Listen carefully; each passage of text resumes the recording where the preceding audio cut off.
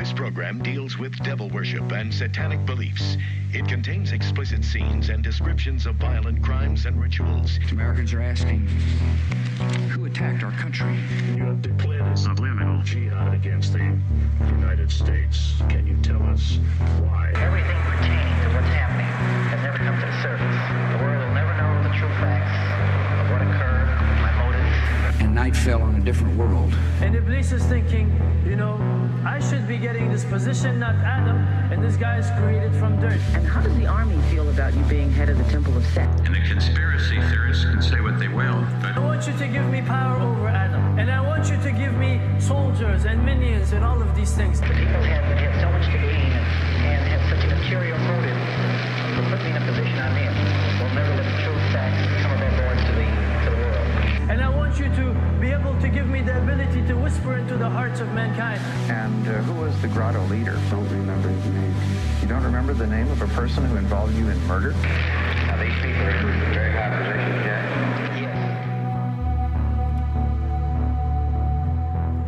Yes. Ooh, welcome back to Subliminal Jihad, episode 280. I'm your co-host, Dimitri. I'm Khaled. And today, we have a pretty fun philosophical romp for everybody. We are going to dive into the mists of hidden history once again. And True, yeah, I guess we'll be diving into the mists in some ways. Yeah. Yes. Yeah. So, although I guess like the subject of this episode is a pretty popular one, I think. Maybe not as popular as some of the people on whom he had an influence, but fairly well known. In fact, I looked up René Guénon, and shout out to whoever it was who corrected my lifelong pronunciation of Guénon, or not lifelong, but a very long time. And I looked him up on YouTube, and I found a bunch of René Guénon fan cams, of an AI voice reading one of his quotes about the modern world, and some thumping track and shots of clips from the 300 or something. That might be big, more Evola, honestly. Well, more just kind of pictures of him with sort of lighting effects over them, and a background track, and kind of a Ken Burns way of making just still photographs seem dynamic, but more intense than that. He's jumping all over the screen, and meanwhile it's I will say, he right off the bat, he is a kind of a curious looking fellow. He has a striking visage, I'll say. I think maybe that might contribute to the fan camming, I think, just a little bit. Yeah, I think I posted today René Guénon jump scare, which is something that I found here, if everyone can see on the stream right now. He's got a jump scare vibe. But anyways, we're gonna talk about this figure, René Guénon. I'm sure it helps. Yeah, I'm sure it helps that he's not weirdly ugly or something, or that his face looks just like a normal dude in some ways. I mean, I gotta look him up. Let me take another look at his picture. But I feel really what people respond to is, I guess he maybe has interesting features. His face is very oval, and it's interesting, but in any case, I think that what people really respond to are his ideas, which do have kind of a they are provocative, and they have a certain magnetism to them, is still today, definitely. And you brought up Evola, and that's someone who I'm sure again, we can't go too deep into the weeds of that, because that would be a whole separate episode, but I feel it's almost impossible not to draw a contrast between Guénon and Evola, on whom Guénon had such an influence, For sure. Yeah. And they're often kind of grouped together in studies of this field, which I guess in a broad sense at least one book I read, classifies these thinkers under the sort of the school of traditionalism with a capital T. Yeah. Right. And yeah, Guénon is like kind of seen as like the founder of like traditionalism, right, which like has like its exponents like still, today. Like there are, I mean, I feel like less and less so. Like, are there kind of people in the direct like lineage of traditionalism? I mean, maybe we'll see like new proponents of like traditionalism rise, or maybe like they need to be thought of in like a different sense. I mean, it is kind of interesting because there's kind of two. Like, there's more of like sort of kind of a quietist like branch of traditionalism, like where you have, which still can be like deeply complicit with various like forms of power, like Nasser. Is probably like the most famous version. Like, he's not really quietist per se. I mean, of course, he was like associated famously with Pahlavi, the Shah of Iran, and was kind of like a court. Can you break down Nasser? Who is Nasser? Not Nasser, the leader of Egypt, but. No. Saeed Hussein Nasser. Okay. Who like I think is still at GW, George Washington University, and he's like a pretty like eminent like academic and like kind of like popularizer or like communicator of like Islam, but like he's in this particular sort of tradition of like perennialism, which really like does have its roots in Guénon's work and in traditionalism. So he's an example of someone who's like fairly influential today. Like, I think he was, I know he was one of the editors of the Study Quran, which is like the first like, real like good English Quran, like with like footnotes and like explanatory essays. Like, there's many like editions of the Bible like that, or the New Testament, the Old Testament, but in English, like there aren't too many Quran. There's no other Quran that has like that sort of extent of like extra sort of critical material, and like explanatory material and stuff like that. That's like really a study Quran. So and Nasser was the editor of that. Okay. So that's someone who really is like kind of in this lineage of perennialist traditionalism that like is really traceable back to Guénon. So who still like kind of has influence in how things are, how things are thought about now in terms of the history of religions, like especially like Islam in the West, right? He has a couple of followers, but I'm not sure like if anyone is gonna like take over the mantle from him. And of course, like through the Evola line, if you follow like Evola's influence, then like obviously like in right wing kind of you can maybe say like Dugin is someone who is like influenced by Evola, perhaps 100%. more so than Guénon. Well, yeah, that's actually the one of the books I read for this episode, which I feel like for people that are coming into this like totally blind and want a kind of overview, I think it's like pretty good, and it's new. It came out in 2023. That is Mark Sedgwick's Traditionalism: The Radical Project for Restoring Sacred Order. And he actually he profiles basically like three major figures in like sort of this traditionalist school, which he also like breaks down how they differ from one another. And that is, of course, Guénon is kind of the founder. Then one of his disciples, Julius Evola, who took it in a different direction, we should say. I mean, it's like there's definitely like strong inspirational links between these two people, but sometimes I think I've even kind of done the thing of like, oh, Guénon, like, oh, he's like part of that Evola crowd, and like not exact like, which is to say like embraced Nazism and fascism like in the mid 20th century, like very like quite aggressively, Right. Whereas like honestly, like I was rereading, like I didn't read like every like Guénon like book for this episode, but I reread like the big hits like Crisis of the Modern World, Sign of Reign of Quantity, The Sign of the Times, some of his works on Hinduism, his book Lord of the World, and it really is like there's a big difference in a way, and you can see where like actually there was kind of like a friction that happened between Guénon and Evola. I think among some like apologists for Guénon, there's maybe a little bit of an exaggeration of like how much they broke with one another. Like, I mean, it's like because they were like correspondents at one point, and like Evola was much younger than Guénon. They never actually met in person, it seems.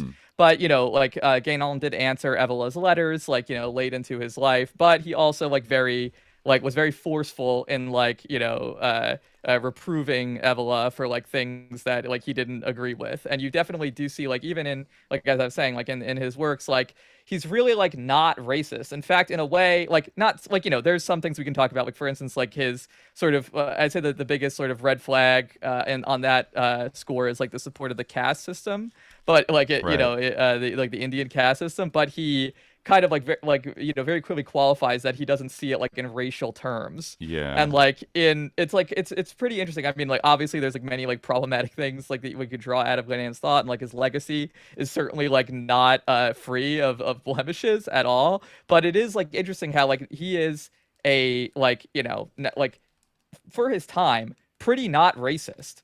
And like especially for the circles that he traveled in, like like mostly like religious conservative circles, you could say, or even like obviously he was a big critic of theosophy. Yes. And of like that whole school of Western esotericism. But even like compared to like theosophists, like he is like pretty not racist.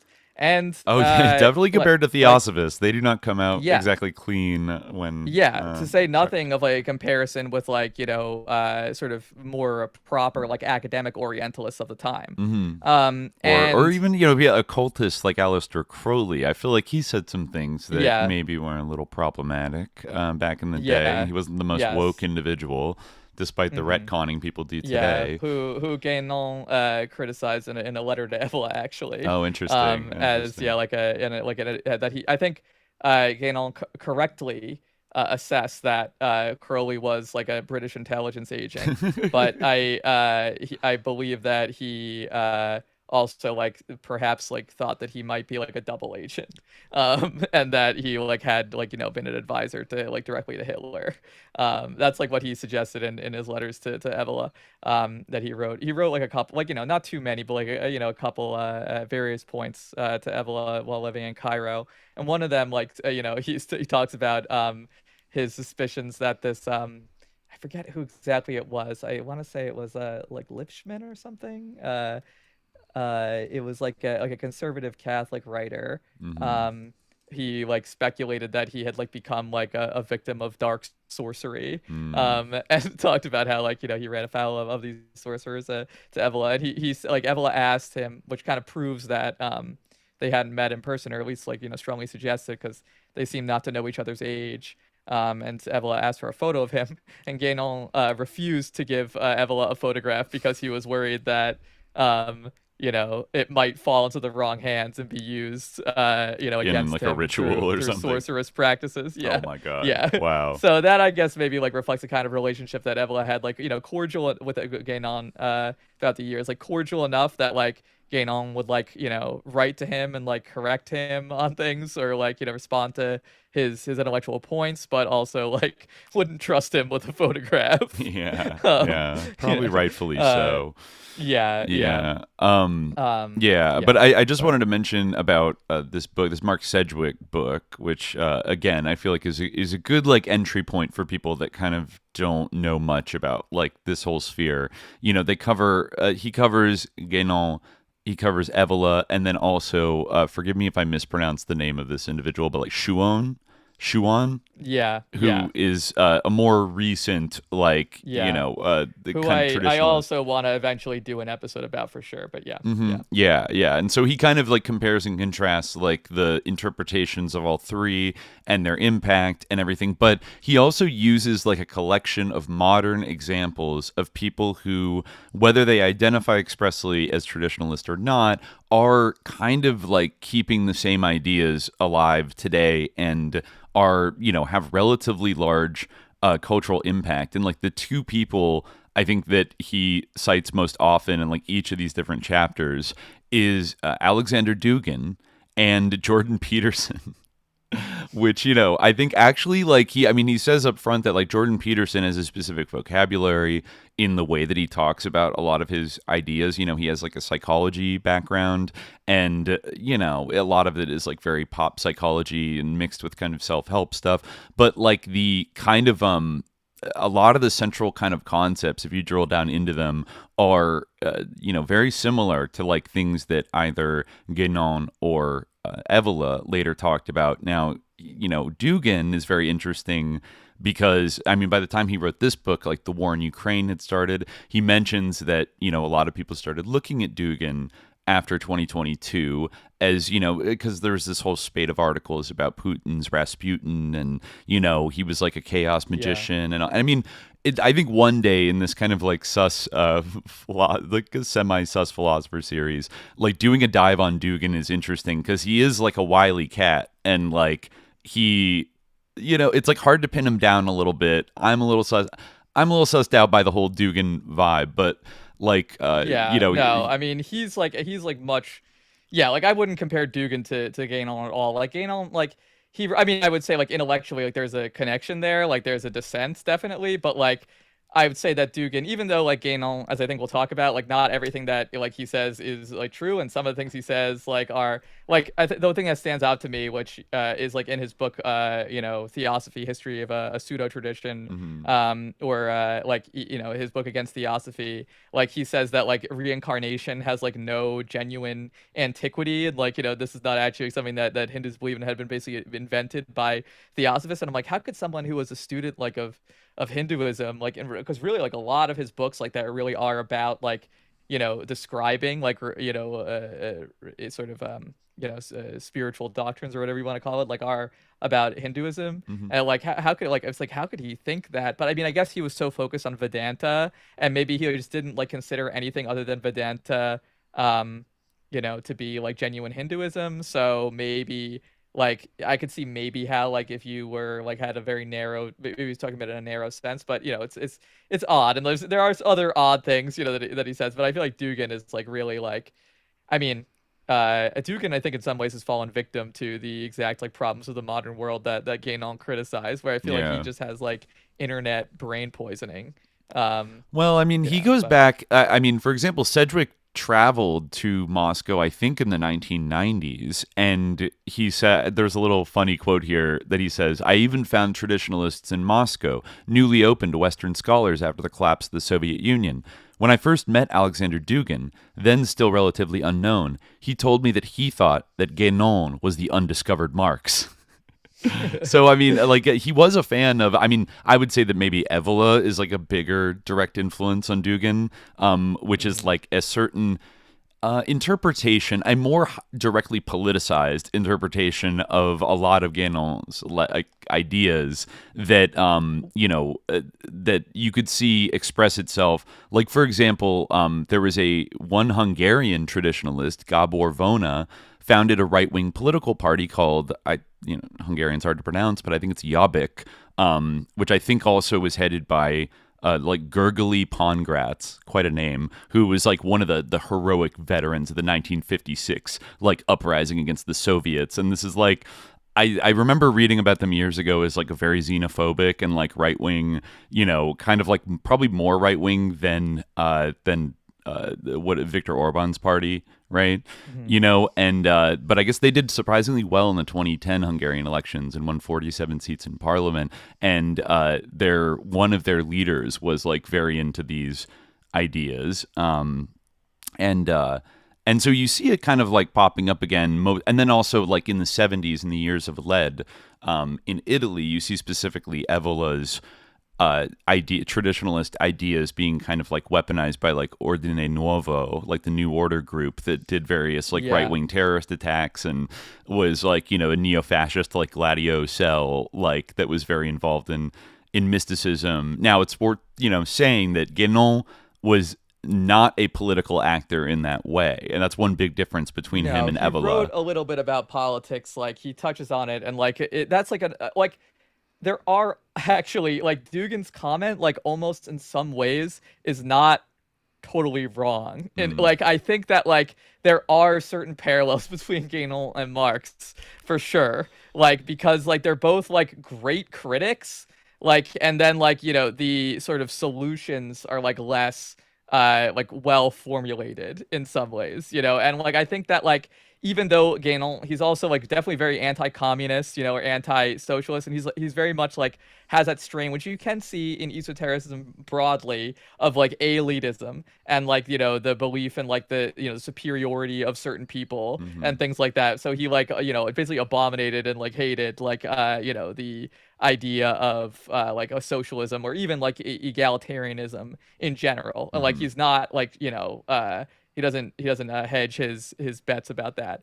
But another like thing is that like you might say that he's like kind of like a third worldist in a way, because part of the reason why Guénon, why it's very interesting. There's a certain comparison that came to my mind as I was writing this. There was another analogy between us and someone else to try to, but I'm not gonna do it. I'm not gonna say it. But like, so Guénon, he like his ideas were kind of taken, and they were like, Evola maybe saw like a way to market some of these ideas and make them like a little more appealing to a certain maybe for like fascist demographic.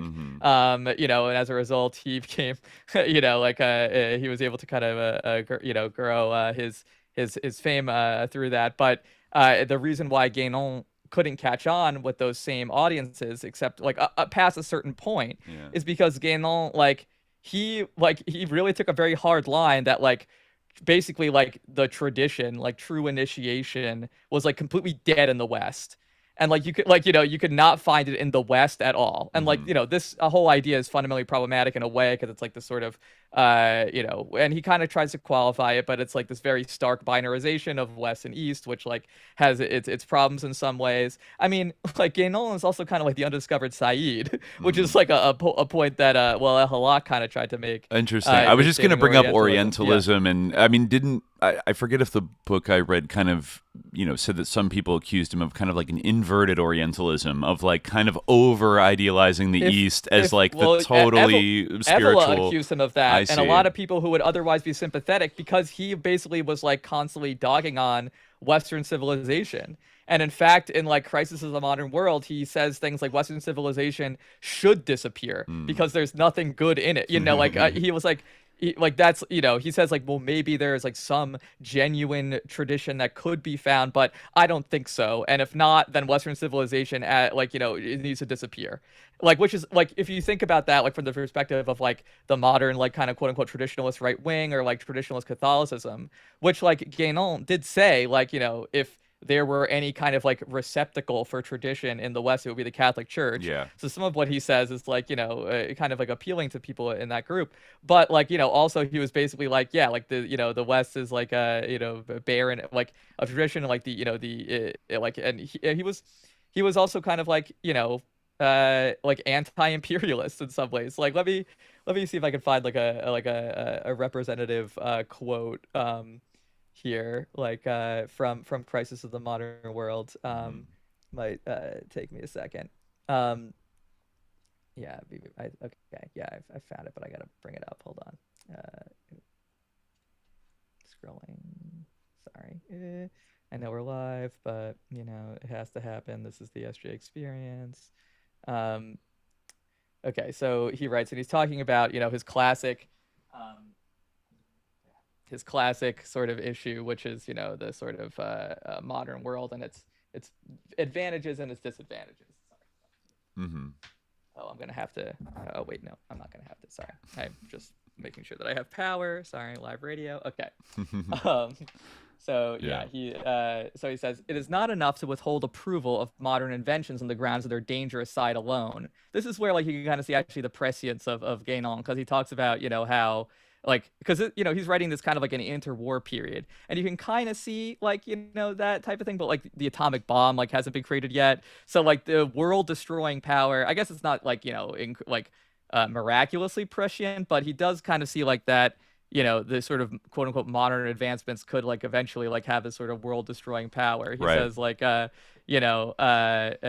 danger inherent in these inventions, even in those that are not expressly created for a purpose destructive to mankind, but which nonetheless cause just as many catastrophes, without mentioning the unsuspected disturbances that they create in the physical environment. This danger, we say, will undoubtedly continue to grow, and that to an extent difficult to foretell, so that, as we have already shown, It is by no means improbable that it will be through these inventions that the modern world will bring about its own destruction, unless it can check its course in this direction while there is still time.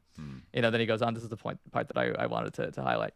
However, it is not enough to withhold approval of modern inventions on the grounds of their dangerous side alone. There is more to this matter. One hears of the benefits claimed for what men have agreed to call, quote unquote, progress, and which one might even consent so to call, provided one took care to make it quite clear that there is no question of any but a purely material progress. But are not these quote unquote benefits of which people are so proud very largely illusory? The men of our time claim that they increase their welfare by this means. In our opinion, the end they set themselves, even if it were really attained, is hardly worth the expenditure of so much effort. But what is more, it seems a very debatable question whether they do attain it. In the first place, the fact should be taken into account that not all men have the same tastes or the same needs, and that there are still some who would wish to avoid modern commotion and craving for speed, but who can no longer do so. Could anyone presume to uphold that it is a quote unquote benefit to these people to have thrust on them what is most contrary to their nature? It will be said in reply that there are a few such men today, and it is considered a justification for treating them as a negligible quantity. In this, as in the field of politics, the majority aggregates to itself the right to crush minorities, which, in its eyes, have evidently no right to exist, since their very existence defies the equalitarian mania for uniformity. But if the whole of mankind be taken into consideration instead of merely the Western world, the question bears a different aspect. The majority we have just spoken of now becomes a minority. A different argument is therefore used in this case, and by a strange contradiction, it is in the name of their, quote, superiority that these, quote, equalitarians seek to impose their civilization on the rest of the world, and that they bring trouble to people who have never asked them for anything. And since this, quote unquote, superiority exists only from the material point of view, it is quite natural that the most brutal means are used to assert it. Moreover, let there be no confusion on this point. If the general public accept the pretext of civilization, quote unquote, in all good faith, there are those for whom it is no more than mere moralist hypocrisy, serving as a mask for designs of conquest or for economic ambitions. It is really an extraordinary epoch in which so many men can be made to believe that a people is being given happiness by being reduced to subjection, by being robbed of all that is most precious to it, that is to say, of its own civilization, by being forced to adopt manners and institutions that were made for a different race, and by being constrained to the most distasteful kinds of work in order to make it acquire things for which it has not the slightest use. For that is what is taking place. The modern West cannot tolerate that men should prefer to work less and be content to live on little, as it is only quantity that counts, and as everything that escapes the senses is held to be non-existent. It is taken for granted that anyone who is not in a state of agitation and who does not produce much in a material way must be a quote-unquote idler. Yeah. So you can see like the phraseology of that, like, maybe is like a little bit like retrograde or like not how we would say it, like some of these things, it's not like the nature of their race or whatever. But, I think he means race in terms of like an ethnos and not like in a biological sense. But like it is like, what I kind of want to draw attention to is like how much that parallels like not only like sort of a broader like anti-imperialism, but also kind of like, and this links back to the Rosicrucian episode, and this is kind of why like I think the topic of Guénon is interesting, because this kind of mirrors like sort of like post-colonial thought in some ways as well. Like you kind of like have or sort of a decoloniality, like this idea that like there is something like lost in this sort of like obviously beyond the sea sort of anti-imperialism, there's kind of this idea of like a tradition or like a civilizational quality, whatever you want to call it, I guess. Like maybe quality is a Guénonian term that he would approve of, based on his contrast with quantity. But something is kind of lost. Like if you go back to the Rosicrucian episode, this is like Mignolo's point about the sort of non-capitalist world before 1500, which is actually very, very analogous to Guénon's view. And you can actually trace the whole traditionalism and like the adoption of Mignolo's views by kind of like Indian nationalists, like Hinduva types, Indian civilizationists, right?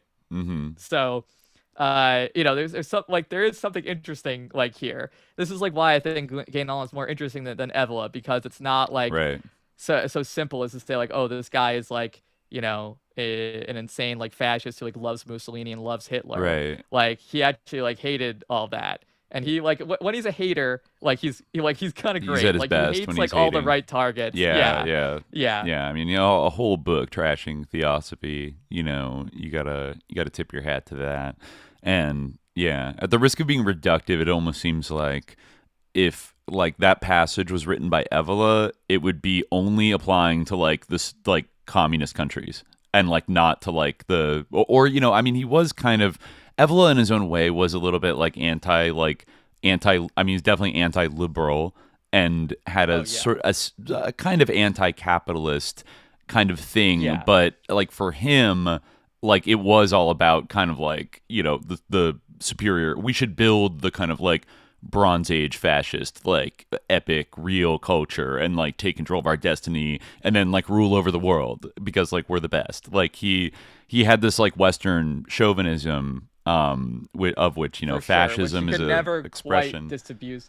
Yeah, he could never quite disabuse himself of it, and he even wrote a review of this book, Crisis of the Modern World, where he talks about like the he like it's called like René Guénon like East and West or something, and like he basically the whole point of the article is that like he like thinks Guénon is like too sympathetic to the East, and like it's just it just makes him like really like he can't like control himself. And Chouan, for his part, while acknowledging Guénon's influence, like later on, he would have the same kind of hang up where he would do everything that he could to like get like this sort of the Eastern aspect that he didn't care for out of Guénon, and like try to like because it was part of like his lineage, and he felt like kind of an obligation to Guénon, but he like didn't like the idea that Guénon, for instance, like became Muslim and just like lived out his life like as a Muslim man like in Cairo, and like died as a Muslim, like that like grossed a lot of people in the same kind of sphere out. Right, and that's right. kind of the almost in a way like the origin of these two branches, where you have one side that's kind of more like neo-Sufism and one side that is like kind of like fascist mysticism. They both have their own like critiques with of, overlaps. There's overlaps. I mean, they both have certain critiques of like European Christianity, of course. And I think like a lot of like Guénon's like critiques, are like he's valid when he's critiquing.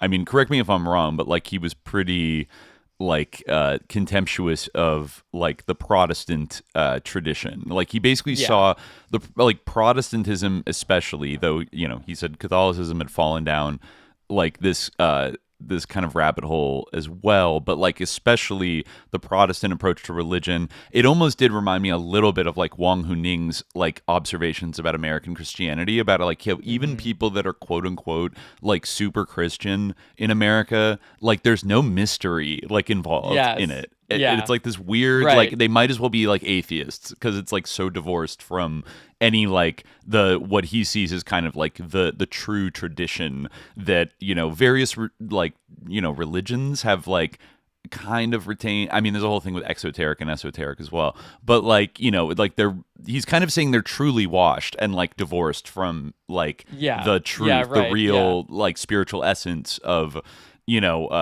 whatever, like this kind of mystical, this tradition with a capital T that has mostly been lost to us in the West.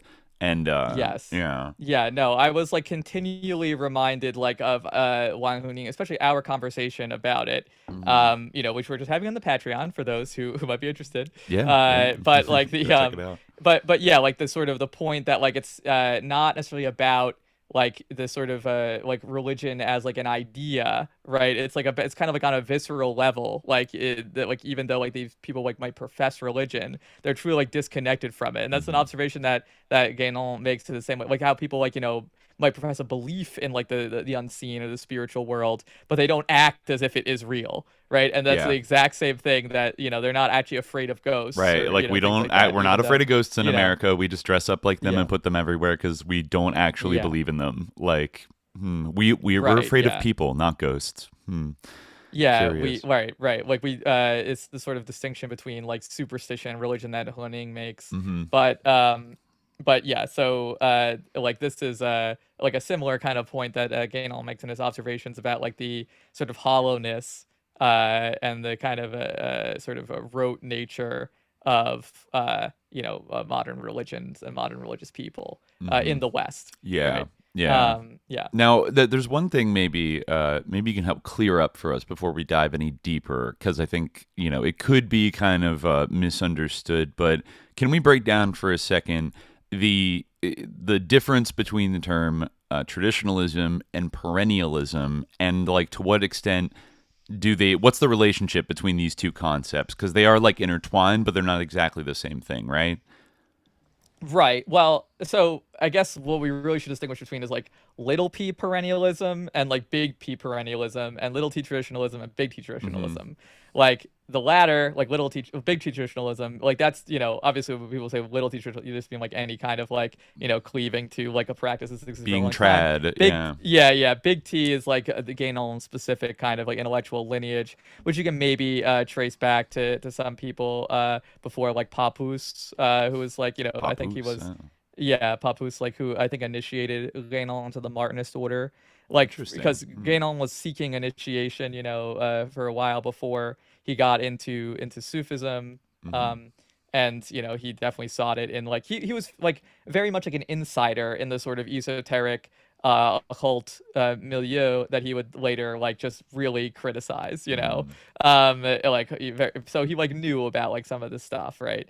So you could say like there's a lineage there, but Guénon definitely is probably like definitely like a founding figure of big T traditionalism as like discrete intellectual tradition of like people being inspired by certain thinkers, sometimes even like being initiated by them, things like that. Like it has that kind of things like this. Like as a specific intellectual network.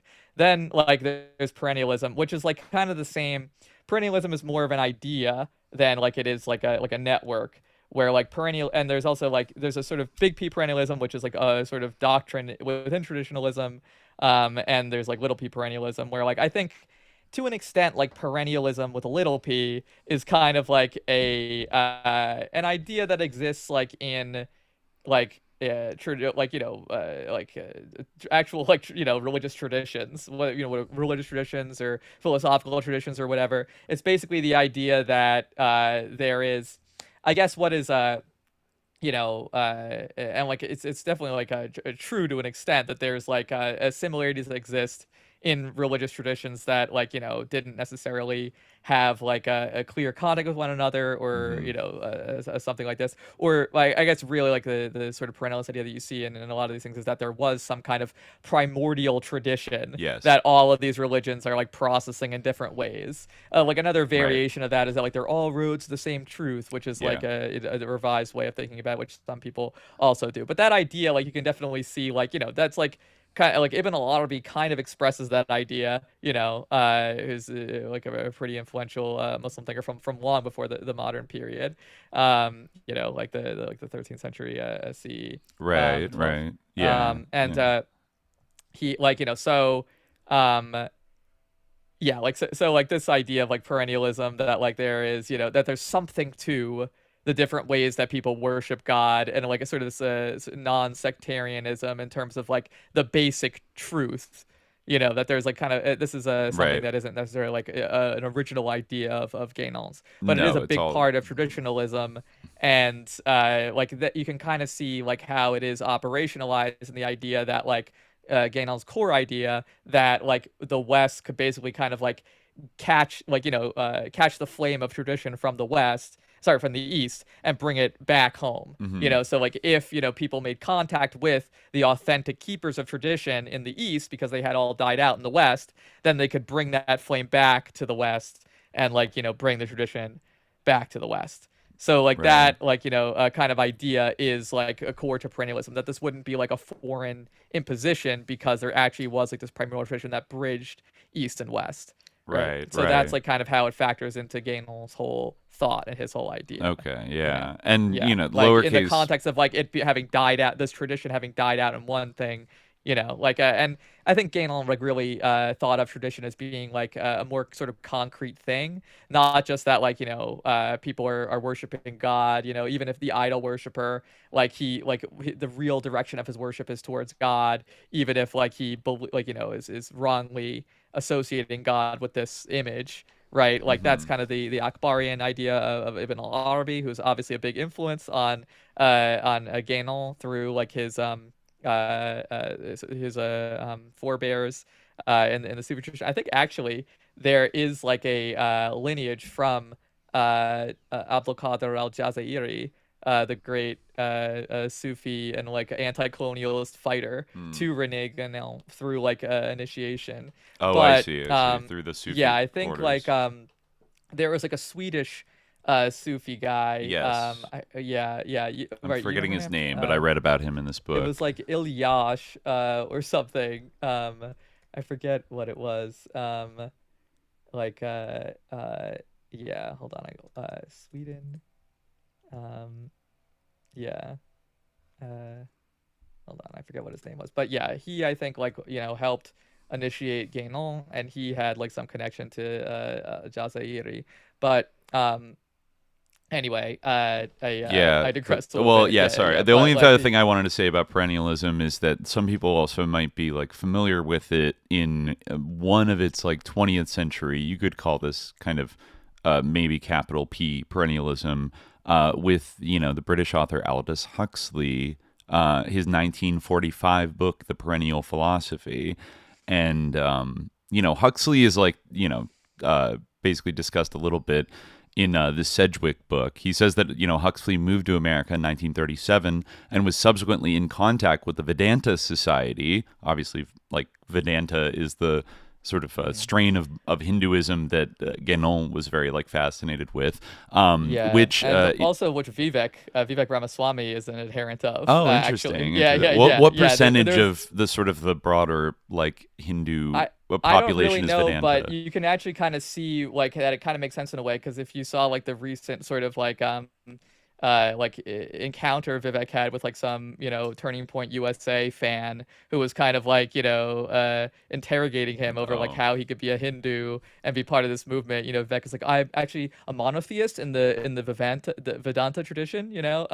Interesting. And so I think there is like a monotheistic emphasis in Vedanta, so like that you can see how there's an appeal to Guénon and also there. But anyway, sorry. Yeah. So, I guess, the Huxley was in contact with the Vedanta Society in America, which derived from the Chicago World's Parliament of Religions. I think that was in 1893, and taught a universalist understanding of Hinduism, and with Jiddu Krishnamurti, who had for a long time been a central figure in the Theosophical Society.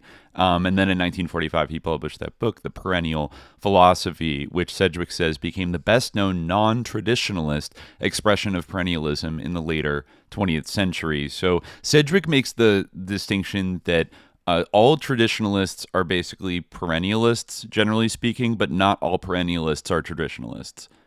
Like, traditionalism is sort of like a subcategory within a broader kind of perennialist thing that does span many cultures and stuff, but is a little different than, like, say, Aldous Huxley's sort of specific flavor of it, and maybe the more like theosophical tinged versions of like perennialism that pervaded. Also, it's like worth mentioning that Aldous Huxley was a big figure in like the early kind of Esalen Institute crowd, and you could say like with basically like MK Ultra, like in kind of the 50s, like he was often on that deep, both with psychedelic testing, right, like the Doors of Perception, and with this almost like this changing images of man kind of thing. Like, when he was giving lectures, I think there's that famous one at Berkeley near the end of his life, he famously died the day JFK was shot, where he talks about like the peaceful like concentration camp of the future, and like everyone's gonna basically be in like a Brave New World dystopia and love it and shit like that. Like he's and his brother Julian was founder of UNESCO and like a major British eugenicist, and so you could see kind of that dark side of it. Like perennialism is something I kind of cock my head at when I see it. It's not always a kind of like a sicko like eugenicist, like MK, like kind of project, like but there's between like it's the difference between like that's the thing, like the sort of that's the network of like perennialism, like Schumann and all of that, like they're like that, like and Nasser as well, like the like perennialism, like big P, I think is like pretty like I see why like people kind of like recoil from it definitely, as I like do as well, like because it's like very like tendentious and like I do think there's like Speculative. definitely like something to like the little p, like like there's something to all religions, Right. like that, like people have like a I believe that people have like a fitra, like an instinct Mm-hmm. towards like not because like there was some kind of ancient primordial like like sect of like mystics or sort of an elect that like pass the flame of tradition like across the world and like across time necessarily, but like Right. more A rather because innate people like an innate tendency or yeah. like instinct towards it that Well, yeah, well, plays because itself out. because of God, yeah, because God, like right, like created us, and we, like naturally, like call out, like towards God. Well, So, sure. it, like it is, yeah. And I mean, So I'll say that even totally makes sense. Like, it doesn't even yeah, require necessarily one's personal belief in God to acknowledge that this does seem to be a persistent right. You instinct could of come humanity. up with some You kind could of come like up with evolutionary something. So explanation I think it's for it or valid. It's whatever. valid Yeah. regardless of one's own like specific spiritual beliefs. That obviously this is like a deep transcultural phenomenon. And as we talked about in our Daemons Are Forever episode a little bit, there is some intriguing evidence of like the persistence of certain specific spiritual beliefs like across vast cultures. And I mean, a lot of the point of that book was like Yeah, trying to exactly. trace It's a back good like comparison in a way, actually, because early he kind of does practices. believe in a primordial tradition. Hmm. Like, yeah, which is like an interesting like question, Like, I mean, like Right. on some level, like, yeah, like there probably are like some things that like you can trace like back, but again, like it's like this it's a very like different kind of like picture sometimes you get in like a lot of these like esotericist works, especially from this period that like Hmm. are in like Guénon would like obviously repudiate the idea that it was influenced by theosophy, but certainly in conversation with it, like it's definitely like a picture and like the idea like this sort of fixation with a initiation and like trying to find like this the secret elite. And in fact, that's like when Guénon offers a positive solution, that's like what he kind of offers is that we need to form like an occult elite, basically an occult vanguard, Hmm. right? Because he's also kind of the unread Lenin, um, like like basically we need to like form like a secret society that is gonna like try to like at least get us through Hmm. this end of the cycle, right? Right. This Kali The Kali Yuga. Yuga. Yeah. Right. Yeah. So, Yeah. Which is like a there's little, sends a little chill down your spine when you think about, it makes me think about Steve Bannon calling himself a Leninist in like the kind of sussest way possible. But like, I feel like he means it in a kind of like chaos magic Duganist kind of way, of like, yeah. he's a Leninist for the secret occult elite, that maybe he works Yeah. for. I mean, and like, that's not to say that like all like secret societies like are necessarily like like bad. Like obviously there have been like secret societies like that organized for like various like good like there are situations where like if they were open like they would be like murdered by like like an occupation authority or something like that. Like Right. Various, or communist yeah, or undergrounds. even like yeah, or like yeah, like or, like I'm not saying that like all like esoteric organizations like are bad, like brotherhoods and things like that, but like or siblings or anything, but like it has this kind of sense of like this kind of like pass like again like this sort of a direct link, which I almost feel like is, I mean, that's like one of my big critiques of Guénon. I almost feel like because he has this image of like the tradition that's been like passed like authentically through like from like some kind of primordial point in like ancient history, like Hyperborea or whatever, Right. like like the like there's this idea that like now this is why we're in such crisis, because this chain has been broken. But maybe like on some level, it obviously like I think that he has kind of like that's he has kind of a point. Like there, I do feel like there is certainly like something that happens like with like I was thinking about this before, like yeah, well, I'll elaborate later, but like something definitely does happen with like at the point that he identifies like the sort of rise of like the like humanism and the Renaissance and all that stuff, just like we kind of talked about in the Rosicrucian episode. There Yeah. is like some kind of change there, it's interesting to kind of contrast the Rosicrucian situation with this one, because actually, like, you kind of almost see this proliferation of esoteric societies at that time rather than like a suppression of them. But that's a good point, but actually. but Yeah, yeah, like he's right, because we should place like Guénon like starts writing in the early 20th century. Like he's relatively yeah, modern. Like he emerges. yeah, This for sure. traditionalism emerges in relatively what we would consider the modern era, and like he's already coming onto the scene after several decades of like the rising popularity and influence of the, above all, the Theosophical Society, and a lot of ideas they've been kind of dredging up. And so he's already critiquing like this explosion of spiritualism, which we've covered several times in the late 19th century, and he's kind of trying to like purge it of its like foolish, mistaken, and or like sus, what he sees as like it's sus, like false elements, and like get to like a more grain of truth to it. And which he's basically right about. Like again, he's an amazing critic, and like he when makes he a lot of critiques points things, he's that are good. often like right. He's often on hawk when it comes to like his critique of theosophy. Like it's it holds up a lot of the time. Like it. Yeah, like I mean, he is correct. Like it is like a travesty of any actual like historical practice that it like pretends to be. Any actual traditional practice, like that's true. And like not to say that like there needs to be like this sort of sacralization of something like just by virtue of its being traditional or whatever. Like people might object to that, but like in terms of the critique, like it definitely is right. But yeah, no, it is like part of that milieu. But yeah, I'm sorry, what you? Yeah, even though I guess I wouldn't say I'm 100% sold on Guénon's like kind of hypothesizing about like the perennial tradition, that like has been passed down. Like I feel like it's just too tall of an order. Like you're you're on like a hunt for El Dorado. Like you're never gonna find.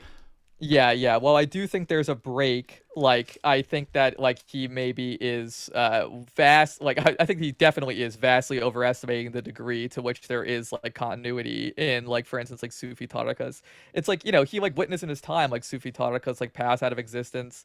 Like we don't really like it's it's yeah. Like I think that they're definitely like he's underestimating the amount of like crisis. You talk about the crisis of the modern world. He's underestimating the amount of crises that have come previously too, and like that this sort of lack of continuity.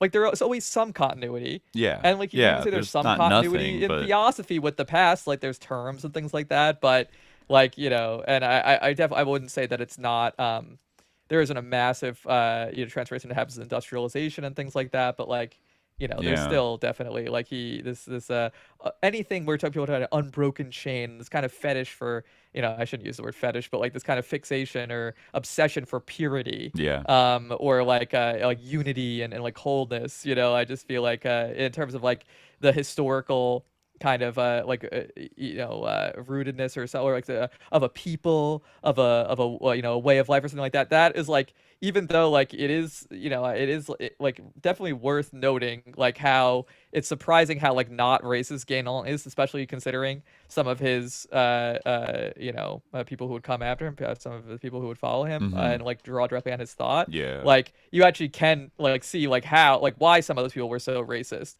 because like you kind of do have the lineaments of like this kind of like blood purity type of thing, where you have this kind of fixation with like tracking down the source of everything, and everything being right.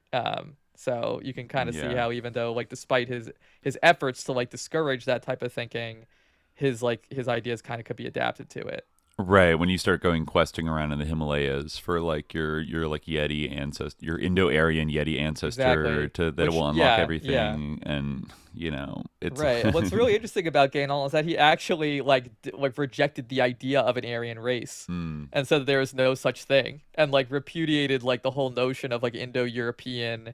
Like even like the linguistic connection. Interesting. Which is like really, like that was something that like was basically being like sort of trumpeted at that time for like imperial purposes by like serious Orientalists. Well, like didn't it used to be called Indo-Aryan rather than Indo-European, and then like kind of after the war they were like, ooh, like let's just call it this Indo-European. Well, they might have just called it Aryan because that's like what's supposed to link. Like Aryans are Indo-Europeans. Like the Aryans are, they were in India, but I guess they also are supposed to have like made their migrated. way to.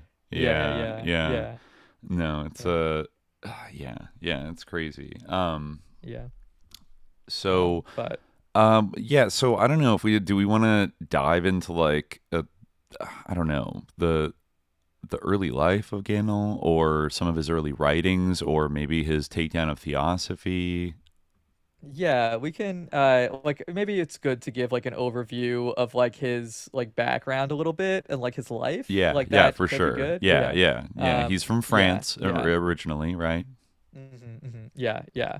And like it might be good to talk about like how he, his like his kind of like initiation into this Martinist group and things like that. Just Yeah. get like I think a chronological overview might be good. Yeah, I would. Just to Yeah, I would mention like to it. Yeah. break down because they've come up before. Like, who the fuck were the Martinists? Like, because they do seem to be they had their influence. Like, maybe in like the 19th or early 20th century, in especially in francophone countries.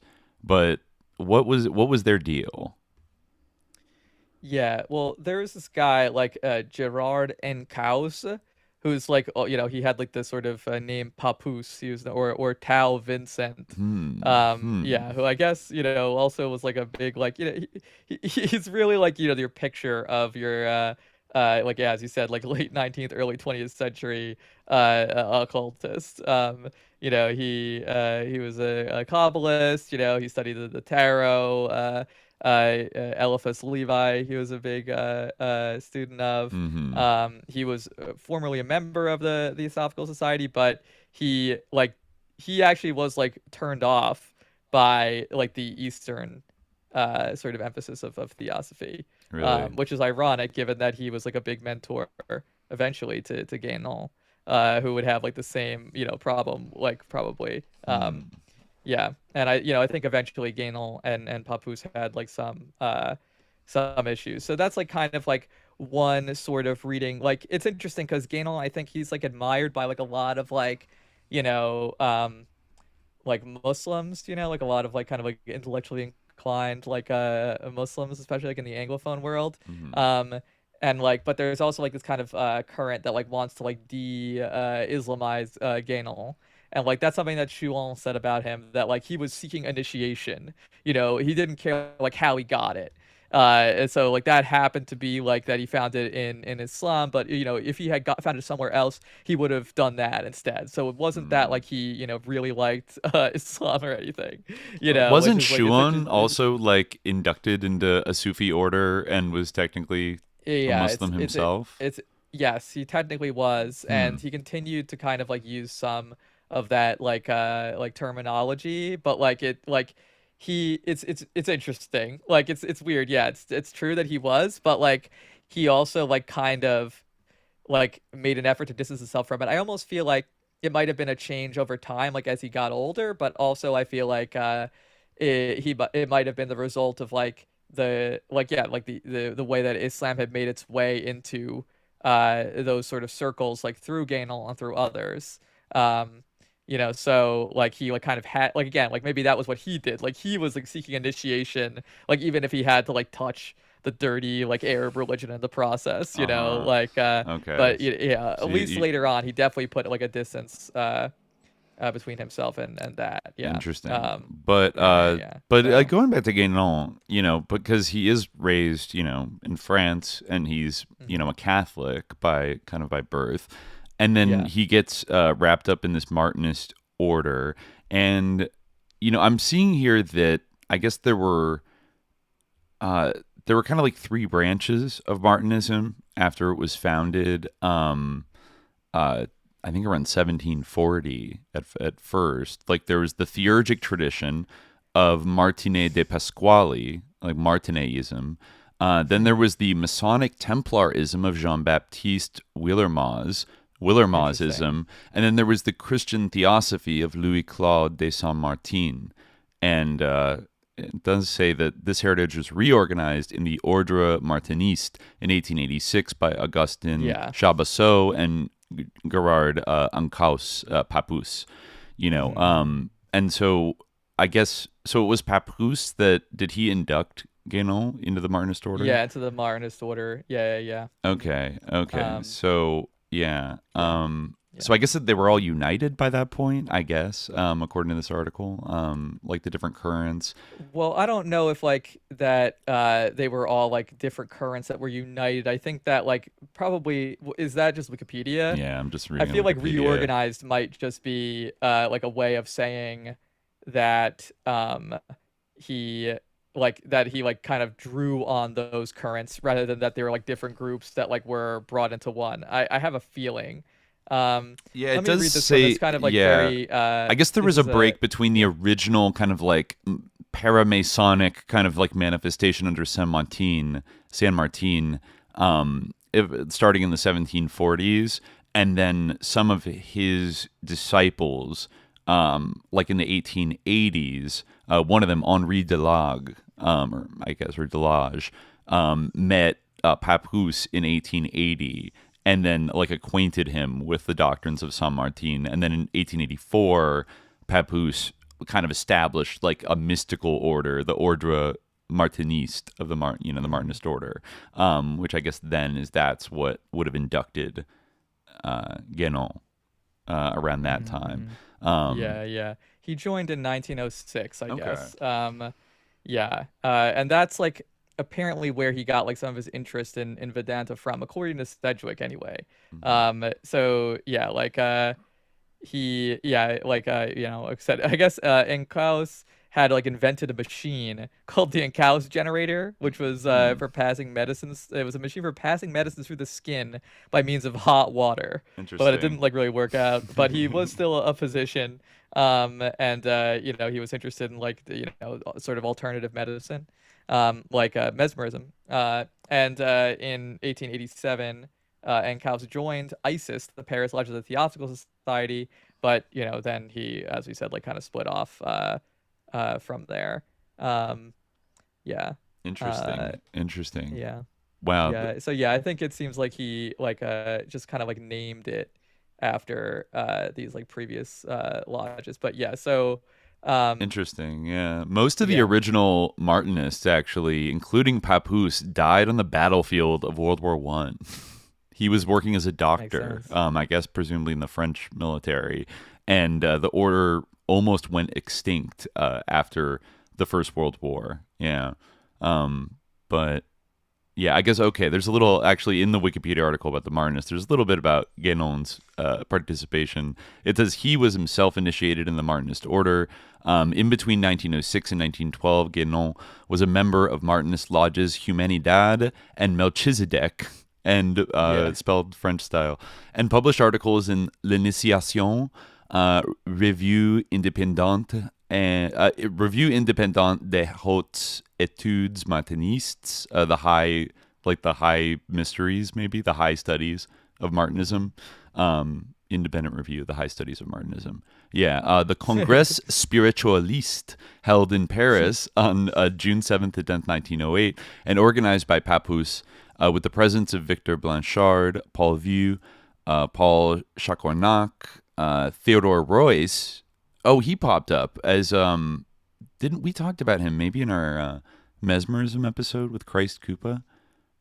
Theodore Royce. Like we definitely, I actually forget. It might have been more recently than that. The neo-Gnostic, Peregrinus. He was one of the founders of OTO. Obviously.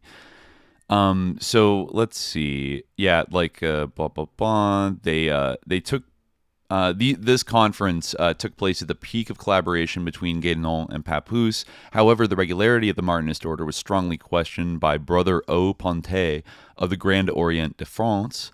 The creation by Guénon in 1909 of an Ordre du Temple within the premises of the Martinist order, as well as his involvement in a Gnostic church under the name Palingenius, prompted the separation between Papouse and Guénon. Interesting. Wow. So many French Martinists supported Carl Wilhelm Naundorf's claims of the French throne. They joined the Synarchy movement and formed the Ordre Martiniste et Synarchie, the OM&S, under the leadership of Victor Blanchard, both imperators of the ancient mystical order Rosicrucis, Amorc, We'll get to that one day. That's the reincarnation of the Rosicrucians. Ralph Maxwell Lewis and Harvey Spencer Lewis were initiated in the OMNS.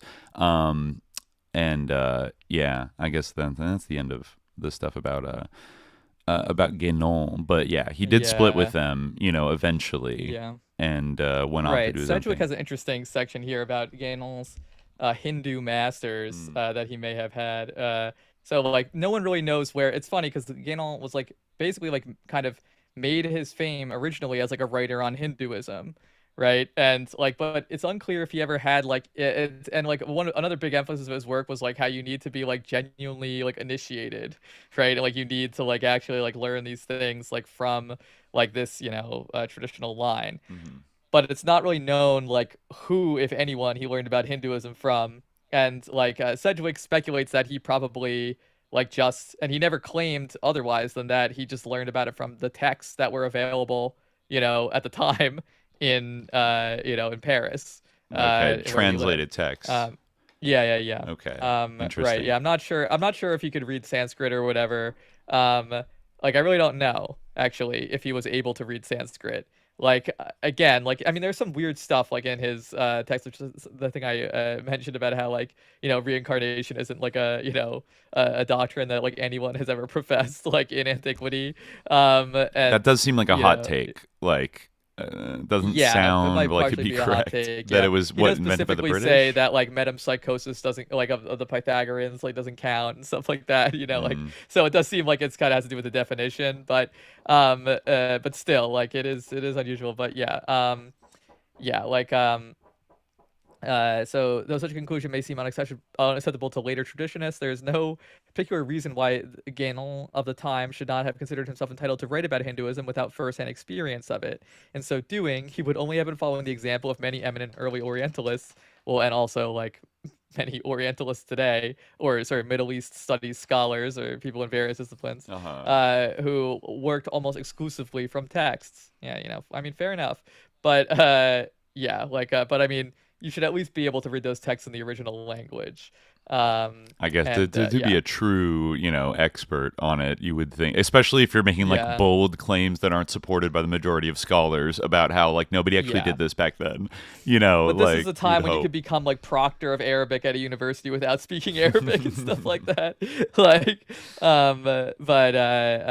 Anyway, so it was Guénon's search for initiation that first led him into conflict with Encausse.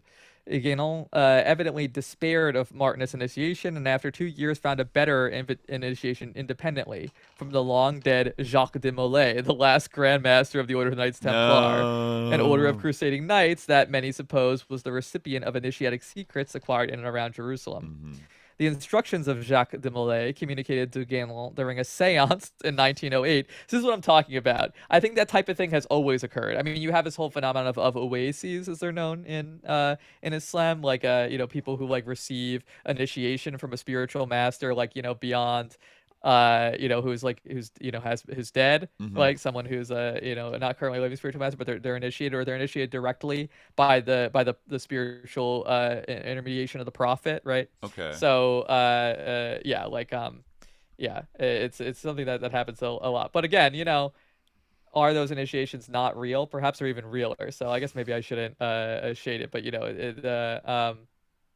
anyway, so so these are communicated to Guénon during a séance, were for the reestablishment of the Order of the Temple. Guénon proceeded to establish an Ordre du Temple Rénové, renewed Order of the Temple, with the help of 5 other Martinists, one of whom encouraged Guénon to help himself to the Martinist mailing list. 2 of these other Martinists became close followers of Guénon, remaining with him through the 1920s and being among the main contributors to his journal Le Voile d'Aistis / Études Traditionnelles during and after the 1920s. Those were George Auguste Thomas, an important figure in the early history of traditionalism, and a marine engineer who had earlier left the Theosophical Society in disgust, and Patrice Gentil, member of Encausse's irregular Masonic lodge, Humanidad. The eccentric Gentil was an employee of the city gas company. He spent his mornings reading gas meters and his afternoons at the National Library.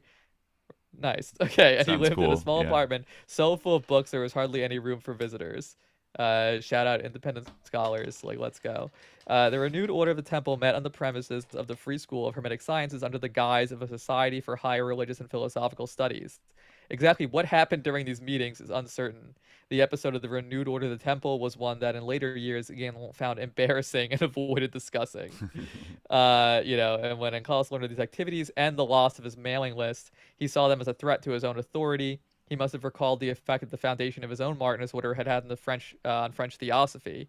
Guénon and some others, including Thomas and Gentil, were accordingly expelled from the Martinist order and from Humanidad. The remaining Neo-Templars were reintegrated under Encalus' authority. Guénon's renewed order of the temple seems to have ceased to function, though it was not formally dissolved until 1911. Yeah. And then allegedly in 1912, he converts to Islam. Yes, and I think I found the name of the guy in question that I wanted to bring up, that Swedish guy, but I lost it amidst my tabs here. Oh yeah, Ivan Egueli, born John Gustav Egueli, and also named Sheikh Abdul Hadi Al Akali. Yeah, Swedish wandering Sufi painter and author. Yeah, one of the initiators of René Guénon into Sufism. And yeah, a big follower of Ibn al-Arabi. Okay, and he, yeah. I believe that he had some kind of connection to al-Jazairi, or at least like maybe some different through a couple degrees of separation. But I'll have to find the Is he mentioned in Cedric's book? Who? Yeah, there's a mention of him. Who? Yeah. Who? What's their name? Ivan Egueli. Is he? Yeah. It seems like he is. Yeah. Okay. Separated from his first master, Guénon was not yet fully prepared to steer an independent course. In 1909, he joined the Universal Gnostic Church, an organization closely related to the occultist milieu. It was here that Guénon met a central figure in the early development of traditionalism, Count Albert Eugène Puyot de Pouvarville. Oh, de Pouvarville? Yeah, Georges Albert Puyot de Pouvarville. Yeah, he comes up. Montguioy? Yeah. Is that exactly. Okay, Yeah.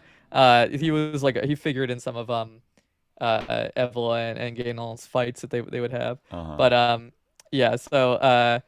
Guénon derived from Pouvarville the second basic element in traditionalist philosophy, inversion, which at first expressed itself as hostility to contemporary Catholicism.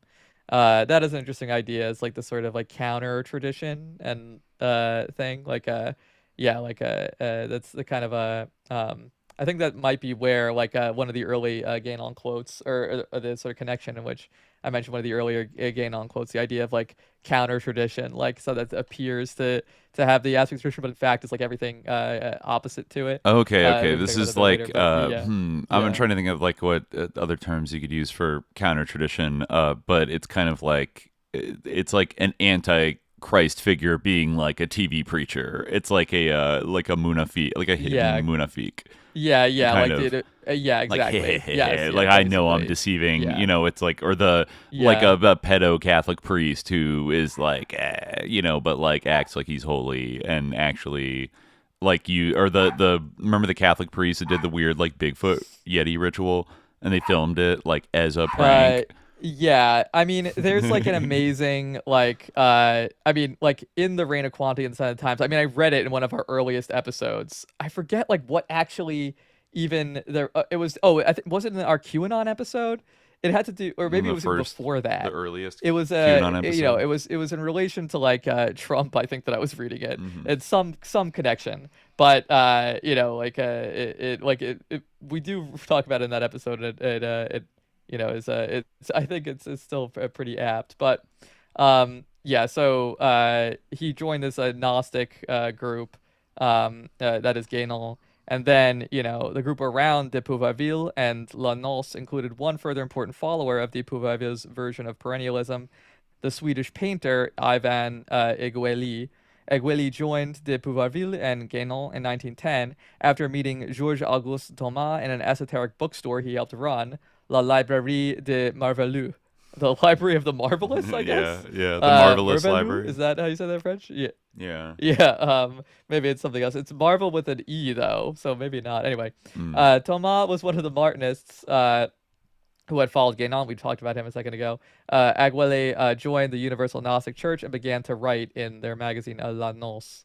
La Noce described itself as the official journal of the Universal Gnostic Church and was established and jointly edited by Guénon and Thomas. Right. It was in La Noce that Guénon's La religion et les religions, discussed earlier, was published.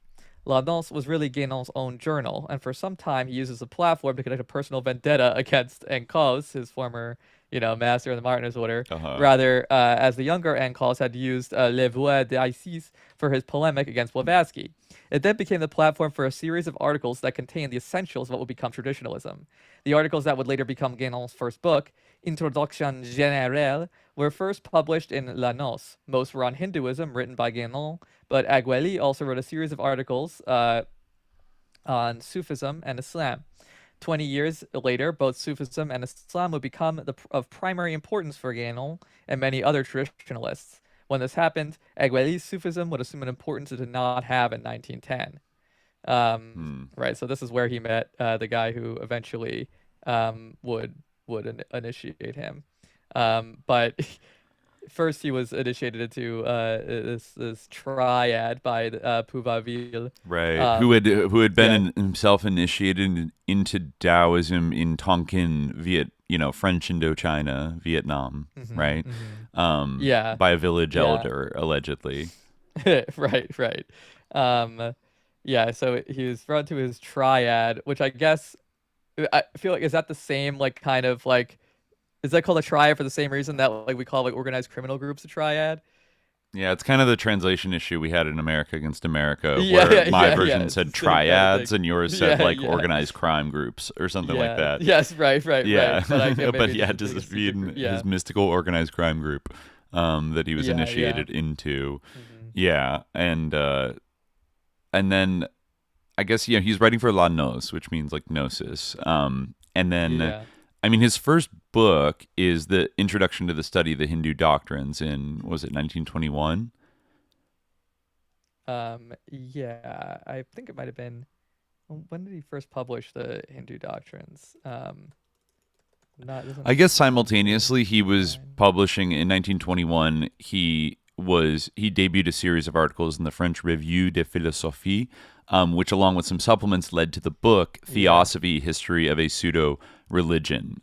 He was asked by somebody to write a book. It didn't come out until 1921, but he as Sedgwick says, he was writing those articles way before that. But I guess it wasn't collected until then, which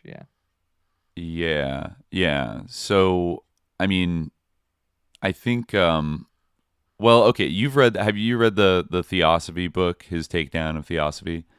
I think I have it somewhere. And what are his main points about his critique of Theosophy?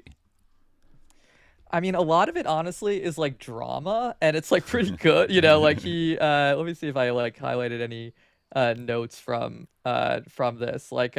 It's not honestly his most interesting book, but a lot of it is just kind of the basic thing that all of this is fraudulent, which is and saying that it doesn't actually comport with the teachings that it is supposed to be representing, which in some cases is true, in others maybe is not correct, but again, there might be some leeway there, but some of it is also has to do with drama, or sort of sort of various accusations of unbecoming behavior by certain theosophists. There's sort of the controversy with Leadbeater. Oh yeah, Charles Leadbeater. Who was kind of I remember hearing allegations about Charles Leadbeater. Did he have a little sex scandal? He did, yeah. He like basically like encouraged boys to like masturbate. It's not clear under what circumstances. Right, But right. like basically like the way that he framed it was that like they were trying to deal with like sexual desires or something, and they couldn't like figure it out. So he was like, oh, like you need to like I guess you need to like get it out of your system by like masturbating. Uh-huh. Yeah, I mean it's kind of sus. Like you Yeah. probably shouldn't be talking about like with adolescent boys about like this, and like it's very like not, yeah. So Guénon brings that up and that type of thing, and he brings up Krishnamurti and like his like kind of like his relationship with Anne Besant, who we were talking about not too Right. long Annie ago. Besant, that's right. Yeah, Lucifer yeah. Let me Quarterly or try to get whatever. this open. Yeah, the Um, Lucis Trust fame. yeah. Um, I thought I had a tab open with this book in it, but I guess I don't. Hold on. I'll try to find a good part. Yeah. Yeah, I'm sure. Yeah, I've definitely heard stuff like that about Ledbetter before, that there was like sus stuff with kids kind of involved with him. Yeah. Yeah, and that definitely like yeah, Guénon has a pretty like fiery part of the book about that. I mean, which it's crazy like how much Guénon has come up like in the past. Like he was like a big part of Hubelek's Soumission too, I'm seeing. Just as I like try to go find our tab. Oh, okay, Um that does make sense. yeah. Yeah, Yeah. actually. Yeah. Yeah. I guess I didn't flag anything in here as being like super important for the episode, but I'll look for Wow. yeah, He the actually, yeah, Krishnamurti part kind of he does kind of come out swinging, it looks like here. He really does, yeah. Let's see.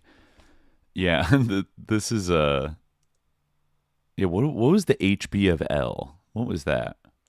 It was like the Hermetic Brotherhood of of Luxor. Oh, okay. Yeah.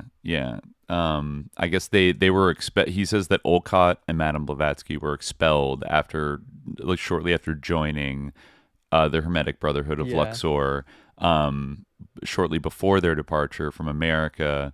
And he's correcting the record on Yes. this. Yeah, so you can see like I guess now like you're flipping through it, you gotta see the character of this book. It's like a lot of like drama. And like a lot of like he does say it's the history of a pseudo religion. Yes. So it is like kind of like historical in that way, or like it's just like going through like the actual like history of theosophy in kind of this polemical tone, which is like yeah, in some cases like pretty on point. Yeah. Yeah, I want to read. I'm He's trying to kind of find. accusing, them kind of like ripping off the Hermetic Brotherhood of Luxor a little bit, despite like Well, it's not like really. yeah, but it's like I mean, it's a recent Anglo-American invention, as he says. Is not really a Hermetic Brotherhood of Luxor at all. I Um, see. yeah. Yeah. Um, He does yeah. note Pascal Beverly Randolph's Fraternity of the Euless, which we did talk about in the Mesmer episode with Mhm. Christ Koopa. And yeah, wow, he has long footnotes in this book, and goes for it. Yeah, he sees that. Interesting. Yeah, and long quotes as well from them. Yeah, for sure. Um, Yeah, he's talking about how there was some high dignitaries of Freemasonry, American Freemasonry, that were kind of involved with the Theosophists. Charles Sutherland, I guess, was one such figure, and we may add in this connection that General Albert Pike, Grand Master of the Scottish Rite for the southern jurisdiction of the United States, was also in touch with Blavatsky around this time in the 1870s. But these relations really seem to have had no sequel. It would seem in this case that Pike was more clear-sighted than many others, and that he quite quickly recognized with whom he was dealing. Interesting. Since we have the opportunity to do so, let us add that Albert Pike's reputation as a Masonic writer was quite overrated. A considerable part of his major work, Morals and Dogma of Freemasonry, the famous evil text, is clearly plagiarized from Dogme et Rituel de la Haute Magie by the French occultist Eliphas Levi. Wow. Yeah, he talks about how, like, interesting, really ain't nothing new. Like, the Theosophical Society just like shows up one day in New York, like drops like a bomb. Scarcely 2 weeks old, November 1875.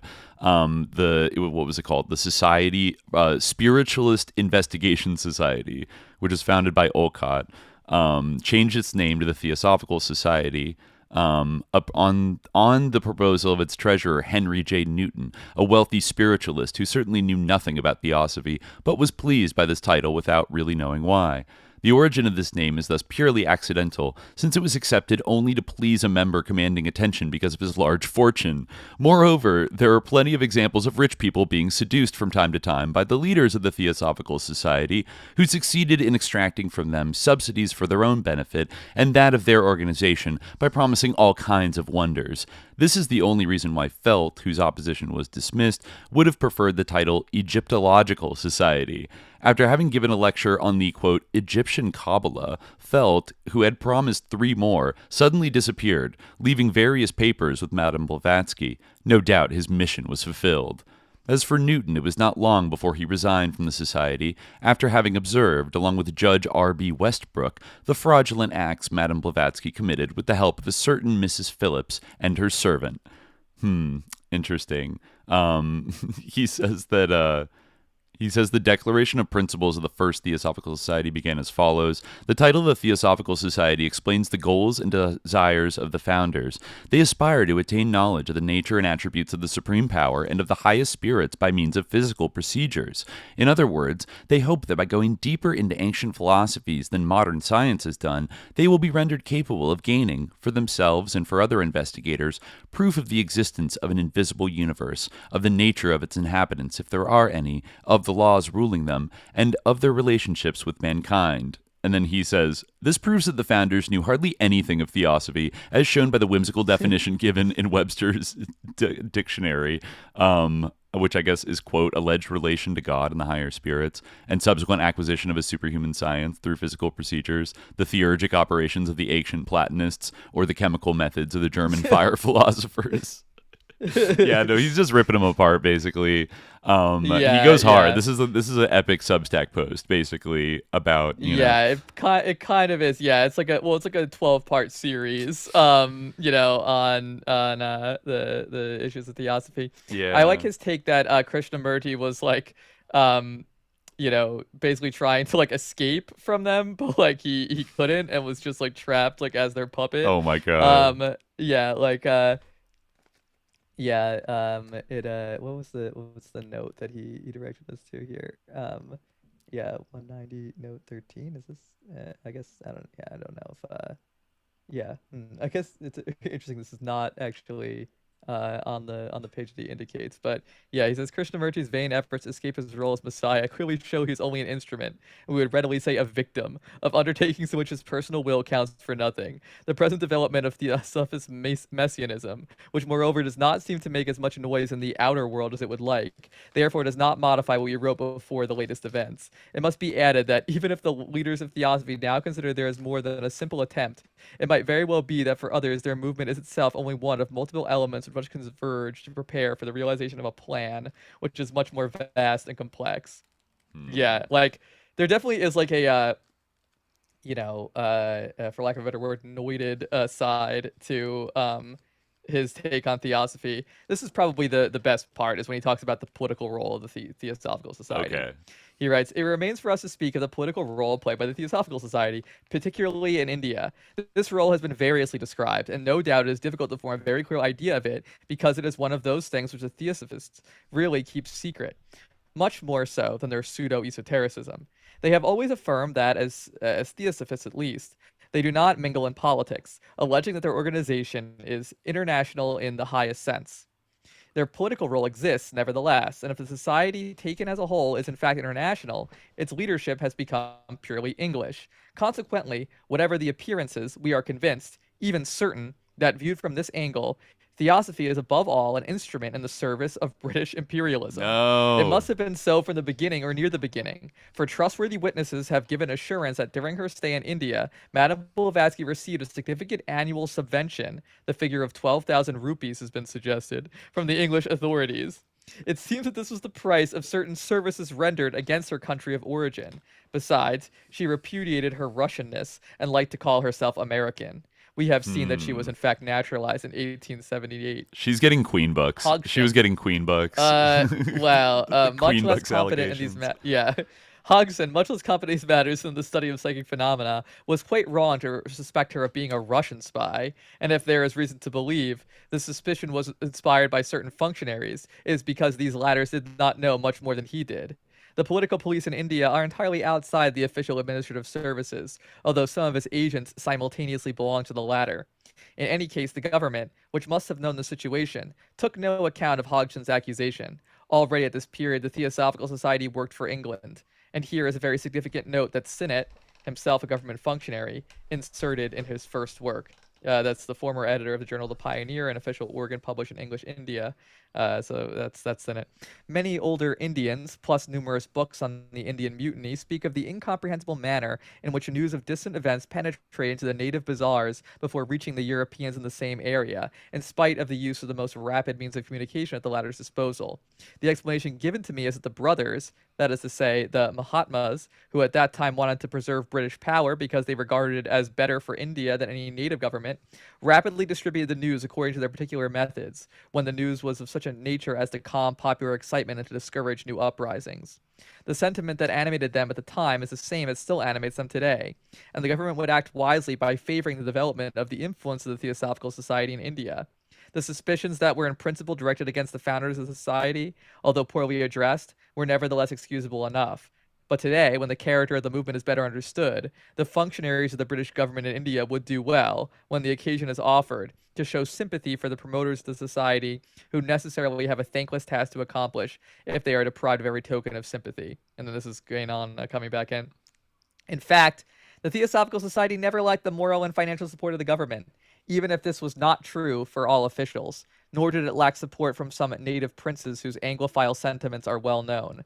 Thus, the Maharaja of Cooch Behar, a high dignitary in British Masonry who died in England in 1911, was a member of the Theosophical Society. He organized a branch in his capital in 1890, and in 1893 was elected president of the branch in Darjeeling. He was the son-in-law of Keshab Chandra Sen, founder of one of the sects of the Brahma Samaj called the Church of New Dispensation, and which is perhaps the one which had the most pronounced tendencies toward Protestant Christianity. His son and successor, the present Maharaja, is also in English Masonry, and is one of the dignitaries of the Order of the Secret Monitor, a dependency of the former. The Theosophical Society likewise counts among its protectors and benefactors, if not among its members, the Maharaja of Kapurthala, another high dignitary of British Masonry, who in 1892 made a gift of the sum of 2,000 rupees to the commemorative budget of HPB, intended for the publication of Oriental translations. And, as we have alluded to Masonry in India, here is a simple fact that allows one to account for what may be its role there. In 1910, the head of the native secret police was Deputy Grand Master of the Great Lodge of the Bengal District, a position which previously had been held by the Maharaja of Cooch Behar.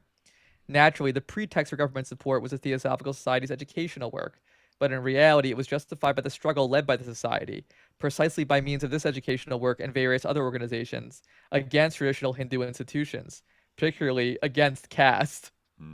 Europeans generally display so much hostility to caste because they are incapable of understanding the profound principles on which it rests. Besides, Hindu civilization in its entirety is based on a tradition which is linked to principles of the purely metaphysical order. Of course, genuine Hindus, who are essentially traditionalists and who, for the stated reason, cannot be other than traditionalists, shun contact with such a milieu, and so much more in that they cannot forgive theosophy for denaturing Eastern doctrines. They also show a deep contempt for those among their compatriots, quite rare, moreover, who are affiliated with the society, and for those who enter Masonry. By contrast, the British government views such persons favorably and frequently grants them advantageous positions. So this is actually kind of interesting. Because it shows, like, I think this is actually a great example of the contradiction of Guénon. Because on one hand, I think that he's, like, totally right. But on the other hand, I think that, like, it's very, like, it's interesting that, like, how he understands this is, like, that it's about, like, caste. And they're trying to undermine the caste system. Right. Because, like, as people like, I think Dirk, was it Dirk who wrote the greatly titled academic book, Castes of Mind? Like let me make sure that I have that author right. Like it really is like, you don't want, Dirks with an S. It is, you don't want to exaggerate this too much because obviously there is like a precedent for this, but it's also like unquestionably true that like the caste system as we know it today like is like a creature of like British colonialism. That it was Right. like because of like it was because of like actually to an extent like understandings like Guénon's that like India was fundamentally like a religious society and that they had this like caste system that was like so important in how things were organized that Yeah. like the attempt to like kind of extrapolate a system of governance from like these ancient texts that were often like sort of actually the ambassadors of these texts to the colonial authorities were often members of one particular caste, obviously Brahmins, Yeah. right? Yeah. So like you kind of see how like maybe the investments there like might have been some of might his have faves might be had implicated as certain well results. in like being sort of like handmaidens of British imperialism, like in a way that like his Well, faves being the caste system is kind of this like well, idealized. yeah, and also like yeah, well, his imagination of it as like this great traditional thing. Certainly, it did exist, right? Yeah. But like the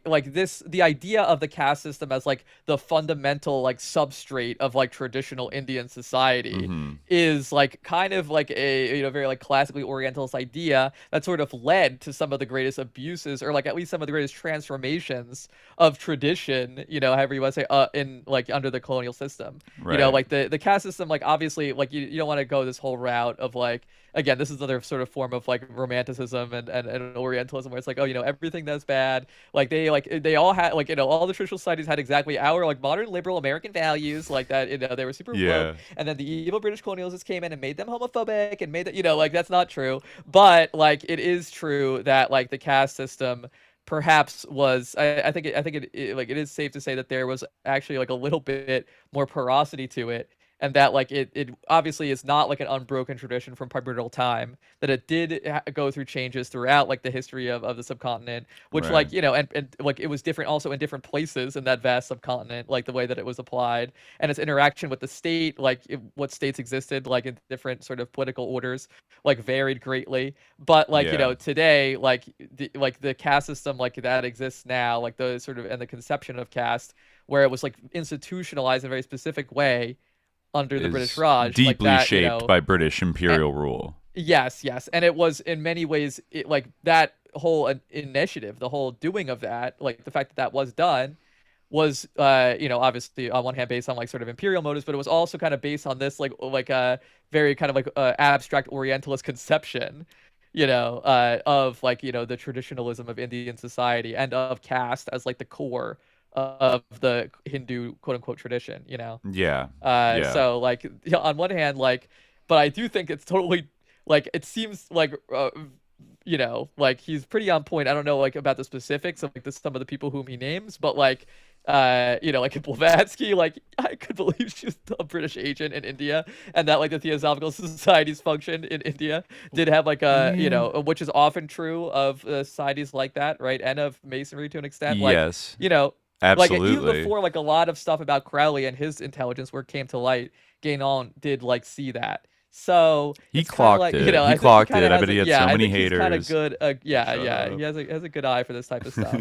But on the other score, like and like in his sort of like assessment of the motive, and it's true like that, like they are like kind of destroying a world.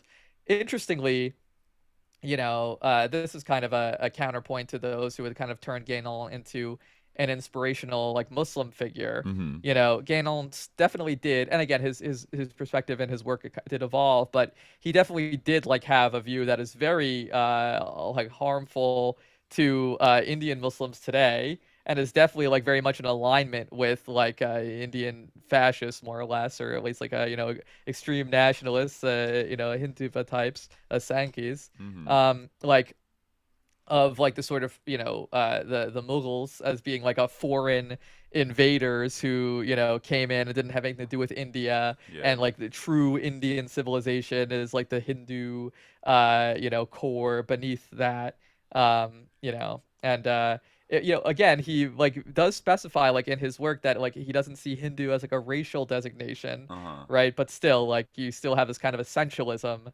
that is like you can see like its negative effects today. It's very, very interesting to me to draw this connection from like Guénon to someone like Mignolo, sort of a post-colonial scholar, to like now like Hindu nationalism. It really Yeah. shows like the nature, the sort of two-sidedness of intellectual history and how messy it is.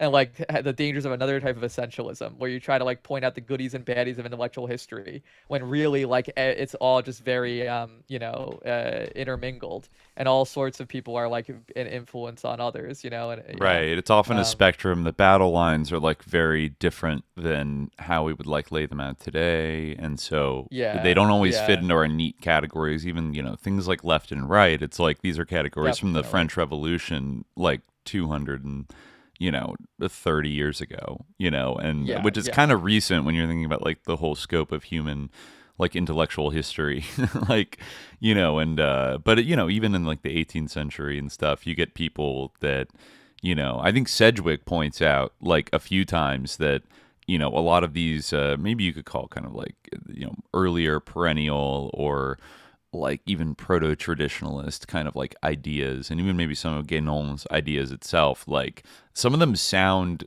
like pretty accordant with like Marxist ideas.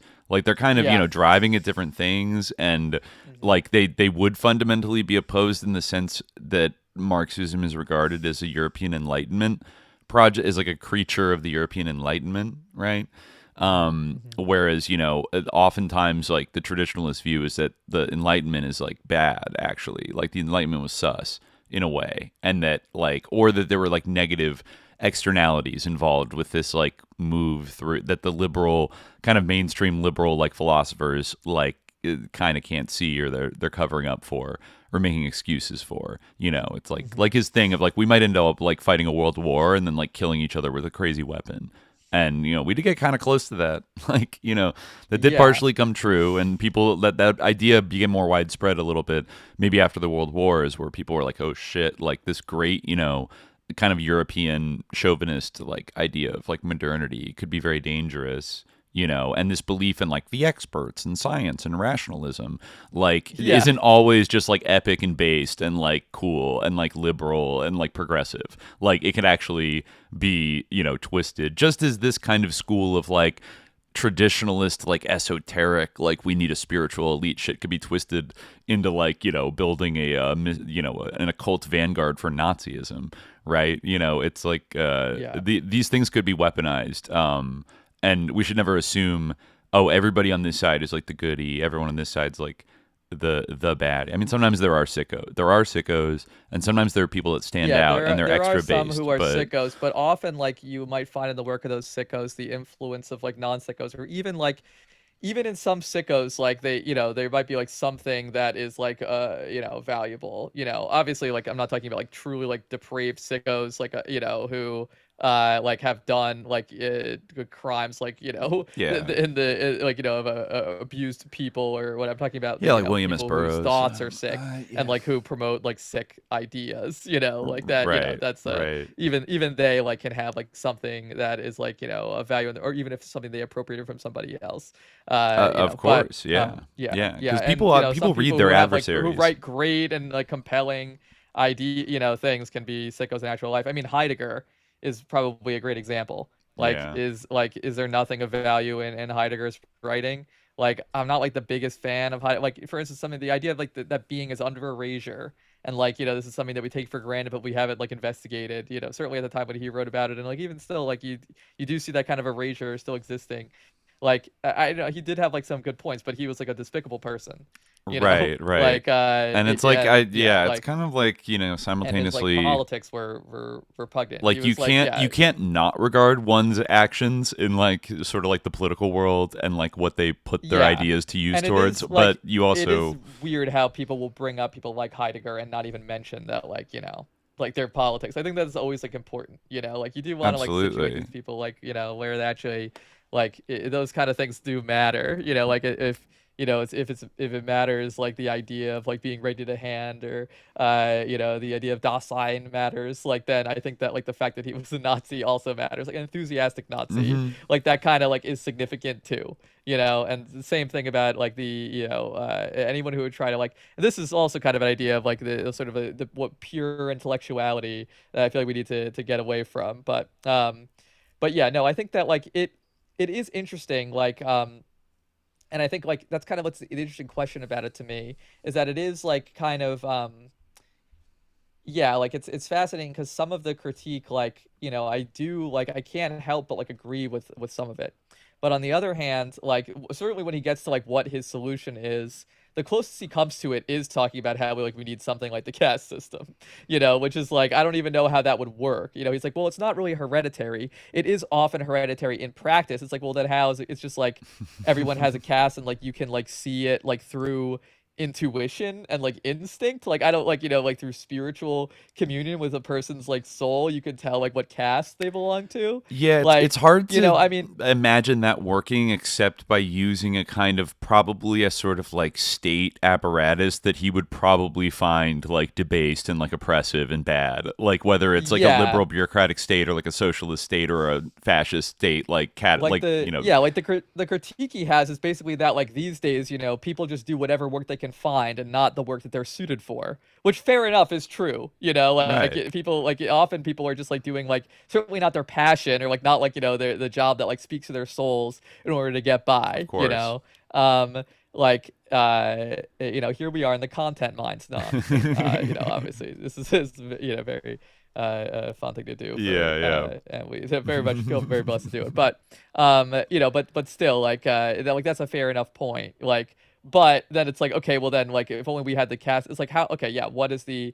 That's the thing. Like all these ideas like are like the product of like a modern situation, and like to his credit, he'll say this like where he's like, all this is necessary. It needs to happen, right? He uses that quote like from the Gospels that is like it's something like the evil like must be, but like woe upon, like there must be offense, but like woe upon him who causes the offense, something like that. I don't remember off the top of my head, but he like it's right. Yeah, like people are still to blame for who does it, even though like right. it's it'll never be eradicated. It's sort of an eternal problem of like human existence, but that doesn't mean because it's inevitable doesn't mean you should like it's okay to do it. Like in his framework, it's also part of these like cycles, and things like that. Right. He like does embrace a cyclical like, view of history, which like Sedgwick, contrasts it with, and this is probably true across most of the traditionalists, contrasts it with sort of like the Abrahamic conception of, basically like a messianic sort of age, or like messianic eschatology about like where the world is going. And he says even in like the Marxist tradition there is a version of that in terms of the sheer trajectory of it, of going to like finally, though you also could say like in a way Marxism has a return aspect in the sense of we started off as like a non-hierarchical primitive communist like groups and tribes of people, and then class society came about, and then people started getting put into different castes, you could say. And I mean ultimately like Marxism I feel like is very, even though it does categorize people, like it I'd say it has a dim view on sort of the notion that like you should be born into a specific caste and or like you should get less than kind of like other people get. I guess the ideal society, like according to Marx, is one in which you just like do whatever you want, kind of. To each like, according to his need, from each according to his ability, whatever. You're like a conductor, in your free time or whatever. You're like a painter like this day and stuff like that. But, the work in the morning and then fish in the afternoon. Critique after dinner. That is kind of like the dream of just being like a chill person that gets to like have a chill life. And doesn't have to toil and like enslave yourself. I mean, really, if you get to the kind of, then there's like the humanist dimension of that, which some schools of Marxism emphasize more than others, but like of solving the sort of the core problem of like the alienation of the person, like in their work and their general life, because it's like the way these kind of more complex like economic systems of production like end up alienating us, like, which is kind of does like sync up a little bit with Guénon and some other like traditionalist taught, like kind of idealizing the like the sort of middle-age artisan or craftsman that somebody totally does. somebody could build little cabinets in their little shop and then like truly derive like they have a little Etsy store and it's cute and they get to do what they want. I first, like, actually what you mentioned about this whole like binary of like linear and cyclical time is like actually a pet peeve of mine, like across the board, especially in scholarship. Like, I want to recommend this article, Time as a Metaphor of History, and Early India by Romila Thapar, which kind of gets into like the fallacy of this, because like there's different models of time in all sorts of like societies. Like, for instance, like is it cyclical that like days, like the hours like continue? We have like cycles of the 24-hour day that like recur like in our very linear regimented time. Right. Like that's also a cycle. Right. In Islam, which is associated with this sort of Abrahamic cosmos where like everything's linear. Like Muhammad, and then like at the end of time we have Muhammad al-Mahdi. Like that is also like who's kind of often considered to be like an image or a reflection of Muhammad, right? So, and we have this sort of typology of prophets where they all are kind of like the traveling light in the universe, like that recurs and recurs in different contexts. So there's like ideas of cycle and there's ideas of linear, like in a lot of different concepts of time. That aside, I wanted to read this from I think from Crisis of the Modern World. Let me actually open it in the document like it itself, because it really reminded me of Wang Huning and also like of some other things. So he writes, industry is no longer merely an application of science, an application of which science should, in itself, remain completely independent. It has become the reason for and the justification of science, in such a way that here also the normal relations between things have been reversed. What the modern world has striven after with all its power, even when it has claimed in its own way to pursue science, is really nothing else than the development of industry and machinery. And in thus seeking to dominate matter and bend it to their service, men have only succeeded, as you said from the beginning of this work, in becoming its slaves. Not only have they limited their intellectual ambition, if such a term can still be used in the present state of things, to inventing and constructing machines, but they have ended by becoming in actual fact machines themselves. Indeed, it is not only scholars, but also technicians and even laborers who have to undergo the specialization which certain sociologists praise so highly under the name of division of labor. And for these last, it makes intelligent work quite impossible. Very different from artisans of former days, they have become mere slaves of machines with which they may be said to form a part of a single body. In a purely mechanical way, they have constantly to repeat certain definite movements, which are always the same and always performed in the same way, so as to avoid the slightest loss of time. Such at least is required by the American methods, which are supposed to represent the most advanced stage of quote-unquote progress. Indeed, the object is merely to produce as much as possible. Quality matters little. It is quantity only that is of importance, which brings us back once more to the remark we have already made in other contexts. Modern civilization may really be called a quantitative civilization, and this is only another way of saying it is a material civilization.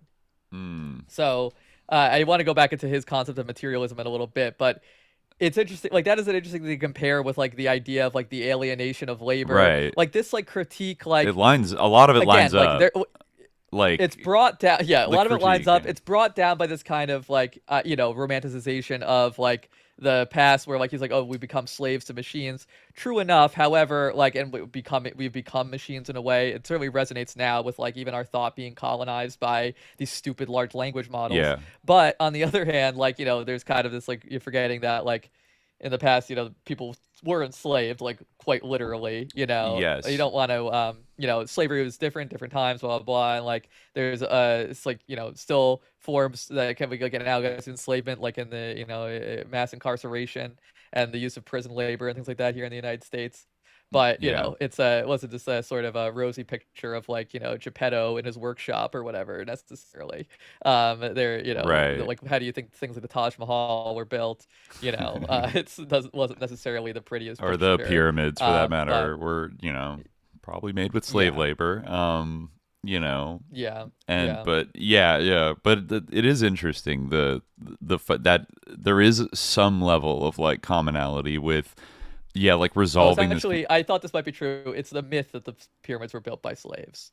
Oh, They is it were, yeah, really yes, yes, free yeah. free I vaguely labor remember that or being voluntary true. Yeah, labor? yeah. Who actually built them? Let me see. Yeah, according to noted archaeologists Mark Lehner and Zahi Hawass, the pyramids were not built by slaves. The workers were paid laborers. Uh, Interesting. it was farmers for the pyramid during flooding when they could not work their lands. Yeah, So, yeah, yes. yeah. However, like my point is that doesn't mean that like, the like conditions of labor under those circumstances were like great.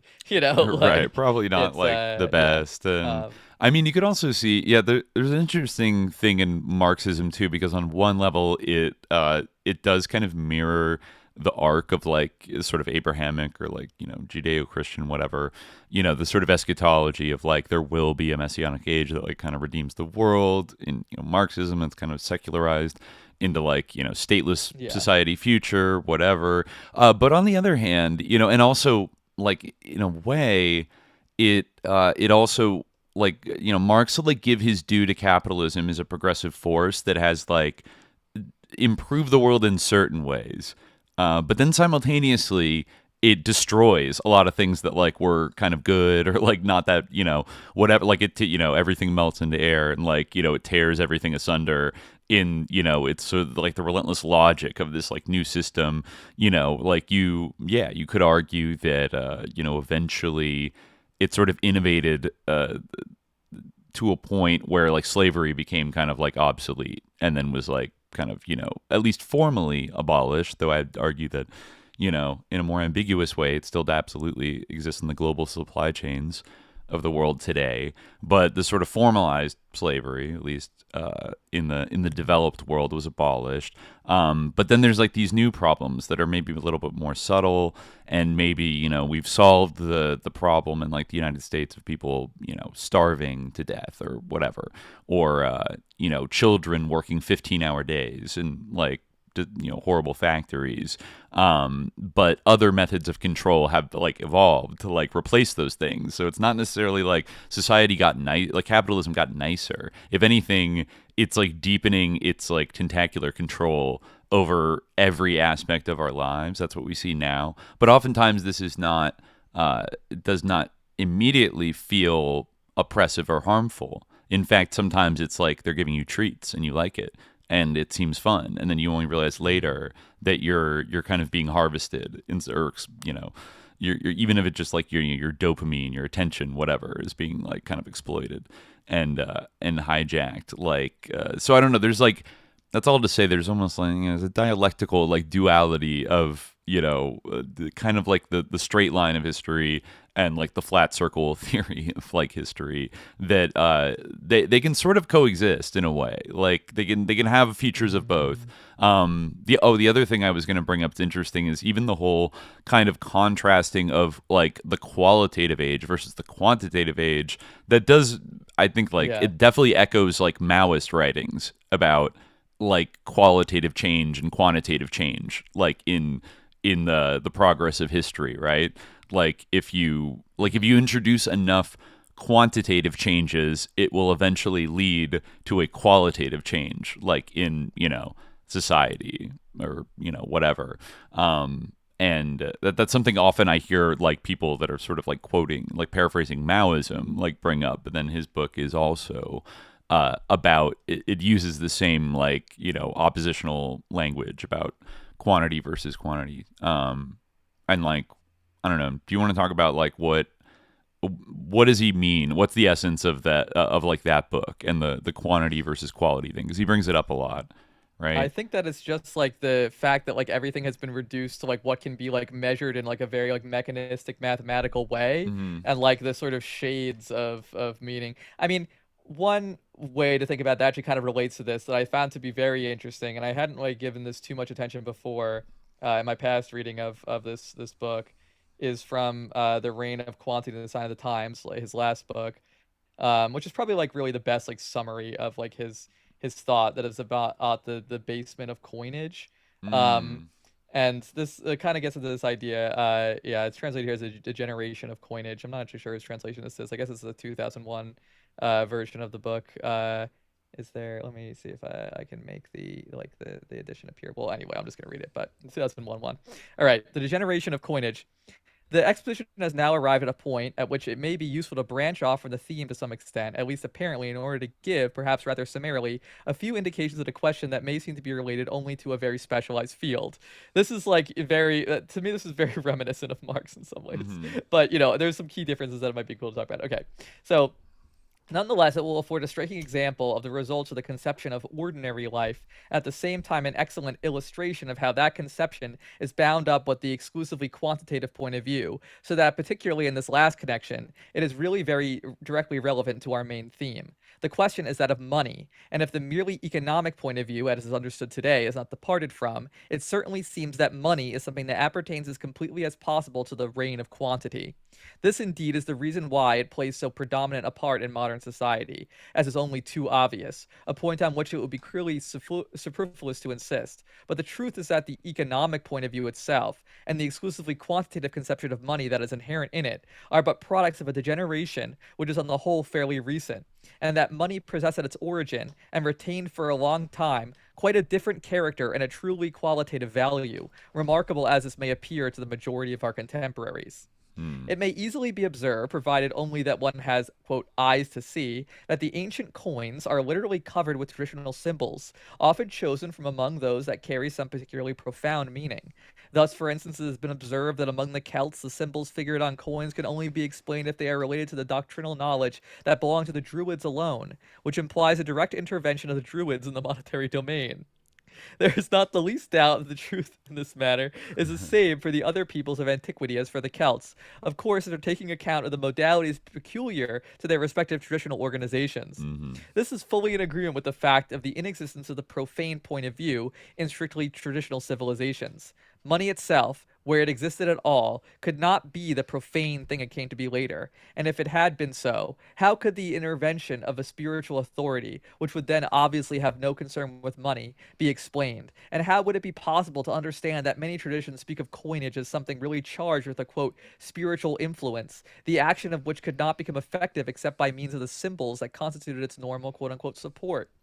It may be added that right up to the very recent times, it was still possible to find a last vestige of this notion in devices of a religious character, which certainly retained no real symbolical value, but were at least something like a recollection of the traditional idea, more or less uncomprehended thenceforth. But after having been relegated in certain countries to a place round the rim of coins, in the end, these devices disappeared completely. Indeed, there was no longer any reason for them as soon as the coinage represented nothing more than a, quote, material and quantitative token. The control of money by the spiritual authority, in whatever form it may have been exercised, is by no means exclusively confined to antiquity, without going outside the Western world. There is much to indicate that it must have been perpetuated until toward the end of the Middle Ages, that is, for as long as the Western world had a traditional civilization. It is impossible to explain in any other way the fact that certain sovereigns were accused at this time of having, quote, debased the coinage. Since their contemporaries regarded this as a crime on their part, it must be concluded that sovereigns had not the free disposal of the standard of the coinage, and that, in changing it on their own initiative, they overstepped the recognized rights of temporal power.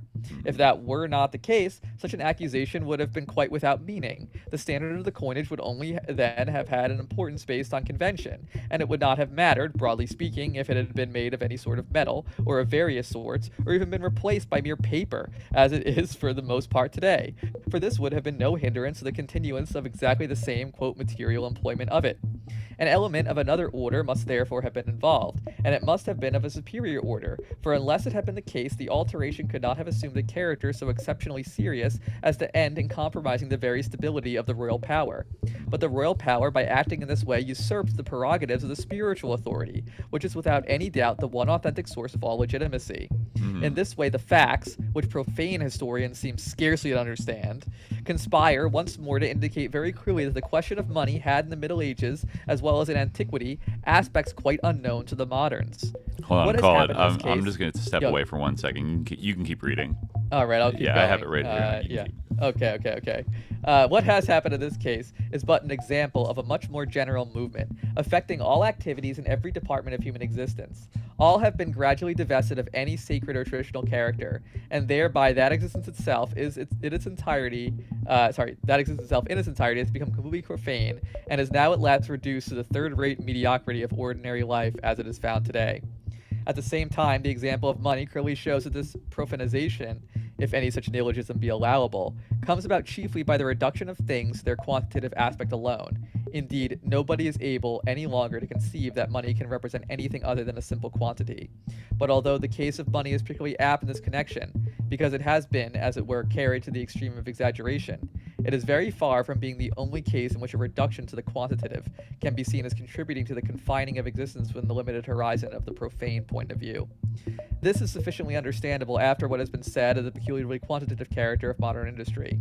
By continuously surrounding man with the products of industry, and, so to speak, never letting him see anything else, except, as in museums for example, in the guise of mere curiosities having no relation with the, quote, real circumstances of his life and consequently no effective influence on it, he is really compelled to shut himself up inside the narrow circle of, quote, ordinary life, as in a prison without escape.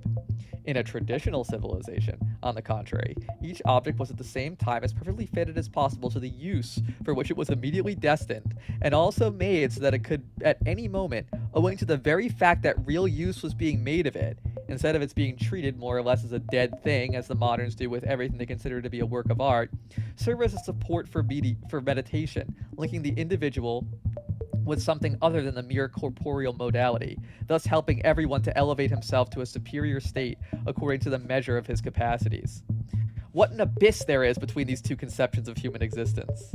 The qualitative degeneration of all things is closely linked to that of money, as is shown by the fact that nowadays the worth of an object is ordinarily estimated only in terms of its price, considered simply as a figure, a sum, or a numerical quantity of money.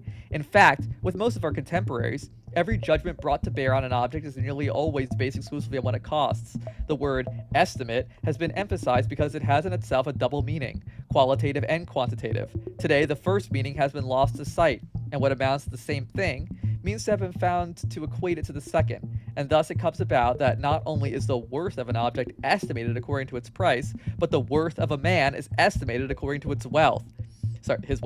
The same thing has naturally happened to the word value, and it may be noticed in passing that on this is based a curious abuse of the word by certain recent philosophers, who have even gone so far as to invent a description of their theories by the expression philosophy of values. Underlying their thoughts is the idea that everything, to whatever order it may belong, is capable of being conceived quantitatively and expressed numerically, and moralism, which is their other predominant occupation, thus comes to be closely associated with the quantitative point of view. These examples show, too, that there has been a real degeneration of language, inevitably accompanying or following that of everything else. Indeed, in a world in which every attempt is made to reduce all things to quantity, it is evidently necessary to use a language that itself evokes nothing but purely quantitative ideas. To return more particularly to the question of money, one more point remains to be dealt with, for a phenomenon has appeared in this field which is well worthy of note, and it is this. Since money lost all guarantee of a superior order, it has seen its own actual quantitative value, or what is called in the jargon of the economists its purchasing power, becoming ceaselessly less and less, so that it can be imagined that, when it arrives at a limit that is getting ever nearer, it will have lost every justification for its existence, even all merely practical or, quote, material justification, that it will disappear of itself, so to speak, from human existence. It will be agreed that here affairs turn back on themselves in a curious way, but the preceding explanations will make the idea quite easy to understand. For since pure quantity is by its nature beneath all existence, when the trend toward it is pressed to its extreme limit, as in the case of money, more striking than any other because the limit has nearly been reached, the end can only be a real dissolution. The case of money alone already shows clearly enough that, as was said above, the security of quote-unquote ordinary life is in reality a highly precarious thing, and it will be shown later that it is precarious in many other respects as well. But the positive conclusion that will emerge will be always the same, namely, that the real goal of the tendency that is dragging men and things toward pure quantity can only be the final dissolution of the present world. Oh Okay, my so God! Wow. yeah, so it's kind of interesting, right? Because like I didn't like actually like reread like Capital and like his discussion of like commodities and of money like in this to like compare this much, but I did kind of think of it as I was reading it since you mentioned it. Like it's kind of like he is like talking about the like sort of the same problem, which is like the sort of abstraction of like value from labor, or like sort of the distortion of like like use from a value from use, Yeah, right? exchange value But from use like value. Yeah. yeah. But like it's kind of almost in the exact opposite. Like he's kind of attributing it to the exact opposite cause, or like having coming out of an exact opposite framework, where like Marx is like, oh, this is all like actually we're like spiritualizing and like investing money with this like symbolic significance that, or like investing commodities or the product of labor with this sort of symbolic significance. He's kind of saying that like money has like too little symbolic, like it's like lost all of its like Right. spiritual It's been meaning, debased and. which Mhm. actually is its use. It's Mhm. like it's kind of interesting, Yeah, it is an intriguing like argument to make, and that I mean, it is interesting. You look at the history of like fiat currency and the Fed. I'm sure, and the Fed yeah. heads probably love that passage because it's like it reminds me of those charts of like this is the value of the U.S. dollar since like the Fed was created, and it's like plummeted like 99% of it's like a dollar in 1912 was worth like so much more in terms of what you could buy with it in purchasing power uh than it is today, and especially after we went off like the gold standard. It's kind of untethered to anything like anything simple, certainly, right? It's almost like vaguely tied to like oil prices, like our existing status is like the world reserve currency, our military power, like the perception that we are a stable country, which is constantly eroding, and like all these other things like go into in a way a kind of like mystification, but maybe Guénon would kind of say it's like a fake mystification of it, or it's actually the opposite of a mystification in any kind of a what he would regard as positive sense, because it's like making a like a depraved idol, like that's sort of based on these various like this amalgamation of like vibes and like data that kind of convince people that it has authority, but it's not actually based on anything, whether it's based on actual labor value or use value, or it's based on a kind of like a transcendent symbolic power that I think Guénon kind of implies that it used to have, right? Yeah. I mean, I guess what is he kind of saying? Like where did the original value of currency derive from before it was debased? Hold on, let me try to find this one part that like I wanted to highlight in particular. Hold on, it's like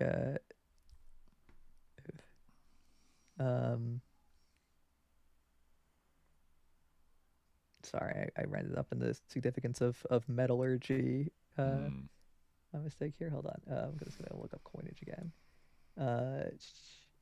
Where was it? It was the part where he like specifically mentions use.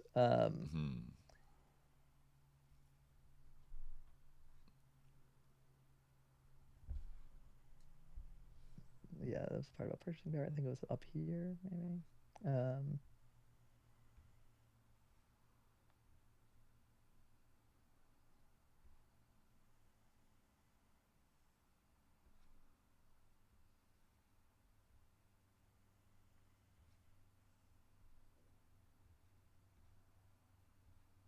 Yeah, in a traditional civilization, each object was at the same time as perfectly fitted as possible to the use for which it was immediately destined, and also made so that it could at any moment, owing to the very fact that real use was being made of it, instead of its being treated more or less as a dead thing, as moderns do with everything they consider to be a quote work of art, serve as a support for meditation, linking the individual as something other than the mere corporeal modality, thus helping everyone elevate himself to a superior state according to the measure of his capacities. There's a note here. Let me see if I can find note 48, because I don't think I read it before. But yeah, like so I guess the idea is that like because there's an appearance of a certain coin, it actually has like use value because it has like this like symbolism on it or something. Or maybe I should, use value might not be the right term to use it in that context, but it has like it's properly fitted for a use that actually has like kind of been removed from it. I mean, there is like kind of a symbolic like character to money still, but I think that it has to do with like the reason why it is like made of what it's made of as well, and not just paper. Um, Right. I like mean, so it's like on yeah, one level you could, you could debate like what really is the use of gold versus other materials, but like gold is a type of rare earth metal that has a variety of utilities, and sort of like everybody agrees that, oh, this is like a good enough um asset to like use as a stand-in for value of various things, and it's also like very hard to fake, right? And I mean, nowadays you could say with all the digital, like the sort of blacklight whatever thing that's on like fiat currency, in a kind of immediate sense it has that quality that like gold coins had of like it's difficult to counterfeit $100 bill for sure, but like beyond that, it is still like, what's it really backed by that, it's like, I don't know, the authority of the United States government, you know, uh, enforces that this thing is, legal tender and has value. And it's kind of part yeah. of a vast social contract of I mean, it is international interesting that, like, commerce. through like a weird vicissitude of history, like kind of like at least quasi-initiatic symbol has made its way back onto the money. You I mean the feel like pyramid? Guénon would probably say that this Yeah. is like the essence of like counter tradition. Like that's Yeah. exactly what that In is. God Like we it's like, trust. They had to slap that or on not later, even didn't that, they? like the Yeah, oh pyramid, yeah, like no, I that's had like that, straight but up, yeah. Well, I yeah, yeah, thought yeah, In God yeah. We Trust kind of has like counter initiation vibes, because like the reason they put it on there was to Yeah. like contrast themselves with the evil godless like Soviets. They put that on in the 50s, and then it's like, but is it really God we're trusting in with these greenbacks, or is it the pyramid with the eye? Or is it, I don't know, something else? It somebody said in the chat, it sounds like the implication is that money used to be managed and maintained by a priesthood, which is Yeah. probably the case, right? Like the religious It may origins have of been. I mean, I currency. feel like he's like generalizing a little bit, and I'm not sure how much I like believe his idea that like druids, like, or I believe that he Right. even knows like enough about like druidic practice, like to recognize like whether these Celtic coins have symbols that were known only to the druids. Yeah. But like in some cases, like certainly like you could say like that was true. I mean, I think like. I mean, certainly, like the sort of history that I know the most about is like the history of Islam, and I think like in those cases, like they had like mints, like but like there was no like sort of like a initiatic priesthood that managed the coins. The coins certainly did have like sort of symbolic meaning, and there are like numismatists who like analyze coins and sort of like try to understand the sort of religious or content of coins, or like the sort of yeah, like that's the symbolic content of coins, or like the sort of what's the word, like sort of I guess like the political content of coins, like the sort of Hmm. fashioning of sort of the cult of rulership through the symbology of coins and things like that. But yeah, I almost feel like Guénon is getting at something like more like esoteric, like literally. Yeah, I think it is something that like there is like the idea of these coins that like they're that we like coins are what is used as money. But Yeah. Oh, I'm thinking about like I mean, deep coins haven't been used as history. money everywhere. Yeah, but I'm thinking Yeah, about like like who were the first people to sort of adapt like, yeah. coins into like money, and like what are the odds that a sort of, some kind of religious or spiritual priesthood or like shamanic council or something like that was like involved in sort of consecrating these coins in a specific way. Like, I mean, we know that the boundary between like religion and political authority, the further back in history you go, the more like intertwined and indistinguishable almost like these things get. And there are examples of, I mean, not only are there many examples of like, divine kings, quote unquote, right, that are almost like regarded as demigods and having like a quasi spiritual authority. Even the emperor of Rome, like it's in the Bible, render unto Caesar that which is Caesar's, right? Talking about Caesar's face on the, Augustus's, I think it's either Augustus or Tiberius, their face on the coin because the Romans were a god. It also makes me think of like Teotihuacan, the sort of mysterious Mesoamerican city in Mexico that was, at its peak around, 1800 to 2000 years ago, that didn't have there's no evidence that they had monarchs, but they probably did have some kind of like currency thing, and they were probably ruled by a kind of like shamanic council or like a mystery cult, you could say, of like the feathered serpent or something like that, that were the both, religious authorities, but also probably the political and economic authorities as well. Like, so if you go back far enough, like I could see you could make a reasonable argument. Now, do I think Guénon like knows for sure? Not so sure about that. Like, he does seem to be like shooting in the dark about like, oh yeah, the Druids had people that were like in charge of, blah blah blah, their currency. Yeah, but like I'm not sure if I trust like this sort of evidentiary chain, like the evidence that he like furnishes for that. But I also, like, yeah, I mean, I guess if you go back like really into the mists of time, and Guénon like is very comfortable going back into like the past, like beyond, like this sort of materialists, historians or profane historians are willing to go. So yeah, I mean, he does have like this chapter on metals, where he says like he talks about how like metal has like a malefic aspect, and also like is revered in some traditional forms, and it serves the basis of very important initiatic organizations, like the Kabiric mysteries. Referencing Kabir, or is this I don't different? know if he's actually talking about Kabir, like the Weaver, but Okay. maybe. All that need be said is for the moment is that metallurgy has both a sacred aspect and an execrated aspect, and that in their origin these two aspects proceed from a twofold symbolism inherent in the metals themselves. If this is to be understood, it must be remembered in the first place that the metals, by reason of their astral correspondences, are in a certain sense the planets of the lower world. Naturally, therefore, they must have, like the planets themselves, of which they can be said to receive and to condense the influence in the terrestrial environment, a benefic aspect and a malefic aspect. Furthermore, since the inferior reflection is in question, corresponding to the actual situation of the metallic mines in the interior of the earth, the malefic aspect must readily become predominant.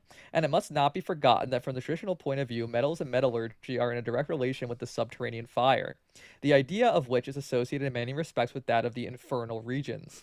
Nonetheless, if the metallic influences are taken in their benefic aspect for making use of them in a manner truly ritual, in the most complete sense of the word, they are susceptible of transmutation and sublimation, and are then all the more capable of becoming spiritual support, since whatever is at the lowest level corresponds, by inverse analogy, to what is at the highest level. As we famous, as above, so below. The whole mineral symbolism of alchemy is based on this very fact, and so is the symbolism of the ancient Kabiric initiations. On the other hand, I guess it's not Kabir, it's something else. I'm not sure what he's talking about. But on the other hand, when nothing is in question but the profane utilization of metals, in view of the fact that the profane point of view as such necessarily brings with it the cutting off of all communication with superior principles, nothing is then left that is capable of effective action save the malefic side of the metallic influences. And this will develop all the more strongly because it will inevitably be isolated from everything that could restrain it or counterbalance it.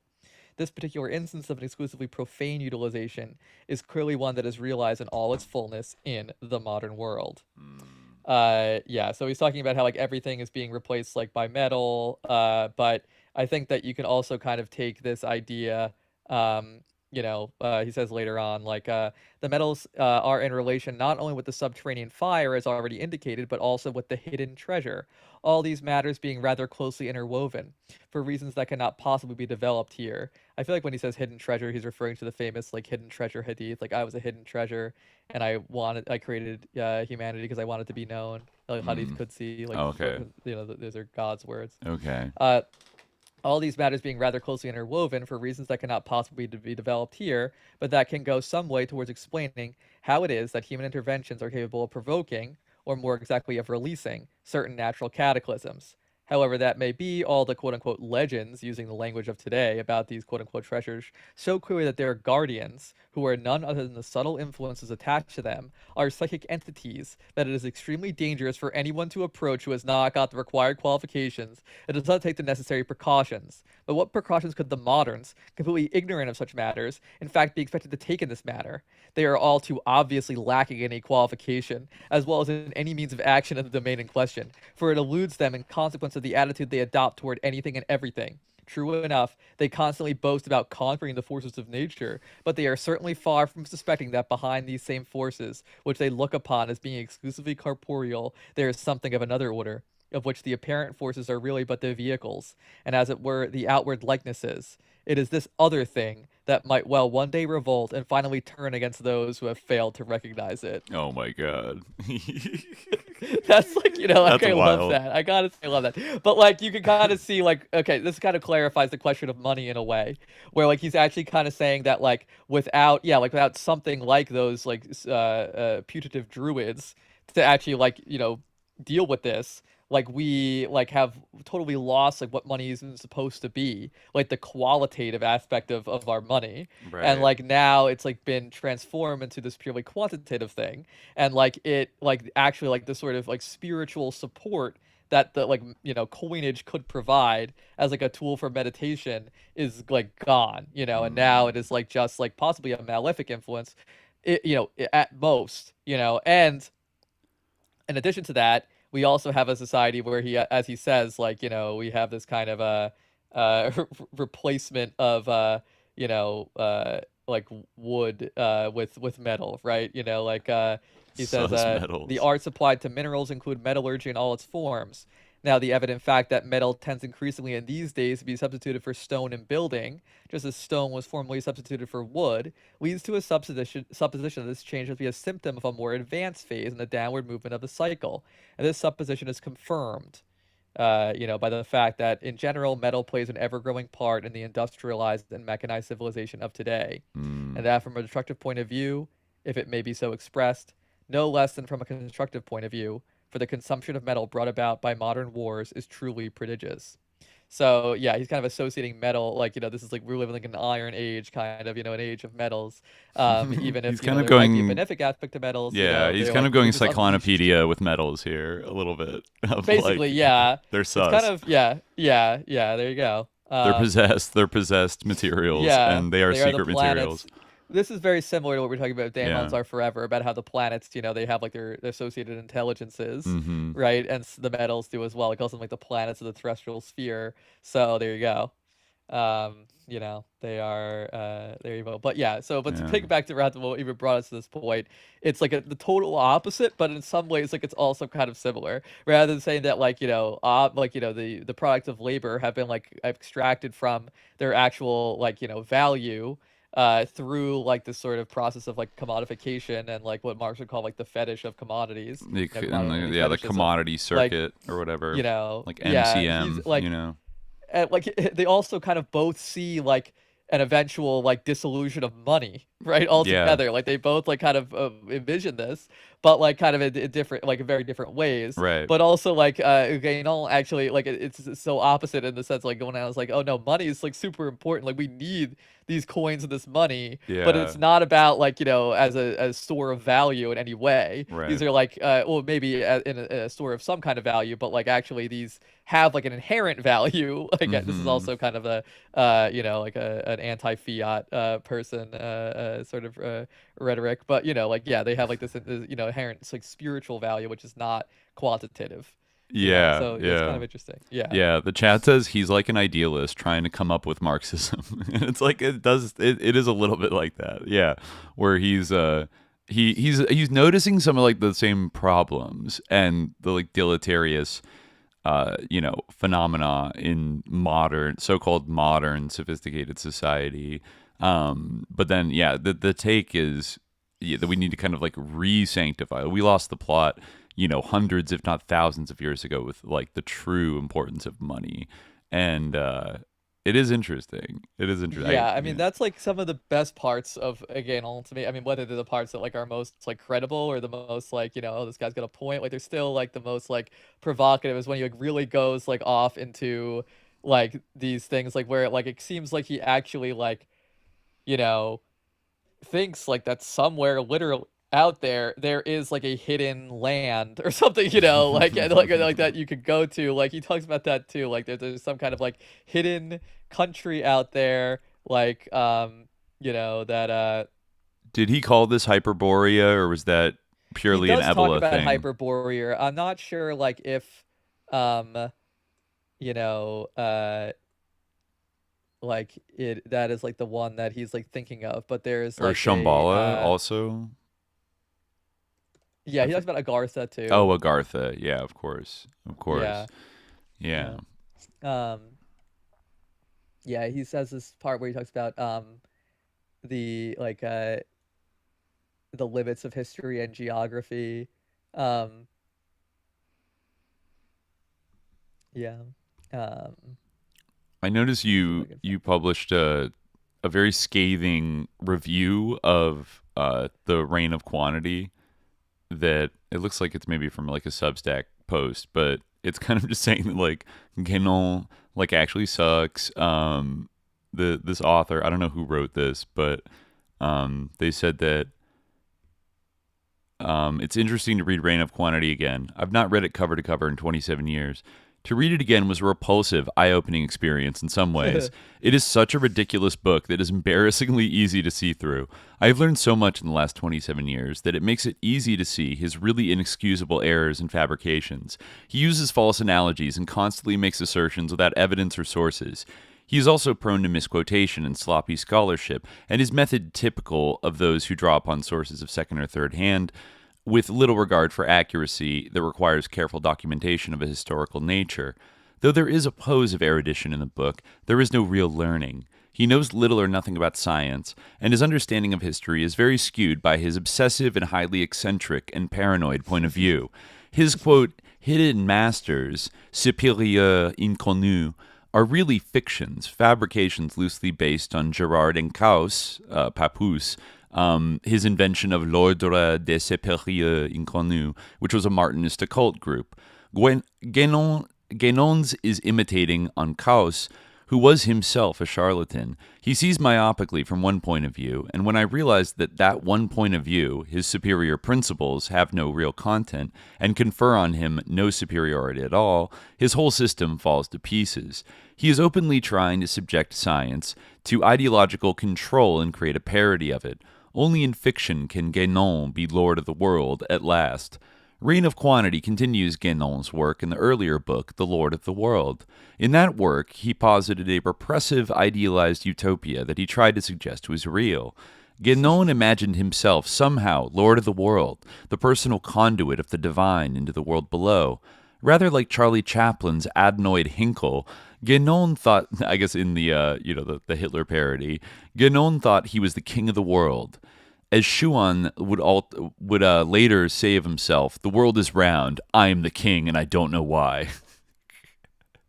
That's a funny quote. The genius of Chaplin is to create such a great parody of the cult leader, which is useful even to poke some fun at Guénon's Lord of the World.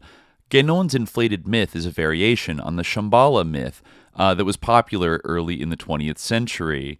As Victor Tremonti has written, the ancient origins and contents of the Shambhala state make it, when seen from the point of view of a Western political scientist, an anti-democratic, totalitarian, doctrinaire, and patriarchal model. It concerns a repressive ideal construction which is to be imposed upon all of humanity in the wake of an, quote, ultimate war. Here, the sovereign, the Shambhala king, and in no sense the people, decide the legal norms. He governs as the absolute monarch of a planetary Buddhocracy. I guess like a Buddhist autocracy. King and state even form a mystic unity in a literal, not a figurative sense. Then the inner bodily energy processes of the ruler are identical with external state happenings. The various administrative levels of Shambhala, viceroys, governors, and officials, are thus considered to be the extended limbs of the sovereign. And then this is a little interesting part here. This author says the Shambhala myth was of interest to both the Nazis and the Stalinists, precisely because they recognized in it their own need or for a centralized dictatorship.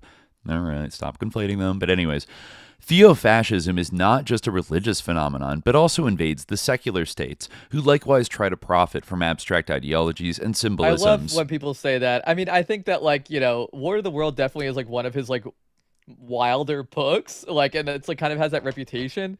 But I feel like this guy is like I don't remember him like saying like I'm gonna be a fascist and like I'm gonna make every, like, you know, I mean he is like you know, obviously like his like political like worldview. I mean, not to like defend him too much, but like his political worldview is like not like the clear, well, clearly defined or like well articulated. And like War of the World like does have like some like weird parts, like that's like where he talks most about like a sort of hidden land or whatever, like that's out there Okay, somewhere. yeah, But like the sort I of think Shambhala. yeah, like, and when people are like, this is secular theo-fascist, like what the fuck are you talking about? Like that doesn't make any sense. Like this literally is a contradiction in terms. Like it's kind of like when Christopher Hitchens said that North Korea was a theocracy. Oh yeah, yeah, Yeah, yeah. like, No, I mean, I no, I well, yeah. Like, I mean, I think on the one hand, like sometimes people think that a secular state cannot engage in like similar technologies, like social right, but they think, technologies like, to that only of a religion. is bad, and everything bad has to have to do with religion. So if like an atheist like state were to do Yeah, something bad ever, I get why it would calling have it to be religion, theo-fascism it's sort of like it's redundant and like like to say theo-fascism is not just a religious phenomenon, and it's like, well, if you're calling it theo-fascism, then it like implies that it's inherently a religious phenomenon. Who wrote this? In that case, you might just say like just some random person we cultic don't know. fascism or something like that, like spiritualized fascism or something. Like I feel like calling it theo as if like, you know, it's a theocracy. Like, I mean, actually fascism arose in states that were not explicitly like theocratic. You know, like, so Yeah. it's you could just say fascism like doesn't just occur within, you know, well, it doesn't. But I guess I guess what they're saying with like theofascism is like this whole kind of a grab bag of beliefs of like traditionalism, probably most particularly of Evola, is a kind of theo-fascism. But I don't know if that's the label that I would even slap. Like, he's certainly a fascist, but is Evola a theo-fascist? Like, I would call him like an occult fascist, you know, like that's a little more specific. He's like something like, I mean, it's almost like not even accurate. Like he was he was basically a fascist, and I don't want to make it seem like I'm like not like, you know, saying that he was like incredibly sympathetic and like an enthusiastic supporter of like fascist parties, like literally during his lifetime, like the worst ones that ever existed. But at the same time, like he like almost felt like they didn't go far enough. Like they were only racist on like the biological level, whereas he was upset they weren't racist on the spiritual level. Well, that's like, actually interesting because one thing Yeah. when I was reading a little bit in Sedgwick's book about like Evola's like beefs, like he had criticisms of the Nazis from the right. Like that they weren't quite going far enough, and it actually reminded me a lot of like and I think you could probably trace this lineage directly to the kind of modern like satanic Nazi O9A kind of Adam Waffen 764, like that, you know, a temple of blood, like kind of nihilistic, like satanic neo-Nazi ideology, in that what and even maybe, you know, to some extent people like Aquino, where basically one of his big criticisms of the Nazis, he was cool with them being anti-Jewish. Like that was like fine with him, but he faulted them because they just stopped at being anti-Jewish, when he said if you're really about it, you have to root out Christianity, the ultimate slave, like Semitic slave religion. Yes. And like if you don't aggressively stomp out Christianity and basically build like a new kind of like neo-pagan, like modern, you know, fucking also, I think fascist Evola, religion, yeah, you're not really doing the work. And I also think, that he felt like that. I mean, maybe the term he would have used would not be like Judaism, but like he like felt that like, you know, oh, like you got rid of like the ethnic Jews, you know, the people who are Jews by blood, but like there's still spiritual Jews out there who like might be like Aryan, you know, and that in a way is like kind of the like he did like the both and, whereas Yeah. Guénon, sorry, has like a like kind of elitism or like hierarchical view based purely on like one's like nature, like spiritual, like calling, or that aristocracy of the spirit or whatever. Evola was like both and. Like there's a racial one, like that's cool, and also there's a spiritual one, and like you need to punish people based on the spiritual one as well. Whereas like like Guénon, I would say like he doesn't like scream for violence, and like the ultimate like proof kind of is that like when those things happened, he like was kind of like disgusted with them and didn't like them or praise them. Whereas Right. Evola was like, this is sick, like I love Mussolini, like let me like Evola like you went to know Nazi Germany during the war. He was like, I forget, he was in liaison, some kind of liaison yeah, relationship and with he SS actively tried officers. to like pitch his work to like those like and make his work more appealing and like cater to those groups. Like he Right. was like, oh hey, Right. I'm And like getting you some could argue that clicks, the only reason that he so wasn't, because yeah. sometimes I think some people have tried to kind of like minimize. I think he later said like a ridiculous statement of like, oh, I had like no idea that the Holocaust was going on. Like obviously I would have been against it if I'd known at the time. And it's like, bro, you're like hanging out with SS officers like 24/7. Like you're in tight with like real, you're not just like our average German or Italian, like just chilling who didn't like hear the rumors. Like you definitely knew what the fuck was going on. But then, I think one thing you could speculate is like, for people that say like, well, he wasn't that influential on like the Nazis, you could say like, well, maybe the reason he wasn't more widely published is because like they didn't like that he was attacking them from the right for like not being hardcore enough. And, Yeah. and kind of like he, you could say he wasn't just like a blind sycophant. He saw Yeah, himself as he an was. energetic Yeah, and right. critical partner, like a partner who could give them honest Couldn't be like criticism. reliably controlled. Yeah, Right. exactly. Like that's like the real problem. Like he wasn't like incorporated into like the Nazi apparatus or whatever. Like and Yeah, like which is like that's not like it doesn't like make it's like his when like enthusiastic support NATO. of both them and Mussolini like okay. Right. It's like when NATO His libs are involvement like in Italian fascism was almost more extensive. yeah, but it's like But when yeah. people say that, like Stepan Bandera, it's like, did you know that he got put in prison by Hitler because he was blah blah blah, like to basically like deflect from the fact that he was like an enthusiastic Nazi collaborator and like genocided lots of people. That's like, well, and it's like, no, I think he just was like, all these little quislings working for Hitler were like fucking sickos and like insane in many cases, and like yeah, like that would happen, that they would like outlive their usefulness and get like thrown in jail because they're annoying and like they're not, some of them, yes, like just because they didn't blindly listen to orders from their like Nazi masters at all times and bucked like bad little kids, like doesn't mean they weren't like absolutely like guilty and like psychotic murderers and like participating in the evil. In fact, they might have had an even more crazy, like a wild version of evil or whatever. So yeah, he's not beating the allegations. But anyways, I forget where we started with that Evola thing, but you were reading that like review that you found where like right, talking right, about, right. like if anything, I almost feel like Guénon, like, and this is like not a something that should be like just like dismissed as like meaningless, because it is like it's not something to take lightly, because like this attitude certainly like can have like negative results, and it like has to be. I think that if I express this critique to Guénon, he would totally dismiss it, because like I guess maybe I'm maybe one of those religious people who's like too infected with modernity, but like I guess I would say that like his his political philosophy, such as it is like pretty like naive. It's kind of like, someone in the chat said like, oh, it's like Republic vibes, and like that is kind of like a lot what it's like, where it's like, what if there was a perfect system where there was a perfect king, and like everything was great, and like everyone was happy, and it's like, well, yeah, like that would be good, right? Like, and well, like as it's like not really like, yeah, as like yeah. Sedgwick points out, that like the biggest kind of fundamental difference between like Guénon's traditionalism and Marxism is that, unlike Marxism, Guénon had like no desire and didn't think it was feasible or desirable to like spread his teachings and beliefs to like the masses and like activate them to like because he didn't think most people like were on a spiritual level to like fully understand it. They wouldn't be interested, and and therefore, as a result of that belief, he didn't make like he barely made any attempts to like intervene in sort of like the political sphere, like I throughout think his that that was lifetime. like, in a way, that was like kind of his saving grace. I mean, again, like I don't want to necessarily diminish like like that he did kind of seem to have like better moral instincts than Evola. But I think also Evola was a little bit more of like an attention seeker.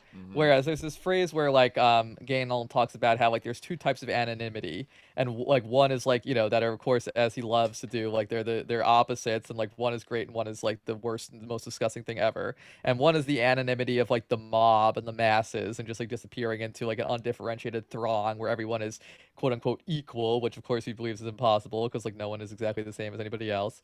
And like true enough, but like like when it comes into the politics, it's kind of like, all right, well, what are you actually proposing? But like then the other kind of anonymity is like the anonymity of, and really this is like kind of like men of the unseen, or like this is an idea in Sufism of like the guy who like no one even knows who he is and no one notices him, but like he's like holding the world together, like he's like the most important like the pole, like the kutub, like the most important He's person in Atlas, existence. yeah. But like he's totally secret, and like he's totally anonymous, even though like actually like all of the world like pivots around him, and like that was kind of like his highest calling. And I think he saw like people like Evola, or like certainly people like Theosophists, like who were basically kind of like grifters in a way. I mean, he like had the privilege to be able to criticize grifters because I guess like some admirer of him basically like, bought him a villa in Egypt, so he Right. could just like chill there and like have a nice family. He survived But off like of like subs, like like subscriber, he like did, people, and yeah. like wealthy patrons thought he was cool and like sent him lots of money, and that's kind Exactly, of how yeah. he Yeah, got but by. yes, exactly. It's kind of, yeah, I mean, you could kind of make some comparisons to the influencer economy today, where like people who like already have their bag can like make these gestures of like, oh, I'm above it all. But then the people out there hustling, like, so he was like really like, I think a little bit contemptuous, or like sort of found it to be vulgar, like the sort of hustling Yeah, that people like yeah. Eva would do, And especially when Evola he is was like the little hustling with like the like nuts. Nicolo Fuentes that like upset like loved like Guénon as like a teenager, and then was like, I want to go out there and just like and then Yeah, published fucking exactly. like And Ride was, the Tiger, and I yeah, mean, and that yeah. also, that itself kind of an accelerationist, I think. It certainly sounds that way, the way it's described. And you see that phrase Kind like of, pop up with the yeah. kind of neo right, the sort of far right today that are kind of on that Evola tip, of like riding the tiger. Yeah, It's a yeah. little EAC kind of energy, Yeah, like ride the tiger of modernity. Like you like I mean that like the principle kind of that is like true, where it's like, yeah, you can't like go back, but it's kind of like we got to like lean into it and like seize right? modernity by the and like just deal, If you Um ride the tiger, it will not attack you. Yeah. And then it'll eventually yeah. get exhausted or something like that. Yeah, the tiger, I guess, being like a kind of like forces that are coming to sort of eat you alive. You can ride with them, and you could find a million different ways to contextualize that. Yeah. Um Yeah. But yeah, like that's so the mention of Republic vibes is definitely one of the astute observations of the chat. And the other one saying the McGill clan said he's like an idealist trying to come up with Marxism. That's another Right, thing right. where like Guénon actually like does criticize idealism. Certainly, like if you were gonna call him an idealist or a materialist, like you'd probably call him an idealist. But like he will probably would reject like that because he like actually considers like idealists and materialists to really like be the same. Like that idealists, like the idealists, like those who are called such, like are actually just a different kind of materialist. Um, it's yeah, I think he Right. talks about this in Crisis of the Modern World. That it's like yeah, he let me see if I can Yeah, kind of yeah. demystified, despiritualized materialism pervades. Yeah. Yeah. Yeah. He said, in speaking as we have done of the materialism of the modern civilization, we are aware that some will reproach us for having overlooked certain elements which seem at least to alleviate this materialism. Indeed, if there were none such, one could truly say the civilization would probably have already perished miserably. We do not, therefore, in the least dispute that there are such elements, but on the other hand, there should be no illusions on this subject. In the first place, the various philosophical movements that assume labels such as spiritualism and idealism are not to be counted among them, any more than are the contemporary tendencies that take the form of moralism and sentimentalism. We have already explained the reasons for this, and would here merely recall that, for us, these points of view are no less profane than theoretical or practical materialism, and far less remote from it in reality than in appearance.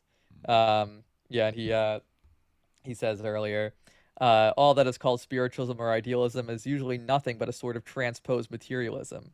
And this is true not only of what we have termed neo-spiritualism, but also of philosophical spiritualism itself, even though this holds itself to be the opposite of materialism. To tell the truth, spiritualism and materialism, in the philosophical sense of the words, are incomprehensible apart, being merely the two halves of the Cartesian dualism, there you go, whose radical separation has been transformed into a sort of antagonism. And since that time, the whole of philosophy has wavered between these two terms without being able to get beyond them. Despite its name, spiritualism has nothing in common with spirituality. Its war with materialism cannot interest in the slightest those who adopt a higher point of view, and who see that these two opposites are, at bottom, very near to being simple equivalents, and that on many points their pretended opposition comes down ultimately to no more than a mere verbal disagreement. I guess he's more idealist than the idealist. Yeah, exactly. But, he's the true. He's the only real idealist. Compared to him, the so-called idealists are actually materialists. Yeah, that does feel like that critique. I think definitely has some validity if you're targeting it at, say, the theosophists, who I think that they're kind of a good example of that. Even in the motto I read earlier, where like their mission statement is to access these kind of like mysterious realms and blah blah blah, but it's always like to measure it and subject it to like modern scientific standards so that it can be understood and like dissected and blah blah blah. And it's like it has this very like scientific method, like materialistic approach to the sort of the quote unquote like paranormal or ambiguous phenomena, like spiritual phenomena, and as if you can like whip out like sensors and like Geiger counters and stuff and like find it, when it seems like a lot of the evidence shows that these phenomena, whatever it is, has a way of evading our measurement instruments, and like that it's almost an aspect of it. And then there you go. Well, that's the essence of quantitative, right? Like our everything that can't be like measured is disregarded and like put to the side. Like, if we don't know the data on something, you just like the experts tend to pretend that it doesn't exist. And you've seen that like up to this day with even though some universities have shown like a curious interest in like Stanford or SRI or Duke, that have researched like psychical phenomenon and ESP or things of that nature. Overall, the consensus is kind of to like not talk about it and not take it seriously. And that kind of trickles down, I think, to our, like, for example, our news media about what's reported as like real or not. It's like there's an extreme line of skepticism because an expert can't verify what it is. It's subjective by nature.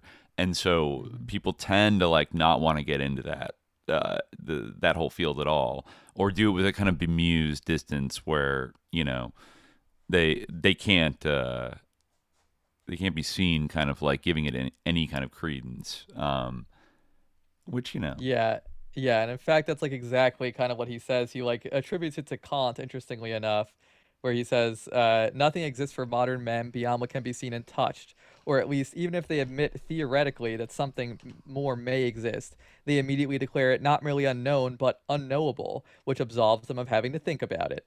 There are, it is true, certain people who try to build up for themselves some idea of an other world, but relying as they do on nothing but their imagination, they represent it in the likeness of the terrestrial world, and endow it with all the conditions of existence that belong to this world, including space, time, and even a sort of corporality.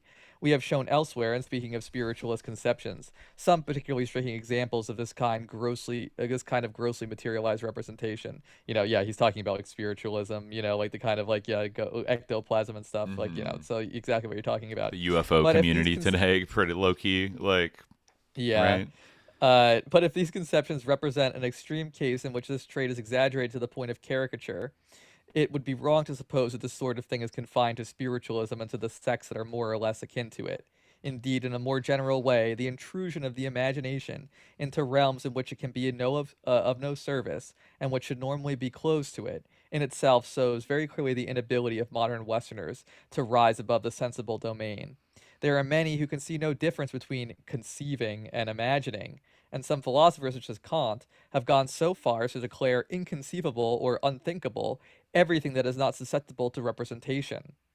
So then, yeah, he continues to critique the idea of spiritualism and idealism in the modern sense.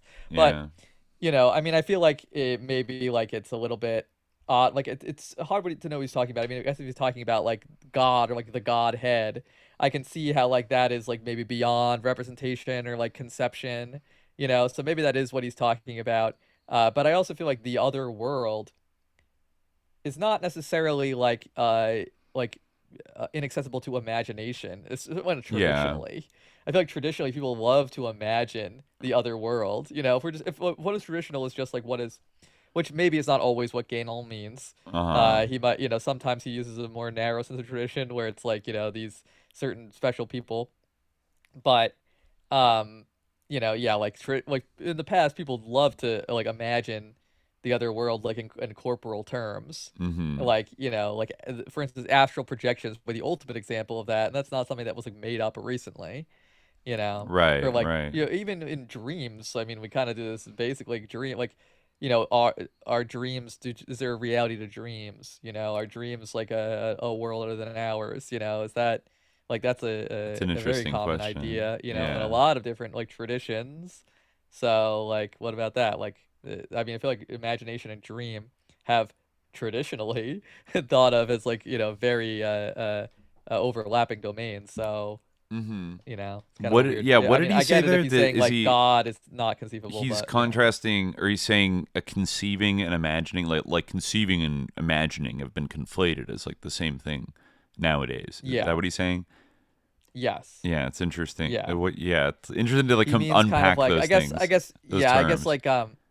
I guess what he means is like, to like conceive is like something that we can do of another world, even if we can't imagine it.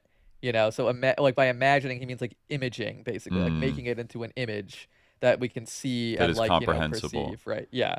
Yeah. Okay. Yeah, because he Yeah. Yeah. says I guess that kind of right, make. right. So if it has to be susceptible to representation in order Mm, to be imagined, right? You know? yeah, like you couldn't draw So a he's basically painting of saying it. like things that you can't like picture can still exist, you Mm-hmm. know. Yeah. But I think that's a different point from saying that moderns deny the existence of another world, because we can kind of picture another world. But yeah, Yeah. I mean, I do see what he's saying in terms of there are some things that are perhaps beyond the limits of imagination.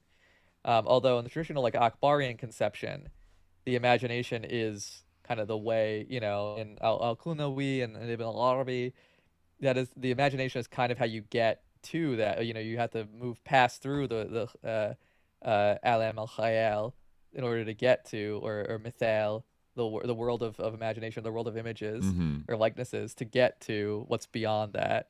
So Interesting. yeah, I don't know, It's like but a kind of a daydream world of the the original internal VR chat, yeah, the basically, yeah, metaverse like in our mind. yeah. Like right, there's like we have our imaginations where like certain things can.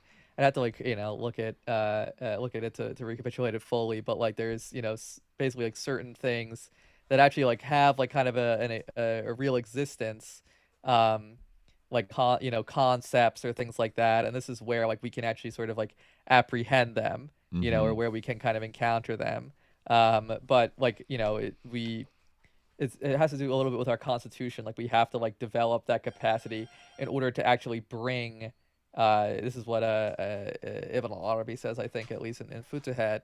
We need to like bring our conception like into alignment and actually like make sure that like what we perceive in that is like the truthful to the appearance of it. I mean, yeah, I actually translated this section of Futuhat a while ago, so this is probably why it comes to my mind. Oh, yeah. But I could bring it up, but I'll stick to Guénon for now. But I think that like his his like devaluation of imagination there is kind of like not very traditionally like Sufic, I guess. Hmm. Which especially not even in the tradition which he is supposed to be a follower of. So,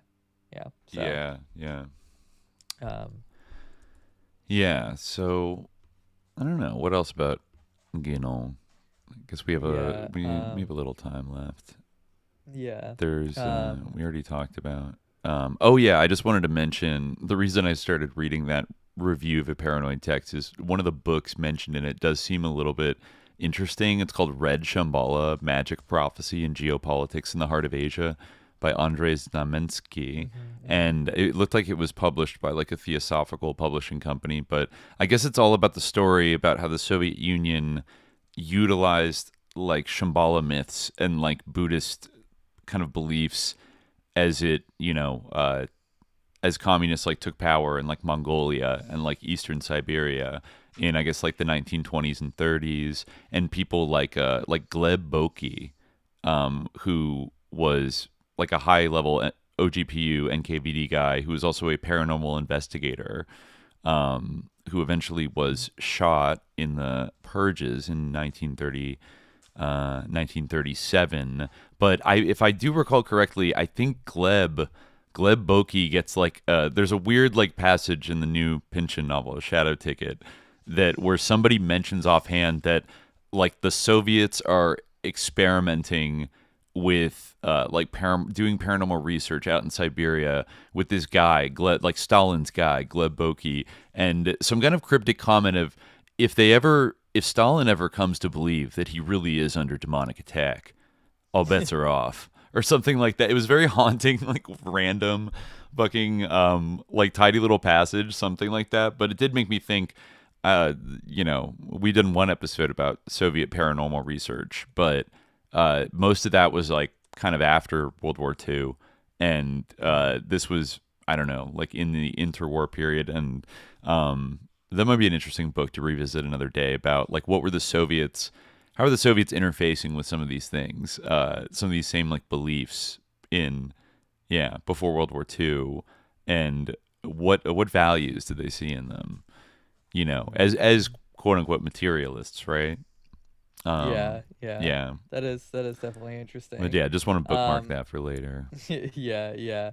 I'm looking to see what other stuff I have in my my notes here. I mean, it is like kind of interesting to think of like to think about like his critique of democracy as well, in like sort of the context of Huaning, which we talked about last time. That was the other part that kind of reminded me of what we had just been reading before, where it's like it's very I mean, again, like I think like some of these some of what Guénon expresses is like kind of wacky, and like but at the same time, like I feel like it's interesting how like he kind of does like sort of on one hand, like it kind of has this weird like kind of Gnostic rationale to it, whereas like the higher cannot come from the lower, and therefore like democracy is bad. It's like, well, all right. But on the other hand, like a big part of his critique is that like democracy like is not like it doesn't practically exist. That like this is this like where we have this idea, but in fact it actually kind of like leads to, and Hoining actually made a similar point. He mentioned which is maybe that why it stuck out to me. Like it was at the part about the meritocratic elite, where I think he was citing like some other author. How like they worship talent more than anything else. Like they're Mm-hmm. supposed to be like egalitarian, but on the other hand, they have exactly this like the elite. It's like technically there is an element of social and class mobility, like in the United States system, that places a heavy emphasis on like meritocratic achievement, broadly defined. Usually that equates to like, are you able to make lots of money? And, or do you have a talent that also makes you lots of money? Whatever. Then you can kind of elevate in the social hierarchy. But like that process itself creates a hierarchical society, based on that. And so even though it's a little bit of a jump ball, though, of course, it's like heavily rigged by, as he says, like you cannot be president of the United States unless you come from like a substantial background, basically like he's, it's like it's very the road is very narrow for like a kind of random person to attain like great power in the United States. So, certain people are born, on Yeah. third and whatever, but there still is that the ruthless competition aspect, sorted through kind of like mostly like economic achievement largely, creates a rigid hierarchy that, while like the people in it might swap out like every generation, and it's not all, there's always new blood coming into it through that process, but like the hierarchy itself never changes. And then therefore you have a kind of like cast of experts a little bit, and like managers of society and like elites that are going to call the shots like every generation. And then I mean, in some sense it's like, it's not a super shocking observation, but Yeah. we don't usually talk about it in those terms because like it's like, oh, meritocracy just means that blah blah blah. And especially nowadays where things are like, we're not living in like the boomer economy where it seems like you could just like you kind of have to like bow down to power, or like give a part of yourself to like some kind of, I don't know, like sus institution doing a sus thing. I feel like more so, or maybe it was better occulted, and people were able to like convince themselves. It's not rubbed in your face, folks, as much every day as it is now. If you're on the internet and like you can kind of see, it's like, oh, like I'm working for something that's like evil, But it does feel like that they're asking more from you nowadays. Like this like section from Crisis of the Modern World, like, I mean, of course, as we've like talked about, he like kind of believes in like esoteric philosopher kingship if he were to express like what his like political beliefs were. But this, like, again, like when the critique comes in, like it's hard to like take issue with it. Like he says, the relationship, like, yeah, you can take issue with certain like phrasings like this one, but the substance, like, let me read this. The relationship of ruler and ruled necessitates the joint presence of two terms. There could be no ruled if there were not also rulers, even though these be illegitimate and have no other title to power than their own pretensions. But the great ability of those who are in control in the modern world lies in the making of the people to believe that they are governing themselves. And the people are more inclined to believe this as they are flattered by it, and as they are in any case incapable of sufficient reflection to see its impossibility. It was to create this illusion that universal suffrage was invented. The law is supposed to be made by the opinion of the majority. But what is overlooked is that this opinion is something that can very easily be guided and modified. It is always possible, by means of suitable suggestions, to arouse in it currents moving in this or that direction as desired. We cannot recall who it was who first spoke of manufacturing opinion. I guess it wasn't Chomsky. It might have been but, Edward Bernays. Yeah. I mean, they were kind of writing in the same era in the 1920s. Interesting. I mean, he wrote a book called Propaganda, but he used, I think, what's the more popular version of that term? Manufacturing consent. Yeah, manufacturing consent. Yeah. Maybe they were kind of writing a little bit at the same time. I'm not sure. Yeah. But this expression is very apt, although it must be added that it is not always those who are in apparent control who really have the necessary means at their disposal. This last remark should make it clear why it is the incompetence of the most prominent politicians seems to have only a very relative importance. But since we are not undertaking here to unmask the working of what might be called the quote-unquote machine of government, we will do no more than point out that this incompetence itself serves the purpose of keeping up the illusion of which we have been speaking. Indeed, it is a necessary condition if the politicians in question are to appear to issue from the majority, for it makes them in its likeness, inasmuch as the majority, on whatever question it may be called on to give its opinion, is always composed of the incompetent, whose number is vastly greater than that of the men who can give an opinion based on full knowledge of the subject. We are thus brought face to face with the error by which it is supposed that the majority should make the law. Even if this idea necessarily remains mainly theoretical, it cannot correspond to any effective reality. An explanation is nevertheless called for as to how it has come to take root in the modern mental outlook, and which are the tendencies it corresponds to and which it satisfies, at least in appearance. Its most obvious flaw is the one we have just remarked on. The opinion of the majority cannot be anything but an expression of incompetence, whether this be due to lack of intelligence or to ignorance pure and simple. Certain observations of mass psychology might be quoted here.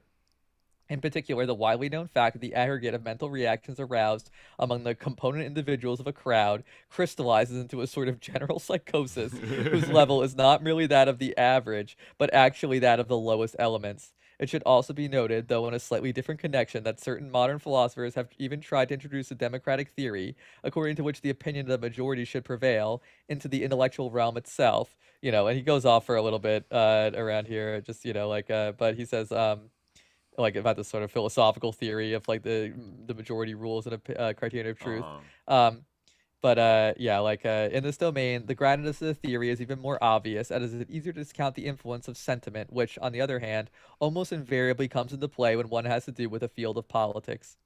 It is this influence that is one of the chief obstacles in the way of an understanding of certain things, even for those who would otherwise be of an intellectual capacity amply sufficient to understand them without difficulty. Emotional impulses hinder reflection, and turning this incompatibility into account is one of the turning this incompatibility to account is one of the vulgar tricks practiced in politics. I mean, I yeah. I agree with a lot of like what he said, and a Yeah. lot of it really hits to like, applies to exactly today where we're at. I just yeah, it's like I wish he would emphasize a little more of like they're doing it on purpose, folks.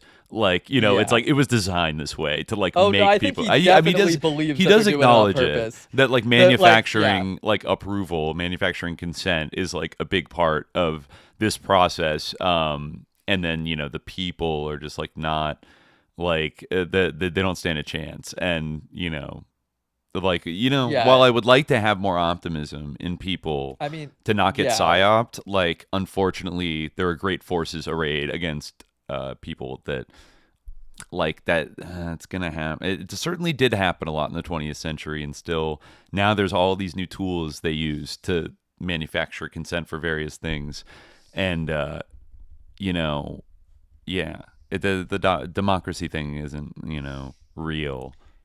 Yeah. I mean, I guess what he believes is that like this is like the work of, I guess he definitely believes like in an intellectual elite, but I guess this might fall into the sort of paradigm of like from anti-tradition to counter-tradition, where like you have this kind of like a sort of like basically like a sinister, like malefic Dark elf. sort of like like dark elite, like the kind of people who put the curse on that guy. Hold on, let me look up who it is, because I definitely got his name wrong They before. put the curse on a guy. He was talking about this intellectual here, Léon de Pensens, who I guess was a like French Catholic, traditional Catholic journalist and essayist, who wrote numerous books and articles critiquing Judaism and Freemasonry. Okay. So I guess Evola brought him up in like a letter to he was a devout Catholic and counter-revolutionary. He was big anti-communist, and he a big opponent of Freemasonry. I mean, I guess typical like traditional Catholic bugbears Yes. were like his, but yeah. So anyway, I guess Guénon speculated that he like basically like was like ensorcelled by as far as for Léon de Pensens, it is a matter of a rather unpleasant story. Shortly before the war, a certain Yves Longueuil was his secretary, who took part in a group of dangerous sorcerers. He himself was a victim of these people, and concerning the people who by chance saw him again around 1940, they reported to me that he seemed to have undergone a true collapse.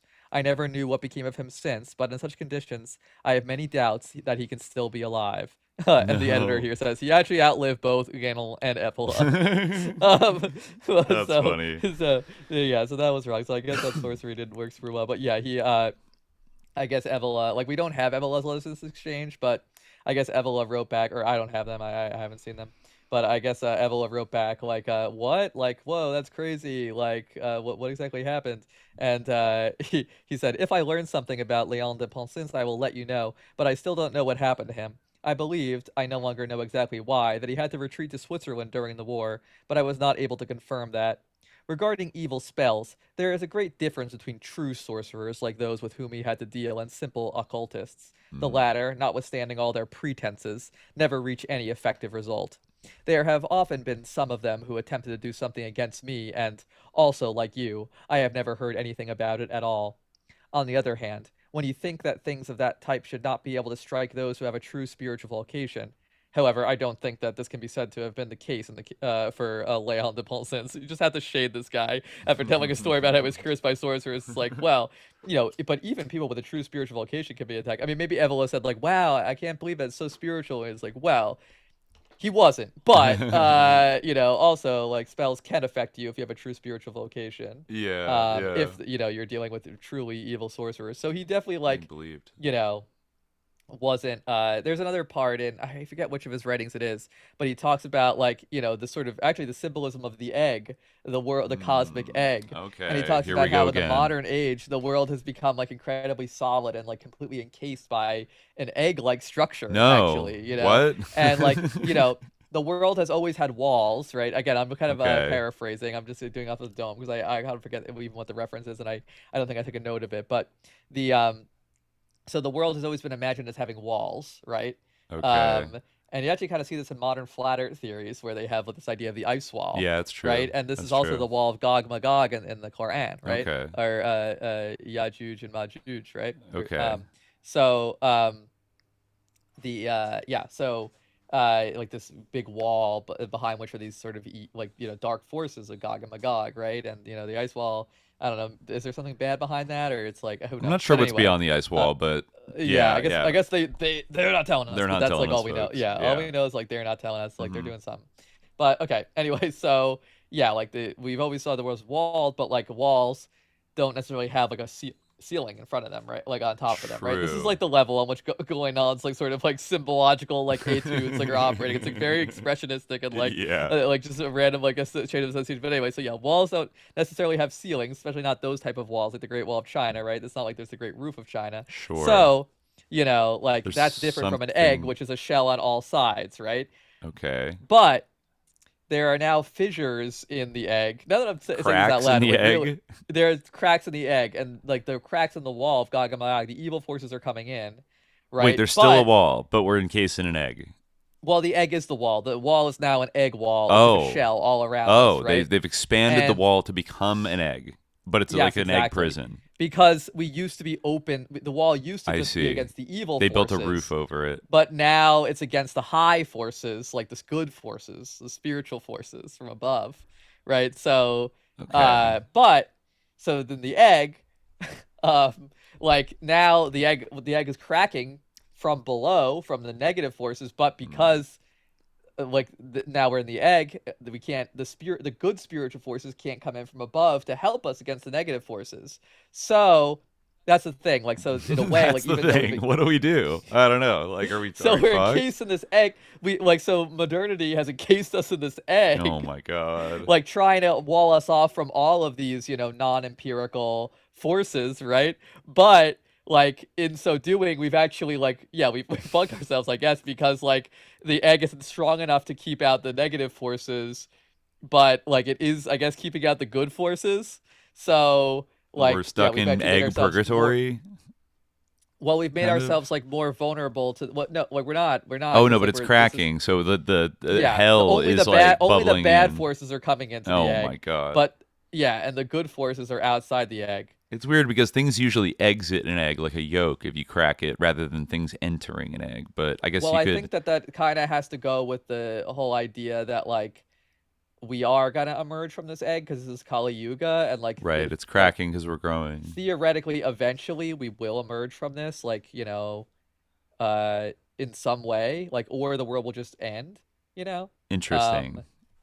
But the idea is that this is like the end of a world and like of a cycle, and that like there is he says he doesn't want to do he doesn't care about optimism or pessimism, but he does like kind of say like you shouldn't give into despair because maybe like the tradition can like survive and bring us to like a new situation. The egg could hatch anew. We could go into a different paradigm.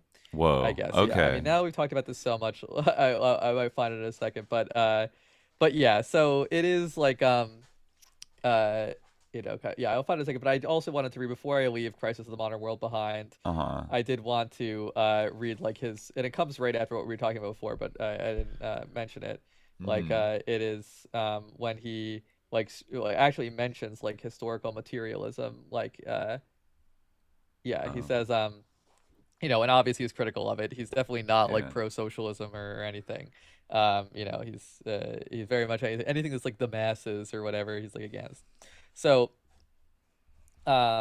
he says, our contemporaries are convinced it is almost exclusively economic conditions that dictate historical events, and they even imagine that it has always been so. A theory has been invented according to which everything is to be explained by economic factors alone, and has been significantly named historical materialism. Here also may be seen the effect of one of those suggestions to which we referred above, suggestions whose power is all the greater that they correspond to the tendencies of the general mentality. And the result of this suggestion is that economic factors have really come to decide almost everything that occurs in the social sphere. He never really like traces like who is supposed to be giving these suggestions, but he does like kind of like ominously say like it's a suggestion in this in the full sense.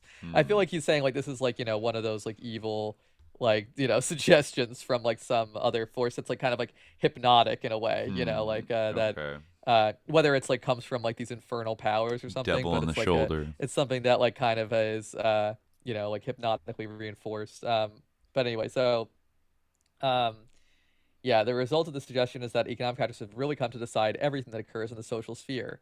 It is true that the masses have always been led in one manner or another, and it could be said that their part in history consists primarily in allowing themselves to be led, since they represent merely a passive element, or matter in the Aristotelian sense of the word. But to lead them today, it is sufficient to dispose of purely material means, this time in the ordinary sense of the word, and this shows clearly what depths our age has sunk.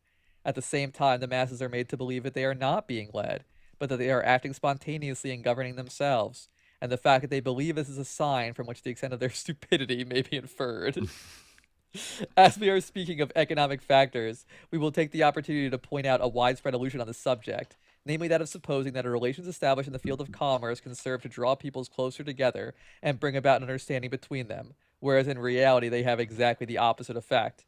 Matter, as we have often pointed out, is essentially multiplicity and division, and therefore the source of struggles and conflicts.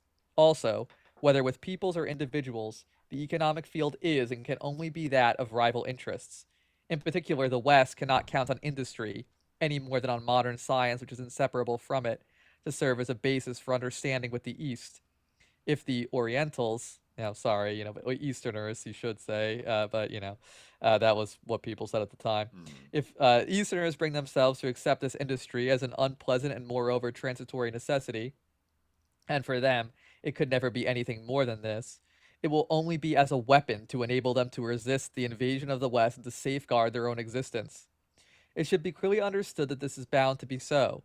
Easterners who bring themselves to consider economic competition with the West, despite the repugnance they feel for this kind of activity, can do so only with one purpose: to rid themselves of a foreign domination that is based on mere brute force and on the material power that industry itself supplies.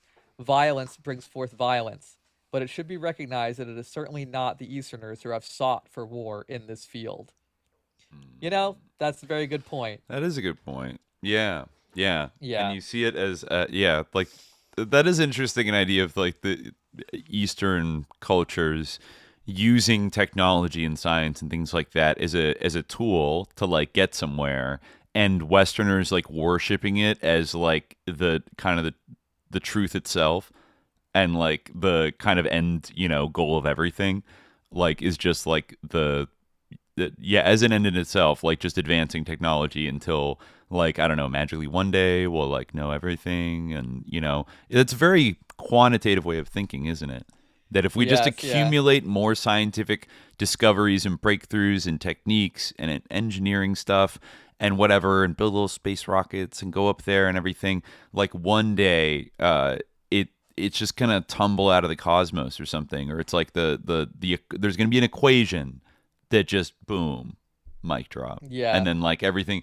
It's a very shaky kind of like. I mean, yeah, like it's like it's true, but it's also kind of true. Like it really is like that is kind of like what did happen, like with things like for like if things that like originated in colonial European powers like aviation or whatever, Mhm. or even like the institution of the newspaper or something like that, which like maybe had some precedence in other parts of the world, but like really was kind of seen at least in like, for instance, in the Arab world as being like a European invention that was like, adopted.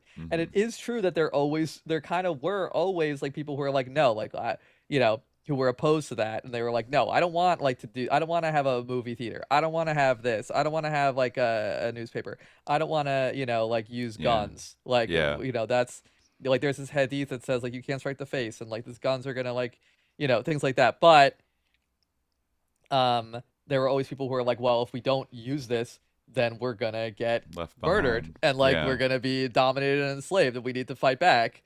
Like, and then that was totally a really good point. Yeah. And but like but it's true, like people, they didn't adopt like these Western ways because they wanted to. Whether even things like even, like great example is theater, like European style theater. Like you could not make a connection between European style theater really and like being able to win a war. But there was kind of this like sense that like, oh well, the Europeans have this and they're stronger than us in the military field, Right. so therefore we should copy like elements of This like must their serve a civilization. beneficial, constructive Yeah. social function that makes them stronger, which Right. inevitably Like allows them to win wars helps and impart project their economy and Yeah. everything else. It Yeah, helps yeah. impart like moral values on a mass scale. Right. Like it helps like you can show like this is a bad behavior, and like you show it to a bunch of people at once, and like it show the same message in a large venue to like many people in like in a spectacular way or something. People Yeah. made up different arguments, but like there you go. And so yeah, like that, like that kind of did like that kind of is true. Like that is sort of what happened, that there was a sort of imagination that like we're becoming close because they're becoming like us. It's like, well, no, it was only because they wanted to fight that this happened, and it wasn't like there are some exceptions, where it's like for like moral uplift or whatever, but definitely is a dominant theme for sure that he observes if he's a little bit too absolute with it. Yeah. And he is, yeah, I mean, he is also like, this honestly, I'm gonna move on in a second, but like this honestly, this kind of could be read like, like into like even like the Iraq War and stuff like today. Like, moreover, apart from the question of the relations between East and West, it is easy to see that one of the most conspicuous results of industrial development is that engines of war are being constantly perfected and their power destruction increase at an ominous rate. This alone should be enough to shatter the pacifist dreams of some of the admirers of modern progress. But the dreamers and idealists are incorrigible, and their gullibility seems to know no bounds. The humanitarianism that is so much in vogue is certainly not worth taking seriously, but it is strange that people should talk so much about ending all war at a time when the ravages it causes are greater than they have ever been, not only because the means of destruction have been multiplied, but also because, as wars are no longer fought between comparatively small armies composed entirely of professional soldiers, all the individuals on both sides are flying against each other indiscriminately, killing those who are the least qualified for this kind of function. Here again is a striking example of modern confusion, and it is truly portentous, for those who care to reflect upon it, that a mass uprising or a general mobilization should have come to be considered quite natural, and that with few exceptions, the minds of all should have accepted the idea of an armed nation. In this also can be seen an outcome in the belief in the power of numbers alone. It is in keeping with the quantitative character of modern civilization to set in motion enormous masses of combatants. At the same time, equalitarianism finds its expression here also.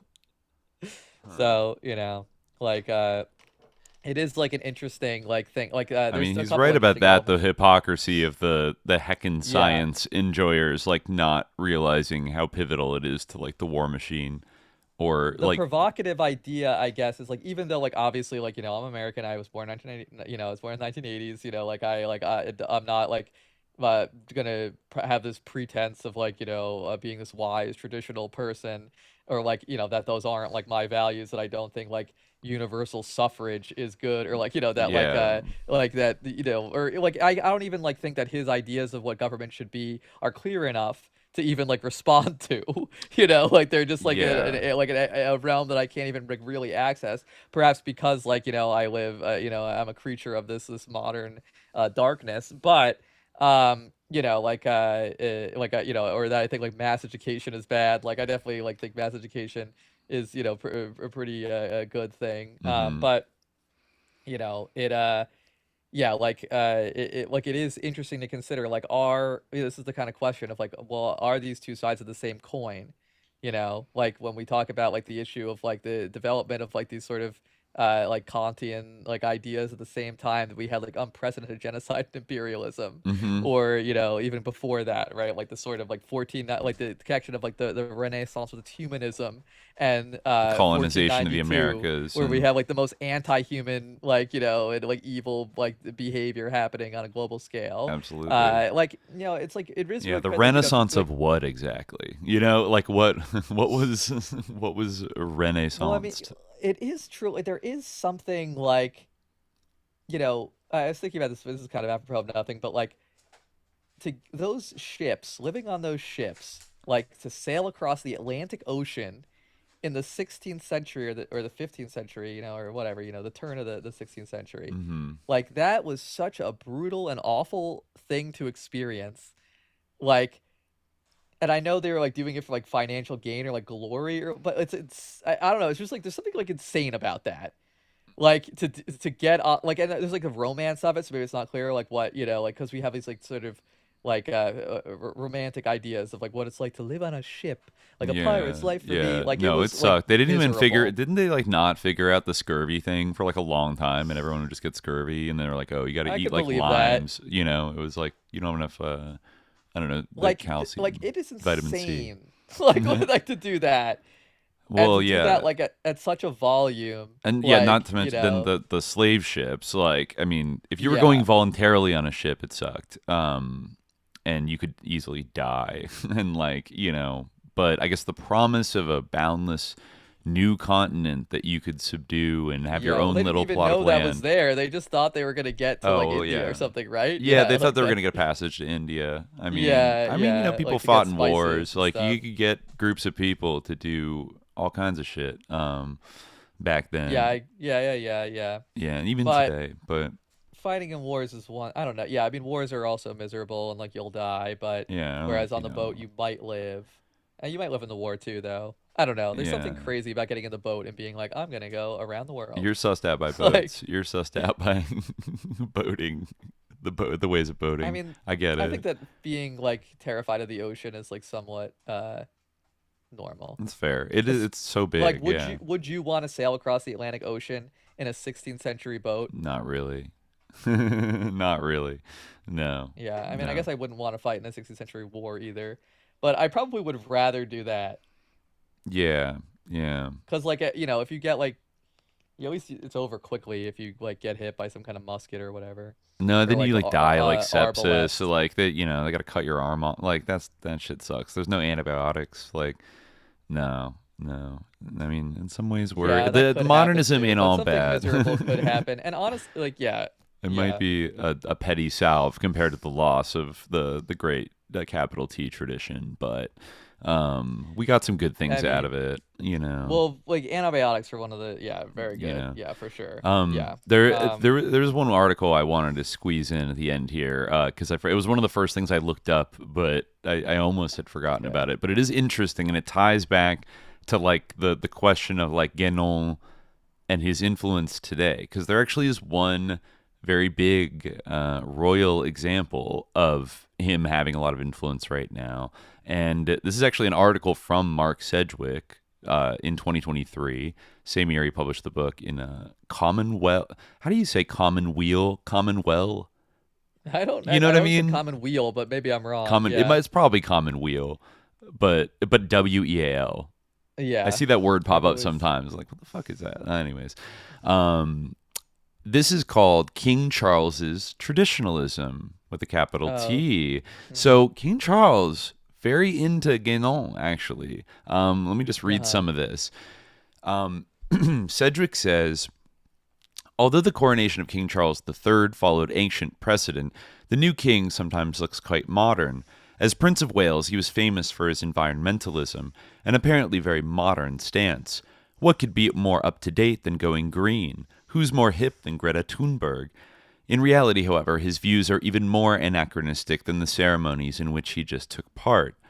The king's environmentalism derives from his support for a little-known philosophy, Guénonian traditionalism, that is promoted in the United States by George Washington University professor emeritus Syed Hossein Nasr, who you mentioned, an Iranian-American scholar and environmentalist whose work has had a significant impact on the British king. For both Nasr and the king, the fundamental problem is that modern Westerners have lost touch with the spiritual tradition that informed the past, and that is why they despoil their surroundings. The solution is not just technical, but a return to the values and practices of earlier periods. Two questions arise. What exactly are these traditional values and practices, and to what extent are they compatible with the values and practices of liberal democracy? And let's see, sorry, I got bounced down here. Let's see. First, however, an account of Charles's environmentalism. He's been a big environmentalist for years. He started like his own little farms, I guess, and blah blah blah. Yeah, the Duchy organic brand, I guess, is what he founded like in the 1990s, that makes oaten biscuits grown organically on the prince's own lands, blah, blah, blah. He wrote a book called Harmony, A New Way of Looking at Our World. It says that, in this book, to solve the environmental crisis and restore harmony to the planet, he argued, we need a new way of looking at things. Without a shift in perspective, any good done will remain isolated and marginal. Real improvement depends on viewing the relationship between people and nature in terms of, quote, traditional philosophy. Prince Charles does not cite sources for these ideas. Harmony was not that sort of book, but his arguments closely resemble those made since 1966 by one of America's most creative Muslim thinkers, Syed Hossein Nasr. Nasr, who was born in Iran but educated at MIT and Harvard, has lived in the U.S. since the Iranian Revolution, which, ironically, he both opposed and helped produce. Interesting. He opposed it because he was close to the Shah's wife, Empress Farah, and because he saw the revolutionaries as untraditional. But his criticism of modernity and emphasis on traditional spirituality helped turn many young Iranians' attention toward Islam. Nasr was not just a royalist, however. He was one of the earliest religious philosophers, and certainly the first Muslim, to focus on the environmental crisis that was becoming apparent then. He was preceded only by a small handful of Christian thinkers, principally H. Richard Niebuhr in the 30s and Joseph Sittler in the 50s. Nasr argued, I feel like that's bullshit, to be honest. But what? Anyway, like, What is? Yeah, like, that he's like the first Muslim thinker to care about the environment. I feel like that's like pretty, and also like one of the earliest religious philosophers to focus on the environment. Yeah, I'm not sure. I that sounds a little unlikely. But anyways, unlike Prince Charles, Nasr does cite sources. His thought is a development of the traditionalist philosophy espoused in the 1920s by René Guénon. Guénon held that there had once been a primordial tradition, philosophical, religious, and spiritual, and that this primordial tradition survived as the esoteric core of all the world's great religions. Blah, blah, blah. This is perennial philosophy. Prince Charles's traditional philosophy is much the same as the perennial philosophy or primordial tradition. And let's see. It has, this has survived. Nasr was the first to apply Guénon's analysis to the environment. That might be true.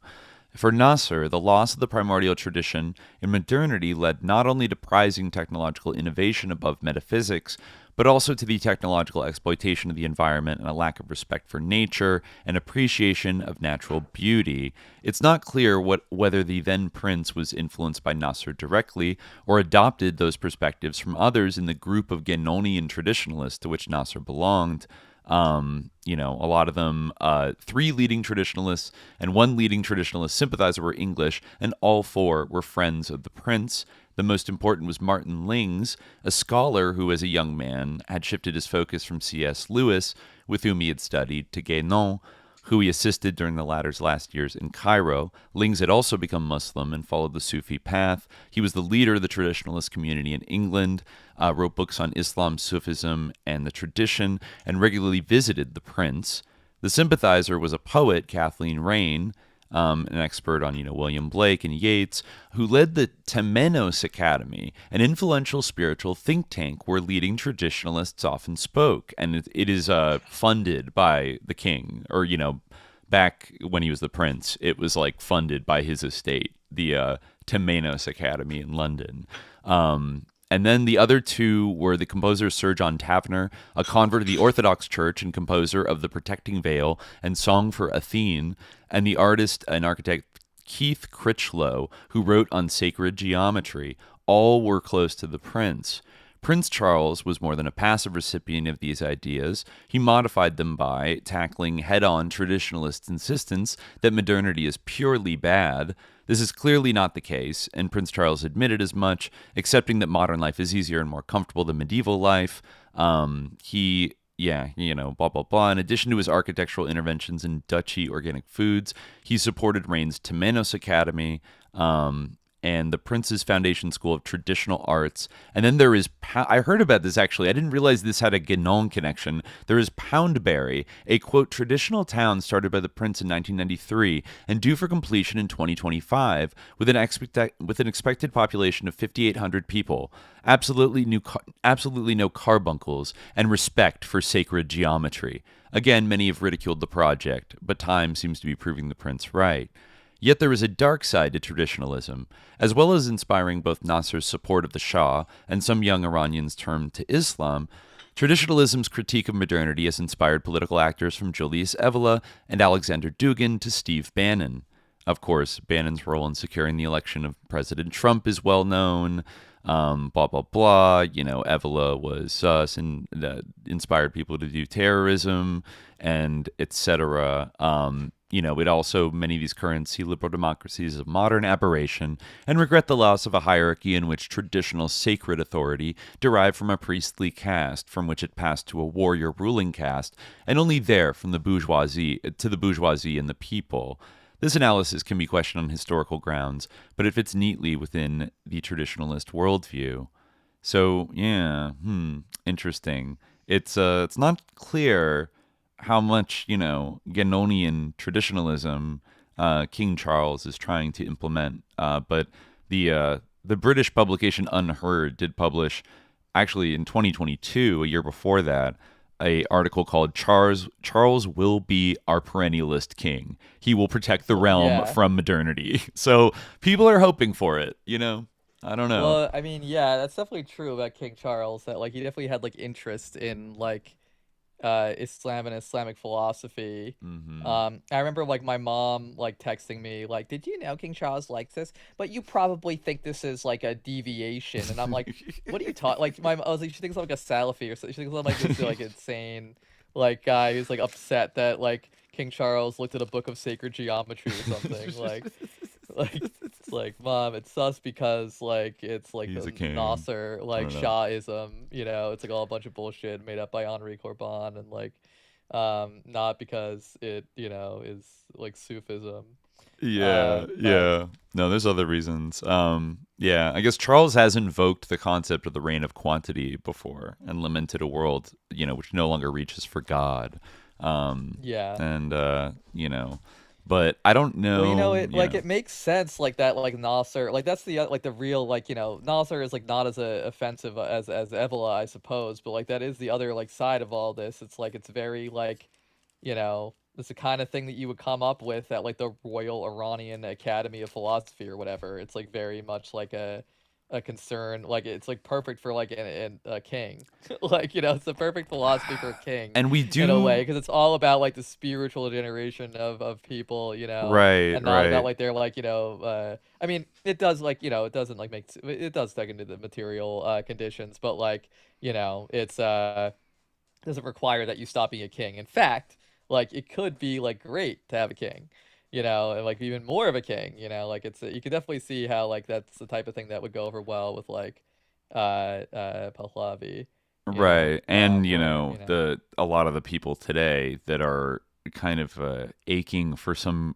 return with a V of that type of thing, of a sort of entrenched elite aristocracy that has the noblesse oblige, but to guide the lower rungs of society to a glorious future, and this sort of right to rule sort of thing that is contemptuous of sort of liberal democracy, socialism, anything like that, and wants these hierarchies to be almost like re-enchanted and put back in, maybe in a new, weird, like techno psychedelic form, but reinstated nonetheless, like these rigid hierarchies. And I don't know.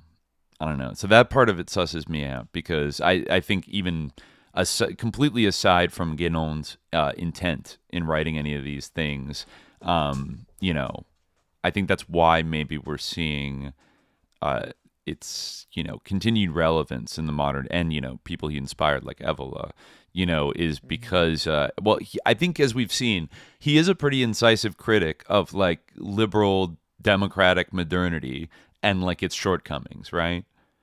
Like, Yeah. and the way that it kind of it kind of crushes the human spirit in many ways. And it's like, up to a point he almost sounds like a Marxist. The fact that we're hurtling toward like the apocalypse, and like there's an absence of meaning, and also like he's kind of like a third worldist, like in a like he gets there like through a roundabout way, but he kind of is like a third worldist, like which is kind of interesting. But I mean, like I do think like that whole idea of like counter initiation, or counter tradition, from anti-tradition to counter tradition, like the inverted spirituality, like in a way, like he almost kind of predicted like exactly what you're describing, where he I'll try to like find a representative like a passage here, but like there's this chapter of the Reign of Quantity where he says like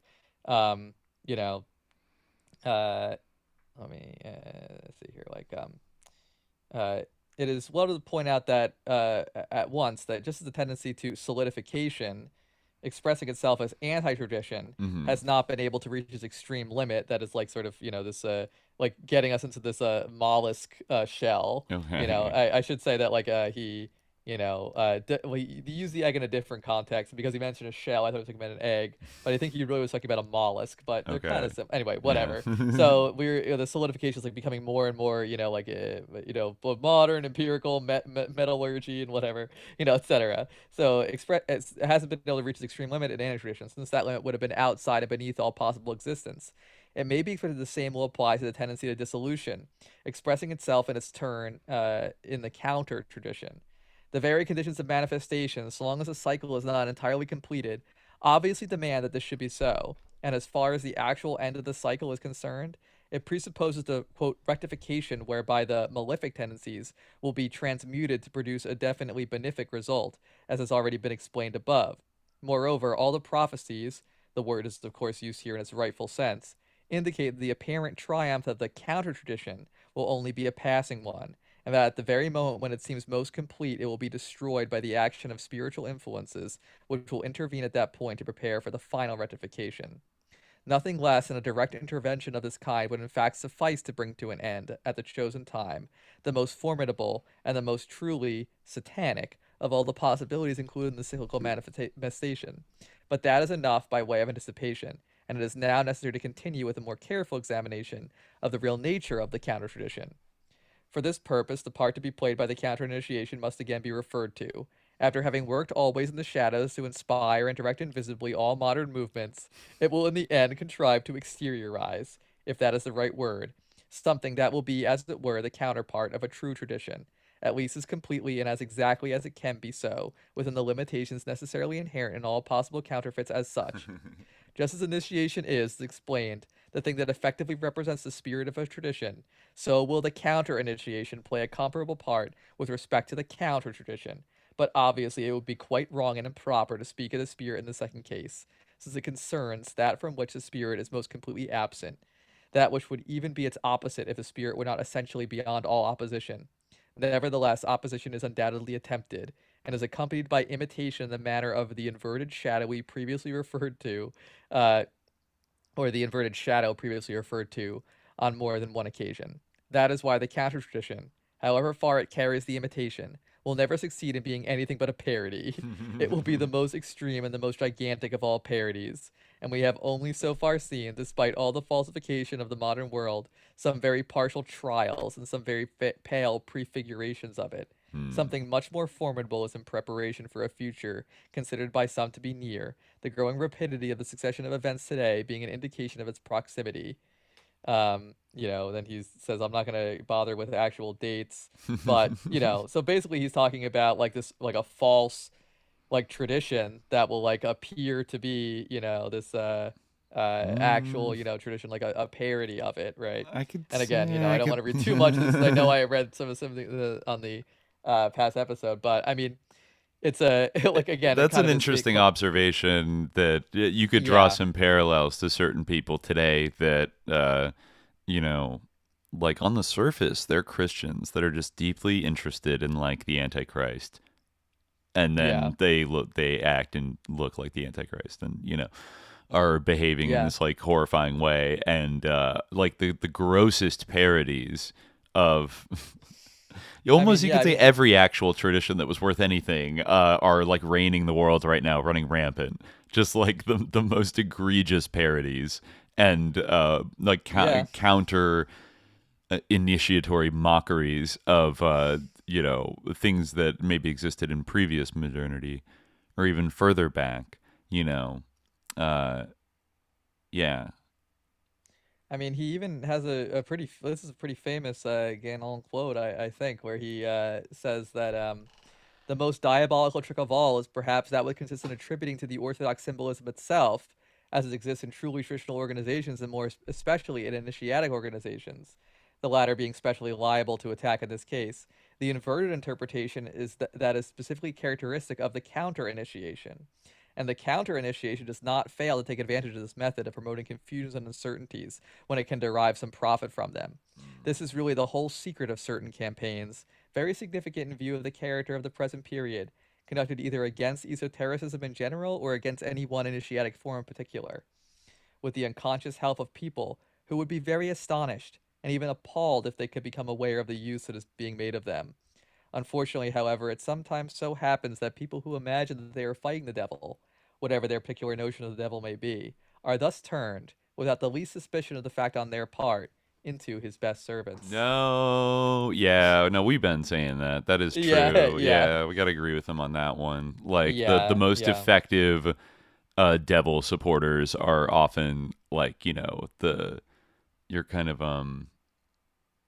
the fiercest like ostensible opponents of the devil. Right. Like look who cooked up QAnon and threw it out to the public like Chum, and then meanwhile was like building like a fascist like techno state like with a bunch of pedophiles, like pretty much confirmed pedophiles at this point that they like miraculously never notice or will go after. And meanwhile, like the good Christians that want to save the children are cheering them on, like they've been hoodwinked, and it's dangerous sometimes, like I don't know, it's easy to polarize people and then get them to fight against what like get them to fight for their greatest enemies, and undermine themselves while thinking they're fighting like the good fight. And so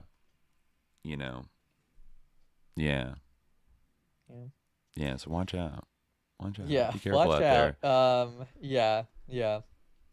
So we'll I think we'll see, like I think that this one definitely, like, you can harken some of these themes back to the Rosicrucian episode, and I think that we'll see like a surprising, like I mean obviously doing an episode on Evola like down the line, like obviously would have like clear relationships, but like also like the Gerard episode we've been talking about for a while, I feel like we'll see like more parallels there than we might like seem right. We might guess. Another another almost like you could see some similarities to Guénon as we've covered today, where he himself was maybe not necessarily advocating a sort of like scary aristo-fascist like paradise world that we had to create through blood and violence and domination, but then like he inspired somebody who basically was like let's do it, and in the similar way maybe René Girard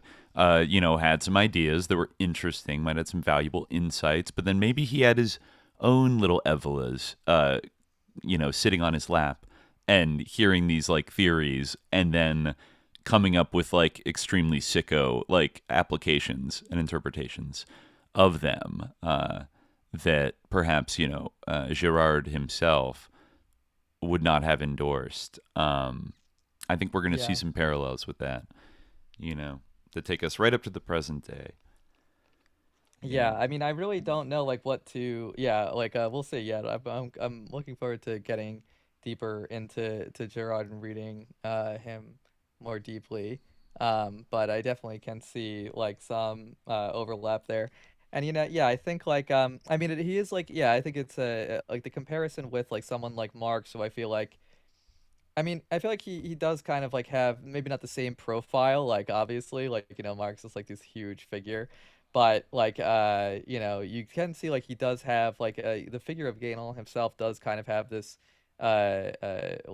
aura, he's still aura farming in the today among like certain people.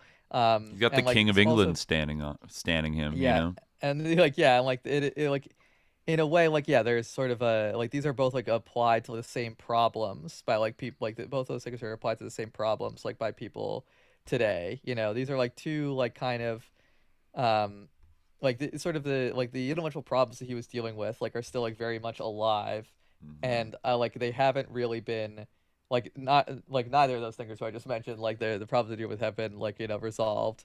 Have not been resolved. Right. And I think it's like an interesting, like kind of eschatological, like counterpart in some ways, And I think like, some like obviously some of the things he says are like, wild, but others like, are like worth taking seriously in a way. Perhaps all the more so because like they, of the wild aspect of it. Right, and like, the unlikely influence, the trickle down influence that some of the aspects of these ideas have had on the sort of like dark counter Enlightenment folks that are in very powerful positions right now and seem like they want to shape our world in some big ways, and they want the West to like return with a V to something, and I'm not exactly psyched about what they want to return to. I mean, we should stop, but I guess what I'm saying is like also like like that people are still trying to answer these questions in a way, and like some people are like directly turning to like whether it's Evola or like whether Dugin is trying to like address these questions, but like I see like people who are like like liberals like saying things like we like need to bring back literacy tests, or like like the voters can't like be trusted, like they like we need to have like basically like right, these type of problems like that like we're even just like more broadly like the sort of enemy of like the of modern life. Like there's obviously like this like it's like if he could see like I mean if he could see the fan cams of himself, like he would be appalled. Like he would like can you imagine like how this guy's mind would reel if he could see like where we are now? Like yeah, like we have people like pining for the tradition of like when he died. Like that, like that is like really like we have a whole like complex of nostalgia for the 1950s, like 1950s France. Like can you imagine how many like people today would just like like chop their hand off to go live in 1950s France? Like, the like the sort of a traditionalist bent, you know what I mean?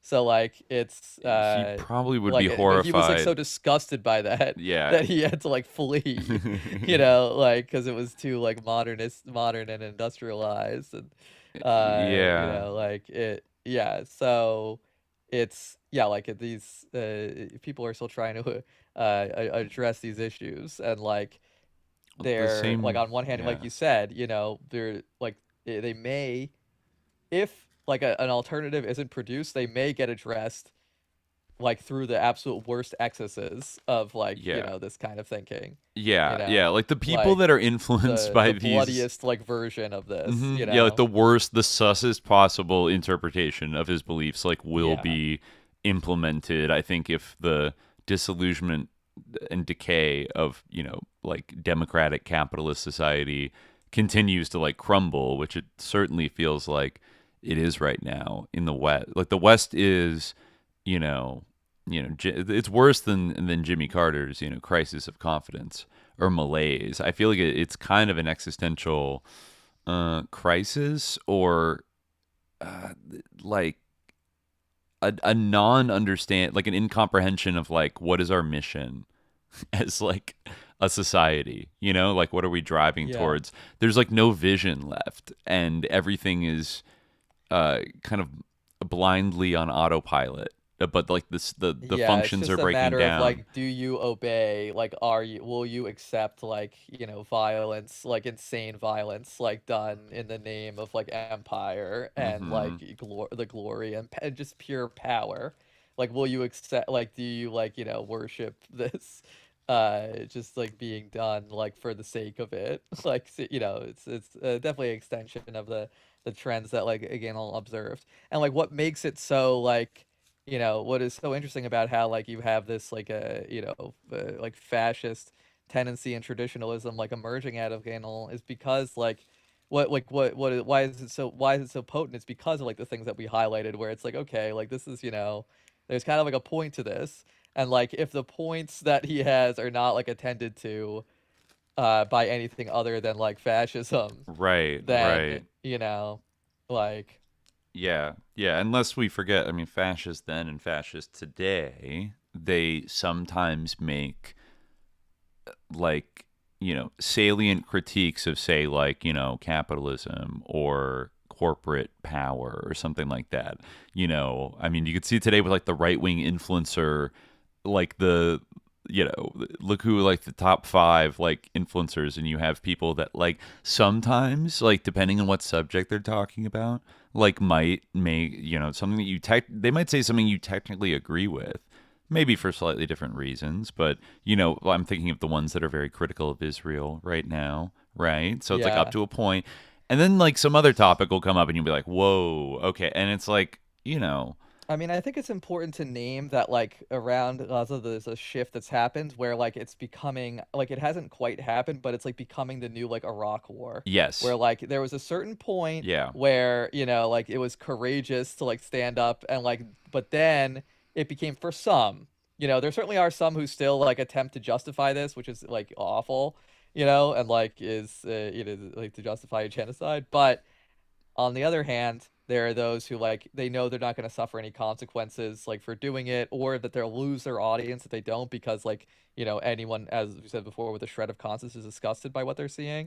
So like they will like make a show now that like all this devastation has already been unleashed, and Israel is like trying to like expand into Syria and has actually seized like a ton of territory beyond like the 1972. So it like and who knows, like in other directions, like bombing Qatar, like it's like now it's okay, like now it's like, oh yeah, like that's bad now that it's like happened. I mean, of course it's ongoing, and there's no real end in sight, but it almost seems like certain people have been kind of like given the license, the hall pass, to talk a little shit. Actually, in order it to does keep some people on the to keep them in line, in order, and then to deploy them when necessary. Right, and that's we can't have all of our elites and all of our like little commentariat like on board with this when the people are disgusted by it. Right? So this is the again, the polling data is clear. You can say Guénon's critique might apply here as well, where like these people who did this are then going to use this to stay in power, and they're going to leverage people's disgust with what they did to stay in power. So there you go, democracy, folks. I saw like what was it, an interesting thing of that, because I gotta say this also happened on the quote-unquote left and the right, like roughly around the same time, like this year, like in the once the election was over. There's really no choice when it comes to this, like whether here in the UK, you almost have to be Like like if you're a politician, like you've got like like what does that say? It's become clear the Kinda- political system like will mostly not budge at all on like continuing to support Israel and everything, but then the media, the interlocutors, that the influencers, the people that people outsource their critical thinking faculties to often, have started getting a little spicier. Like the normie kind of like lib, like kind of center left, like lib podcast that maybe were very, very touchy about like talking about it because they didn't, they wanted to support Kamala. Now they're getting a little spicy about it and talking about it, or Well, that's so that you don't get disgusted with them. Yes. So you keep listening to them, so that when the election rolls around, they can say vote for JD Vance. Or vote for I was JB thinking of like the Pritzker. pod save guys, so like they won't say vote for JD, but like on the Republican side, that's true. Yes, Right. I was yeah. I was talking about more like Tucker. Or whatever, the but, pod like, save would be like don't when election time comes around, like you'll vote for Pete Buttigieg because exactly like because you trust us because we share your view Mhm. on Gaza. We also were disgusted by it, but like listen to us, trust us. Yeah, exactly. It's the same dynamic on both sides. Yeah. There was the really interesting example of that I saw pop up on my feed like maybe a week ago, and it was like kind of this video essay from the New York Times that vaunted, last I checked, a thoroughly Zionist publication that had a new article about like Israel and Gaza, whatever. It was like a video essay by M. Gessen, formerly known as Masha Gessen. I think we brought them up before. They've had good careers being like anti-Soviet like bashers in the media, like who were they're like refusnik or Russian emigres that just shit on Russia all the time.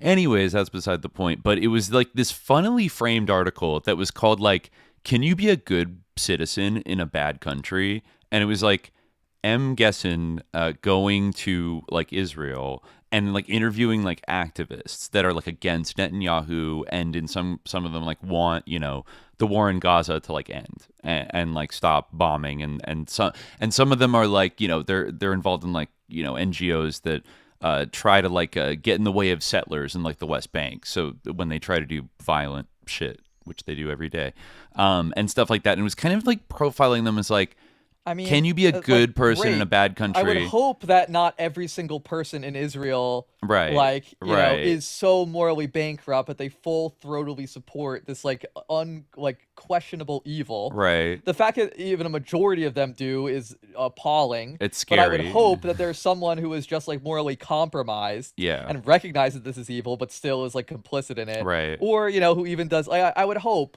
that there's like 3 or 4 people, at least, who the New York Times can interview who like would protest this in some way or like gesture against it. Wow. Well, like who cares? Spoiler alert. The article's assertion is yes, you can be a good citizen in a bad country, as evidenced by the profiles of for given the country they live in, like they're they seem committed to being on the right side of history. Good for them. Like there's a handful of people that good for them, but you can see the kind of deceptive like the repositioning the New York Times itself is doing in that article is like now that it's shifting to a little bit more of a gentle, soft voice NPR, maybe having a little concern with the excessive policies of Netanyahu's government, not Israel in general, but like Netanyahu's government, and maybe this has gone too far and we have concerns, and like this kind of thing where they realize the narrative is fucking shifted, but like they don't want to come out and say just do an article about like fucked up shit settlers are doing, like directly. They're doing it with this frame of kind of like, hey, like Israel still is like, look at these good people in Israel, like, there's some sickos, but like also look at the, and kind of like, but then funny enough, a lot of the comments were like, fuck you, you fucking anti-Semitic New York Times piece of trash. Like, how dare, these like Zionist people posting, like, how dare you, like, say bad country, like, you're Nazis, like, fuck you, and it's like, oh, they're not Nazis. Like, they're, you know what I mean? Like they're these people, like the New York Times. That's not why they're doing this. Thing. That's the classic thing with Which in a way kind of helps. it- It almost helps the New York Times to get attacked by this like freak, like insane Zionist that like detect, the Hitler particles like in the most mild critique of Israel ever, is like they'll jump at the bit. And then because of the negative polarization, like people that maybe like 6 months ago would have been like, fuck the New York crimes, like they're supporting this genocide or whatever. Then they like see these like comments and like, hey, wait, New York Times, like they're trying to be balanced and like they're actually doing not that bad. Like they're doing better, like maybe I should be on the side of the New York Times because like they're at least not as sick as these people who are like attacking them. And I don't know, so many things in our system right now work that way where people can get away with like these institutions can get away with supporting terrible things, but then like, just like do a subtle little shift, and then they can keep going on and like and remain legitimate when they probably shouldn't be. But No. anyways, Yeah, but that's another thing for another day. For now, we'll get out of here, and we'll be back on the Patreon live stream feed on Monday, which you can join at patreon.com/subliminal jihad. Certainly can. And we're gonna have a good current events I think coming up on Monday. So tune into that in the afternoon. But until then, dear listeners, stay vigilant. Peace.